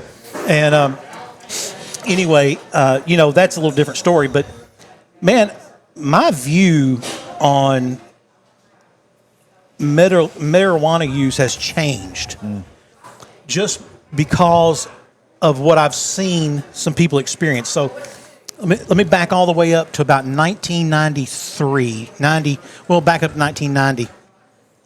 I'm in college. I call college. It was trade school. And I have a roommate named Craig Minitree, and he has a sister named Sheila. And the two of them lived together. I moved in with them. Great situation. Big, beautiful house in suburb of Houston. Nice neighborhood. Never any worries. Craig and I went to school together. Matter of fact, we worked for the same boss. The boss owned 2 different companies, but I worked for one, he worked for the other. And we go to school together, and we all lived together. And his sister, Sheila, was a stripper. And she had all the assets, okay? She was tall, beautiful, voluptuous, well-built, and smart. Had a bachelor's degree. At that time, she's 27, 28 years old. And I asked her one time, I said, Sheila, stripping? Really? I mean, you're smart, you're pretty, you're funny. I don't get it. And she said, look, I know it's not going to last forever. She said, but tell me where else I can make $700 a day in 1990. Yeah, it's hard. She said, but I've got $160,000 socked away. So when I'm done with this, I've got some money. $160,000 in 1990 was a lot of money, And I don't know what the equivalent of that is today, but it'd be more than $750,000. I was going to say it'd be more than $500,000. Yeah. And so, she's like, so when that's done, it's done. I get it. We go through school. Craig and I graduate. We worked together at the same company for a while. I end up moving to Coca-Cola, and he stayed with that company. We talked to each other on the phone. Well, in this time, since I graduated and talked to him, I'd come to know Jesus. And the first weekend after, I drove down to his house. He had a lake house on Lake Livingston, and I drove down. I said, man, let me tell you what happened to me. And I just told him, here's the things I was battling and going through, and I met Jesus, and these things have changed. And that's awesome. Had a great weekend. We spent the entire weekend just talking and praying, and he, I wasn't sure enough in my faith to say, to try to lead him through some kind of prayer, but just I knew that earlier in life he had a relationship with Christ, and just to try to encourage him to, get back, just to reevaluate where that relationship was. Jesus, and so anyway, he calls me one day and he said, "Hey man, you still with the Lord?" I was like, "Yeah." And he said, "Man, I need you to pray about something." I was like, "Okay." And he said, "Sheila has cancer." I'm like, "Okay." And it was cervical cancer. Rock on about a year, he quit his job. She and he moved to Lake Livingston to their lake house because it was terminal. One day I'm at my office, and man, just as sure as I'm sitting here, the Lord just said, you need to go to Livingston, Texas and see Craig and Sheila. I didn't know if they were home. I didn't know where they were, but I went home that afternoon and I told my wife, I was like, we need to go to Livingston, Texas. And she said, why? I said, I don't know. But the Lord told me we need to go. So we drive down there. It's about a 2-hour trip from our house. We drive to Livingston and pull up to their house and knock on the door again. I don't know if they're home or not. And this beautiful, voluptuous 5'10" girl, probably went about $135, comes to the door. She's bald. Her skin's gray. It's sagging off of her. She might weigh 80 pounds. And it was heart-wrenching. And hugged her neck, walked in. Craig comes in, and he and my wife were either in the kitchen or they were making something to eat or something to drink. I don't remember what they were doing, but just Sheila and I sitting there, and she said, Sandy, I have the benefit of knowing I'm going to die. And I said, well, Sheila, we're all going to die. She's like, yeah, but I think mine is a little sooner than you're probably planning for you. She said, and it's given me an opportunity to get things right between me and the Lord. I was like, man, Sheila, that's great. So much so, yeah. And she said, but there's one thing. All this chemo, all this poison they're pumping into me, I cannot eat. And it just makes me sick. She said, the only thing is I can smoke a little bit of weed. I've heard that before. And it will help me. I maybe can eat a few kernels of popcorn or a Reese's cup. Yeah. And she said, but I don't want the Lord to be displeased. Now, you know when Jesus said, don't worry about what you're going to say in that hour, that the Holy Spirit will give you the words? This was one of those moments, okay? Because I'm not this smart. Believe me, ask anybody.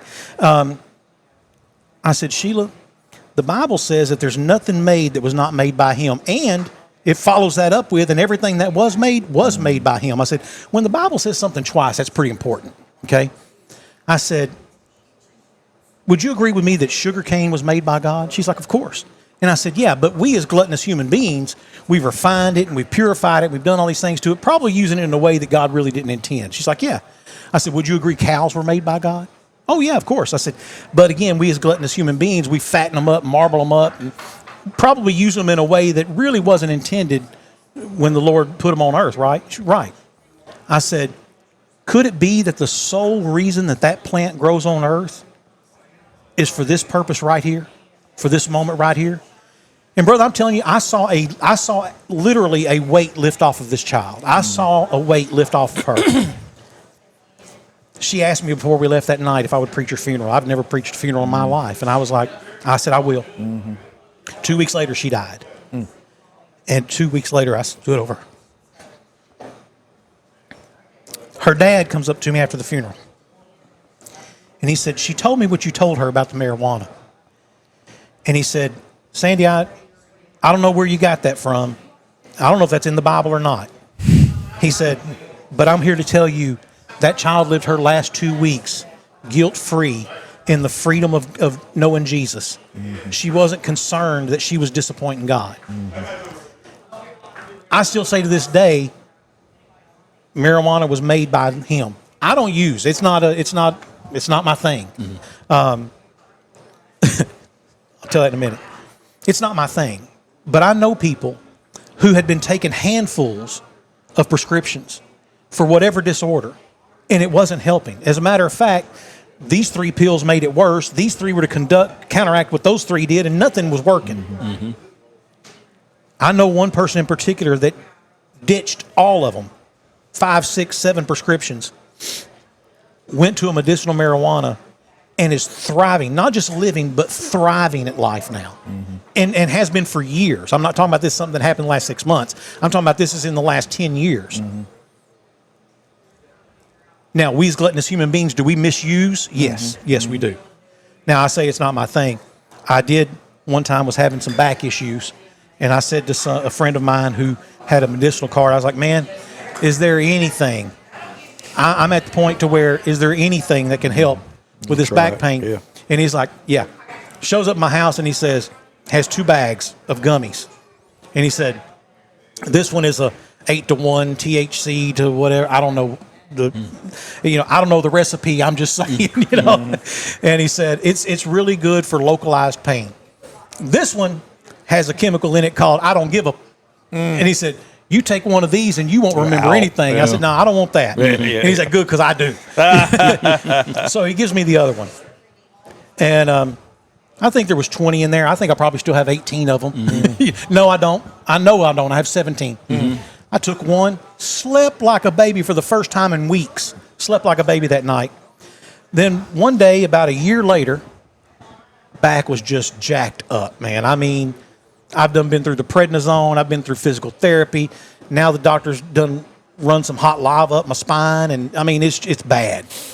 And I think I'm going to take 2 of these. Shouldn't have. Nope, sure shouldn't have, because I'm sitting in my chair, and I got my laptop in my lap, and I'm doing some work, and I closed my laptop, and I looked down, and I was like, oh, I forgot I had feet. I said that out loud. And everybody in my house looked over and said, what is wrong with you? Do what? I was like, yeah, for a minute there, I forgot I had feet. And they're like, oh, I just said, what have you done? And I explained it to them. And they're like, oh, you can't do that. So that's me as a gluttonous human being, by the way. You know, I got you. I've never done that again.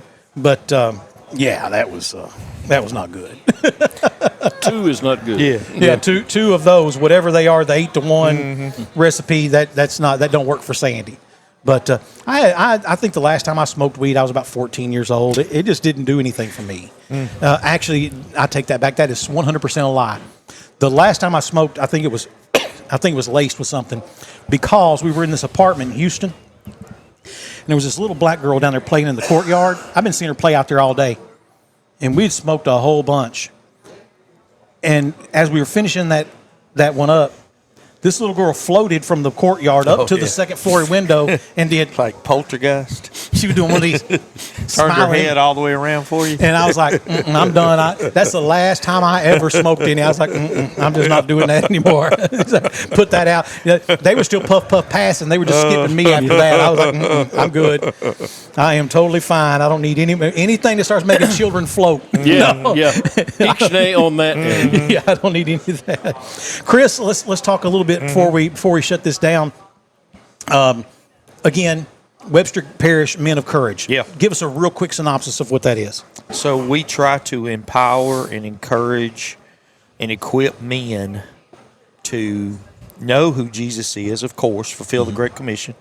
But there's this other calling where we try and we do get a lot of men who, they went to proverbial youth group. They accepted Christ when they were 16, went to college, and they've never done anything else with him again.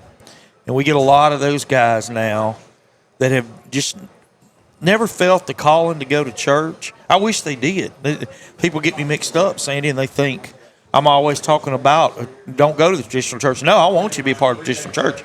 But if you can't get there, there's an intermediate. That's what we are, to be quite honest, a double-A baseball team. So once a month we have these big events at the Civic Center downtown where we try to get all the Christian men together. They eat a totally free meal. They hear about 3 music worship songs from different groups, powerful groups. And then you'll have a speaker speaks about Jesus.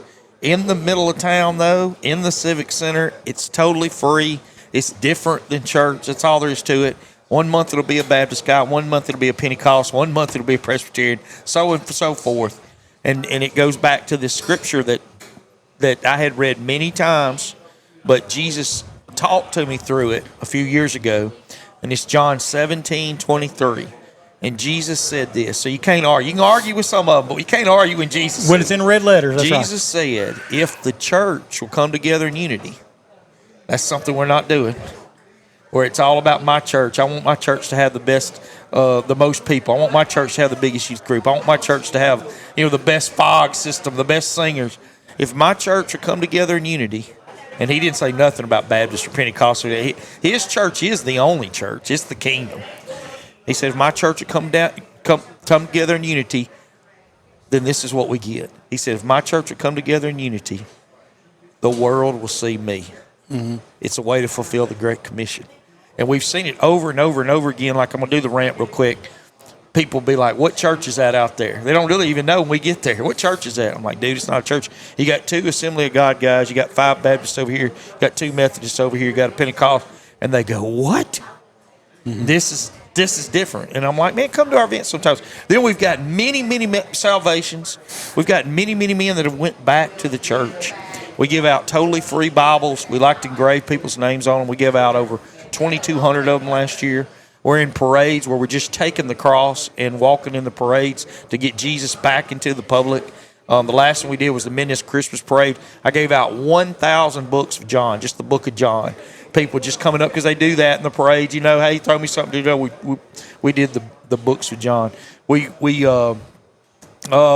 in Minden this year opened up a big house for domestic abuse. God told us to go paint the house. We painted the whole place and did some work on it, on carpentry work on it too. Any kind of Christian organization within town, we've wrote checks to this year. We've wrote checks just to. I have this every once in a while now. It becomes a big deal, but have lots of people calling with lots of needs. And if I feel that God's telling me to write a check, we fix to write a check. You know, we're constantly in the public talking about Jesus. From that, we've had many salvations. Some of them, like the couple I was telling you about, married, they are having there's no doubt they're having problems finding that traditional church. Okay, but that's between them and God. They have already accepted Christ. They need to get that figured out somehow, but they're having problems doing it. And of course, statistically, all churches are just losing. But my point is, then we've even took those to a creek, Dorcheat, and baptized them. Yeah. And I've had a lot of preachers fuss at me about that. But I'm taking my shot, man. Well, them jokers accept Christ, we accepting Christ. If they'll get baptized, we getting baptized. Then they got ones that struggle with the church. And that goes back to the churches just stopped going. They've stopped going outside the walls. That's all there is to it. Church is inside, which has kind of got to where we're at as a country. We quit doing Jesus outside. We just quit doing Jesus outside. Talk about him outside in the church, but don't bring him, even Christians, don't bring him out here. Yeah. And so we're doing that. We're bringing Jesus back in the Webster Parish community and especially in the Minden, bringing Jesus out into the public. On Friday mornings, there's an ash tree in front of the Civic Center. God told me this. He said, man, I want you to start getting a men's group together on Friday mornings. And I was like, I ain't got no building. God, we don't own any property. We don't want to own any property. And I want to put that, quote, property money or air conditioner money into Bibles to give out to somebody or a ramp, whatever God's telling us to do. And so it's funny, too. A lot of people are like, a lot of preachers have fussed at me and told behind their backs, if you will. They're just trying to start a church. We're 4 years into this. We hadn't started a traditional church. We're not trying to do that. We're trying to build up the church as the kingdom of God. But anyway, so God said, hey, Chris, there's an ash tree right out front of this Civic Center. And I'm like, yes, sir. He goes, start having. So Friday mornings, I started with about 3. We've had many salvations under it now. Friday morning, 7 o'clock, free coffee, free donuts under an ash tree in front of the Civic Center. And now we usually run about 50, man. And it's just the camaraderie from that. So from that, I need guys to help build ramps. When you start getting on these events and stuff, these guys find out about it. They're like, man, I can swing a hammer. Yeah. I did carpentry my whole life. I've been looking for something. You know, it's just, and then next thing you know, you're getting all of these Christians together outside the pew, outside the walls of a church. Because to be quite honest, I mean, and there again, I'm for the church. Men get bored in church. They get bored with the same old, let's go sit at the pew. And then it gets funny, they hear the same preacher speak. We're all about different people getting up, doing testimonies, new guys, you know, and then you get just better camaraderie with that. You get to hear some guy's story and take something from it. You get to hear another guy's story, take something from it. And then you get to actually do stuff. We have another little thing. We do Christ Fit, Men in Christ Fit. And Tuesdays and Thursdays, there's a gym at the Presbyterian Church. They let me use the gym, and we do a prayer, and we do a Devo, and then we work out for about 30 to 45 minutes together. Boot camp style workout, minute on minute. But we're constantly, I could tell you about some other things. We're just constantly, anything barbecue contest. You were talking about cooking brisket. And mine's horrible. I need to get you down there to cook mine, Sandy. But barbecue contest, Men of Courage is fixing to have a spot. Women of Courage, we started Women of Courage. We started Family of Courage now. But Men of Courage is fixing to have a spot. We're going to do brisket. I'm just doing that to get in the barbecue contest because while I'm there on the street, we're going to be talking about Jesus. We're going to be handing out tracts, and I know it's men, but can't nobody run us off. I'm in the barbecue contest, That's right. And we're doing Jesus. And yeah, my brisket's horrible, but whatever. And so we're just anything that comes up like that, we're like, hey, we want to be a part of it. We want to be a part of it. And it just gets funny nowadays. I'll quit after this, Sandy, but you know, like St. Jude's is coming up. It's huge in That's It's huge, huge in Minden. Minden. It Yes. is, but so before, like, no churches sign up for the chili cooking contest, or there's a 5K run for the past. This will be our 4th year where we're going to take 3 crosses, and we got a couple guys that really get into it, and then I'm going to just be walking with the cross. But the chili contest is going to have Men of Courage. We're going to do some chili, and we're going to be handing out some free Bibles talking about Jesus. But what I'm getting at is, I would think even 20 years ago, First Baptist would have had something. Presbyterian Church would have had something. Methodist Church. All that's went away. Not even for the chili contest. You see what I'm getting at? Man, like, they sponsor it. We've Get in all there. Stopped doing Jesus outside, and we're trying to come back with that, Sandy. Years That was a ago, lot. years and years and years ago, mid-'90s, I was preaching a revival in Manny, Louisiana. Yeah. And actually at Pendleton Harbor Assembly of God, which is outside of Manny, almost to Hemphill, down in Sabine Parish.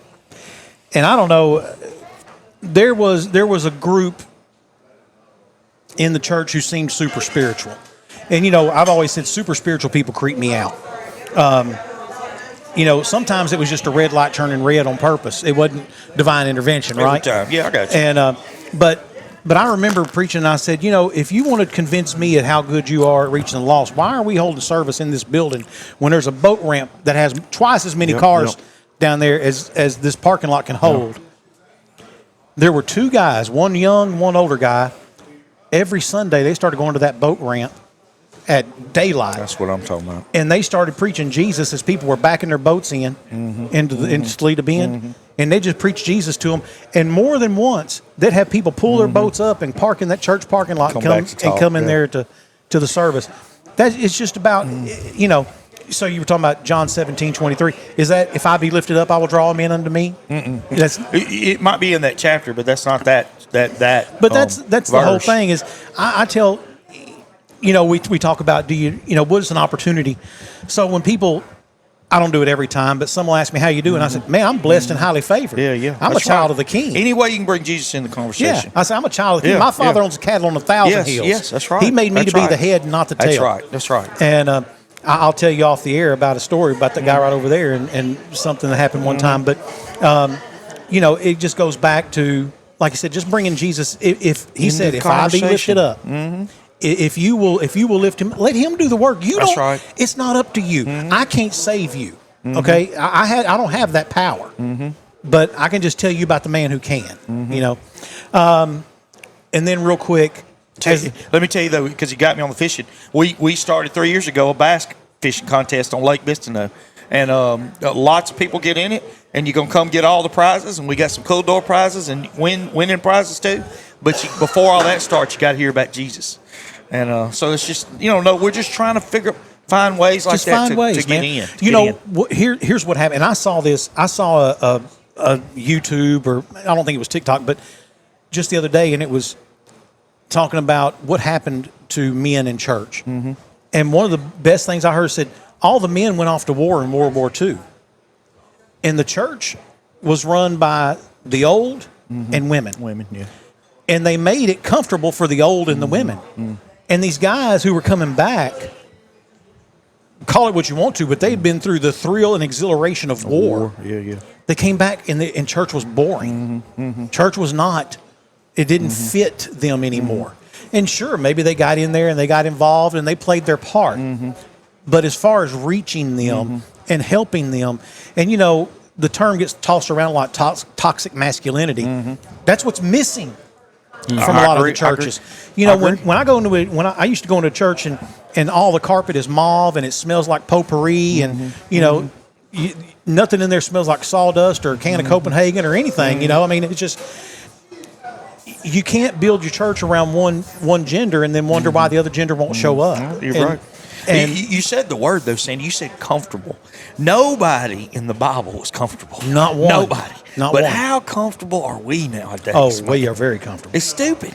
We've gotten too comfortable. And here's the thing, you talking earlier about it. We want the best fog machine. I knew a church that had an argument about that palette background that the singers were singing in front of. And it's like, come on, man, this is stupid. Are we really going to argue about that? But that's comfortable though. Last thing before we go, any movement forward from on your FBI FBI thing? I want to brag on A couple of my buddies took a real mantra, way back, buddies from Cooper Tire, Stan Calloway and Bobby Burston. And Stan Calloway is the head guy out at y'all's cable plant. What's it called, Sam? Amber Cable. Amber Cable. Okay, good friend of mine. And Bobby Burston sells insurance. And you may have somebody sponsored by insurance, Sandy. But anyway, he's Farm Bureau. Farm Bureau. Thank you. You know. Okay, my bad. Yeah. Well, you said it. I didn't. Anyway, so and I didn't mean that to sound. Bobby's got plenty of people. Sure. You know, but my point is, they went about a different route in Arkansas, and I think the world of him anyway. But you don't know about. I've learned you don't know about these politicians. I'm telling you, who you think is fighting is not fighting. They got great news clips. Mm-hmm. Great. Then they sound like they are ready to kill Goliath on the news. They ain't doing nothing. They ain't coming up with no bills. They ain't fighting. They ain't doing jack. They're playing sound They're bites. thinking about how to get reelected next time. That's And it. how much it costs. That's all they're thinking about. So anyway, and I'm not going to name any names. I'm just telling you, I've been around them now, and I've been around them before in the FBI. But this situation has killed me because I really truly believe still, if Trump's seen my situation, and I know he's got a million things going on, so he's not going to probably read through my situation, but he'd be instantly like, rehire that guy, fix this, and let him retire and be done with this. Mm-hmm. But let me brag on this. They got some messages to Tom Cotton. And I'm going to tell you, Tom Cotton's the only one that's John Kennedy has had somebody call me. You know what I'm saying? Mm-hmm. Mike Johnson had somebody call me. And, I love them guys, voted for them guys. But, it's kind of like, you can't call me. You know, like this is and I know I'm a single, this is me. It happened to me. But, this is a big deal, you know. Anyway, financially, it's ruined me. But anyway, Tom Cotton called me and said, I'm going to be in El Dorado, Arkansas. This was a month or so ago at the El Dorado Country Club. Okay. Oh, man, time gets away with you then. My bad. And he said, Chris, I'd like to meet with you and talk to you about this letter. He got the actual letter that I think I sent you one, but anyway. Mm-hmm. And so I'm like, yeah, well, God, how many? It was funny. My wife's like, you going to go? I'm like, well, you don't get very much time to sit with a United States US senator. Yeah. And I was like, I'm going. And so drive up there. No, and I'm still kind of like, because, man, I've been in the back of all these things. Who really gets to meet? Is this a really face-to-face, or is this and no joke, man, Tom Cotton comes from talking to people, and I don't know if it's a break or what, he comes out of the thing. I was up top floor of the El Dorado Country Club. He gets me. I was there that night. Was you? Okay. Yeah. He gets me. So and it's funny. I had him on my. We did a podcast with him. Cool. We did a podcast with him just before he came upstairs to talk. Okay. Well, we'll get to that in a minute. But go ahead. So he's sick. It was the real deal, is what I'm saying. He got him and his assistant was a lady. I got her card, and they walked me to another room, which is another big deal. I'm like, am I going to have 2 seconds? Did he say I got your letter? He walks me to another room, gets me in the corner, just me, him, and her.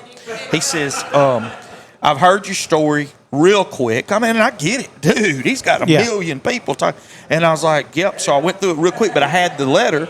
And I was like, he goes, I think somebody sent me that letter. He said, but I'm going to read this letter again. And he goes, man, this is horrible. What's happened? This is horrible. And I go, man, Tom, even though I don't know him, but I'm like, okay. He says, well, listen to this. And maybe this was his little out, but I'm telling you, I believed him. He said, man, you're not my constituent. And I'm not his constituent. That's right. And he goes, but when I get back, I'm going to call John Kennedy, and me and John Kennedy are going to talk about this. Now, I guess that's getting a little bit longer than did you say it was in August? I've done lost track. It was August or October. When are they in recess? Is it I would have thought it's October time. It is October. Me feel a little bit better, even though I don't know if anything will ever happen with any of this. But that dude actually met me and spoke to me about it. He said, I will read this letter, Chris, and I will get with John Kennedy. That's where I'm at right now. I'm still asking people to send this letter to their congressmen's friends. Most people have probably done it before. I know John Kennedy and Mike Johnson, Speaker of the House. He has had one of his people call out to me to, we're working on this. But, I don't know, man. Yeah, you hear that, but you're not seeing anything, and it makes you wonder, are they really, or are they just pacifying you? And I'm sorry, I'm going to do this. And man, Mike would probably get mad at me, but he shouldn't. I'm just telling the truth. Like, dude, you're telling me you don't got 5 minutes to call me? I'm in your district, man. But North Louisiana. If I make him mad, that's not what I want. I'm begging. I've literally wrote him. several times, and one of them was, I'm begging you for help, man. I'm begging you. But anyway, that's where. But I'm bragging on Tom Cotton, man. Yeah, I'm bragging on Tom Cotton. Yeah, he's a real deal. He catches a lot of heat because he doesn't come back to the district very often, and that's justifiable. I understand, but I'll just tell you this: I've never had a conversation with Tom that he didn't follow through with what he told. Not one time ever. The only other politician I could say that about was a former Democrat congressman we had here, Mike Ross. If I called Mike Ross and I said, Mike, problem is X, and he would say, okay, what do you suggest? I'd tell him. He'd say, that might work. Let me get back to you. Yeah. Within a day or two. At least tell you something. He's calling me and he's saying, hey, got it. Hey, we're going to fix this. We're going to have to do this. We're going to have to do this. We're going to have to get some people to sign on. So if you got any stroke with this guy or this guy or this woman or whatever, let's get them in here. But we can fix this every time. And that's what's going on with me and Senator Cotton, is that anytime I have ever reached out to him and he tells me I'm going to take care of it, he's taking care of it. May not happen on my time frame. Yeah, no, and that's what I'm hoping and praying for. My wife we got hope, but that's got to be. I don't know, Sandy. I'm sorry. I'm telling you, I'm being optimistic, but I mean, there's a time where I don't know what it is. This coming August, I guess it's all over. Move on. But I'm still got a little hope right now, man. Yeah, I do. Understand. I do. Well, Chris, thank you, man. Oh, thank you, man. Thank you for having me. Y'all two are a mess. I love hanging out with y'all two, and great show, Sandy. You put a lot of thought and a lot of time into this, man. And thank you for noticing. I enjoy. I really do enjoy y'all's. Man, I'm gonna tell you the truth. I'm a very truthful guy. I don't always enjoy everybody's company. I'm just telling you, I've really enjoyed y'all's two's company both times, man. To me, I post the little reels and the clips, before I post the whole podcast, and I enjoy certain people when I see that they've liked it or they've loved it or they've laughed at it or whatever. And you're one of those that when it pops up, I'm like, my man Chris. I can always depend on him. And I enjoy your little stories, man. They're funny. That's because we're idiots, and I am too. And good at it. We still have enough memory to remember the stupid stuff we've done. But again, thank you for being here with us, man. This is Chris Plants, Webster Parish Men of Courage. I encourage you to check them out. Check them out on Facebook. Thank you. And especially if you have family in the area, maybe get them hooked up. And I would also encourage you. And he didn't ask me to do this, and he probably going to ask me to delete it. But I would encourage you, if you can, to maybe try to help them out financially as well. That would help. I would not ask you to delete that. That group, they do a lot. They do a lot, and they could use that help. Yeah. And so if that's something that you feel called of to do or to help them with, then please feel free to reach out to Chris. He's not as hard to get a hold of as I made it. It took he and I conversing through like 4 different websites before we ever talked the first time. But I'm also saying that chances are, if you're a reputable person, you reach out to me, I can get you in contact with him. Okay, so we'll make that happen. In the meantime, hey, we really do appreciate you for tuning in for this week's episode. As I always say, I'm not the dumbest knife in the dullest knife in the drawer, right? Yeah. But I'm. That's not how any of that goes. You didn't out-hit your coverage. Huh? Yeah, that's right. You're trying to do that. You're not the sharpest, but you're not the dullest either. That's right. So, what I say is, I'm not the sharpest knife in the drawer, but I'm not as dumb as I look. How about that? We're going to get all these sayings down one day, Boomer. I'm nowhere near as dumb as I look. Let's put it that way. Hey, God bless you all. We'll see you next week here on Off the Back Porch. With a history of being the voices you trust, this is Off the Back Porch.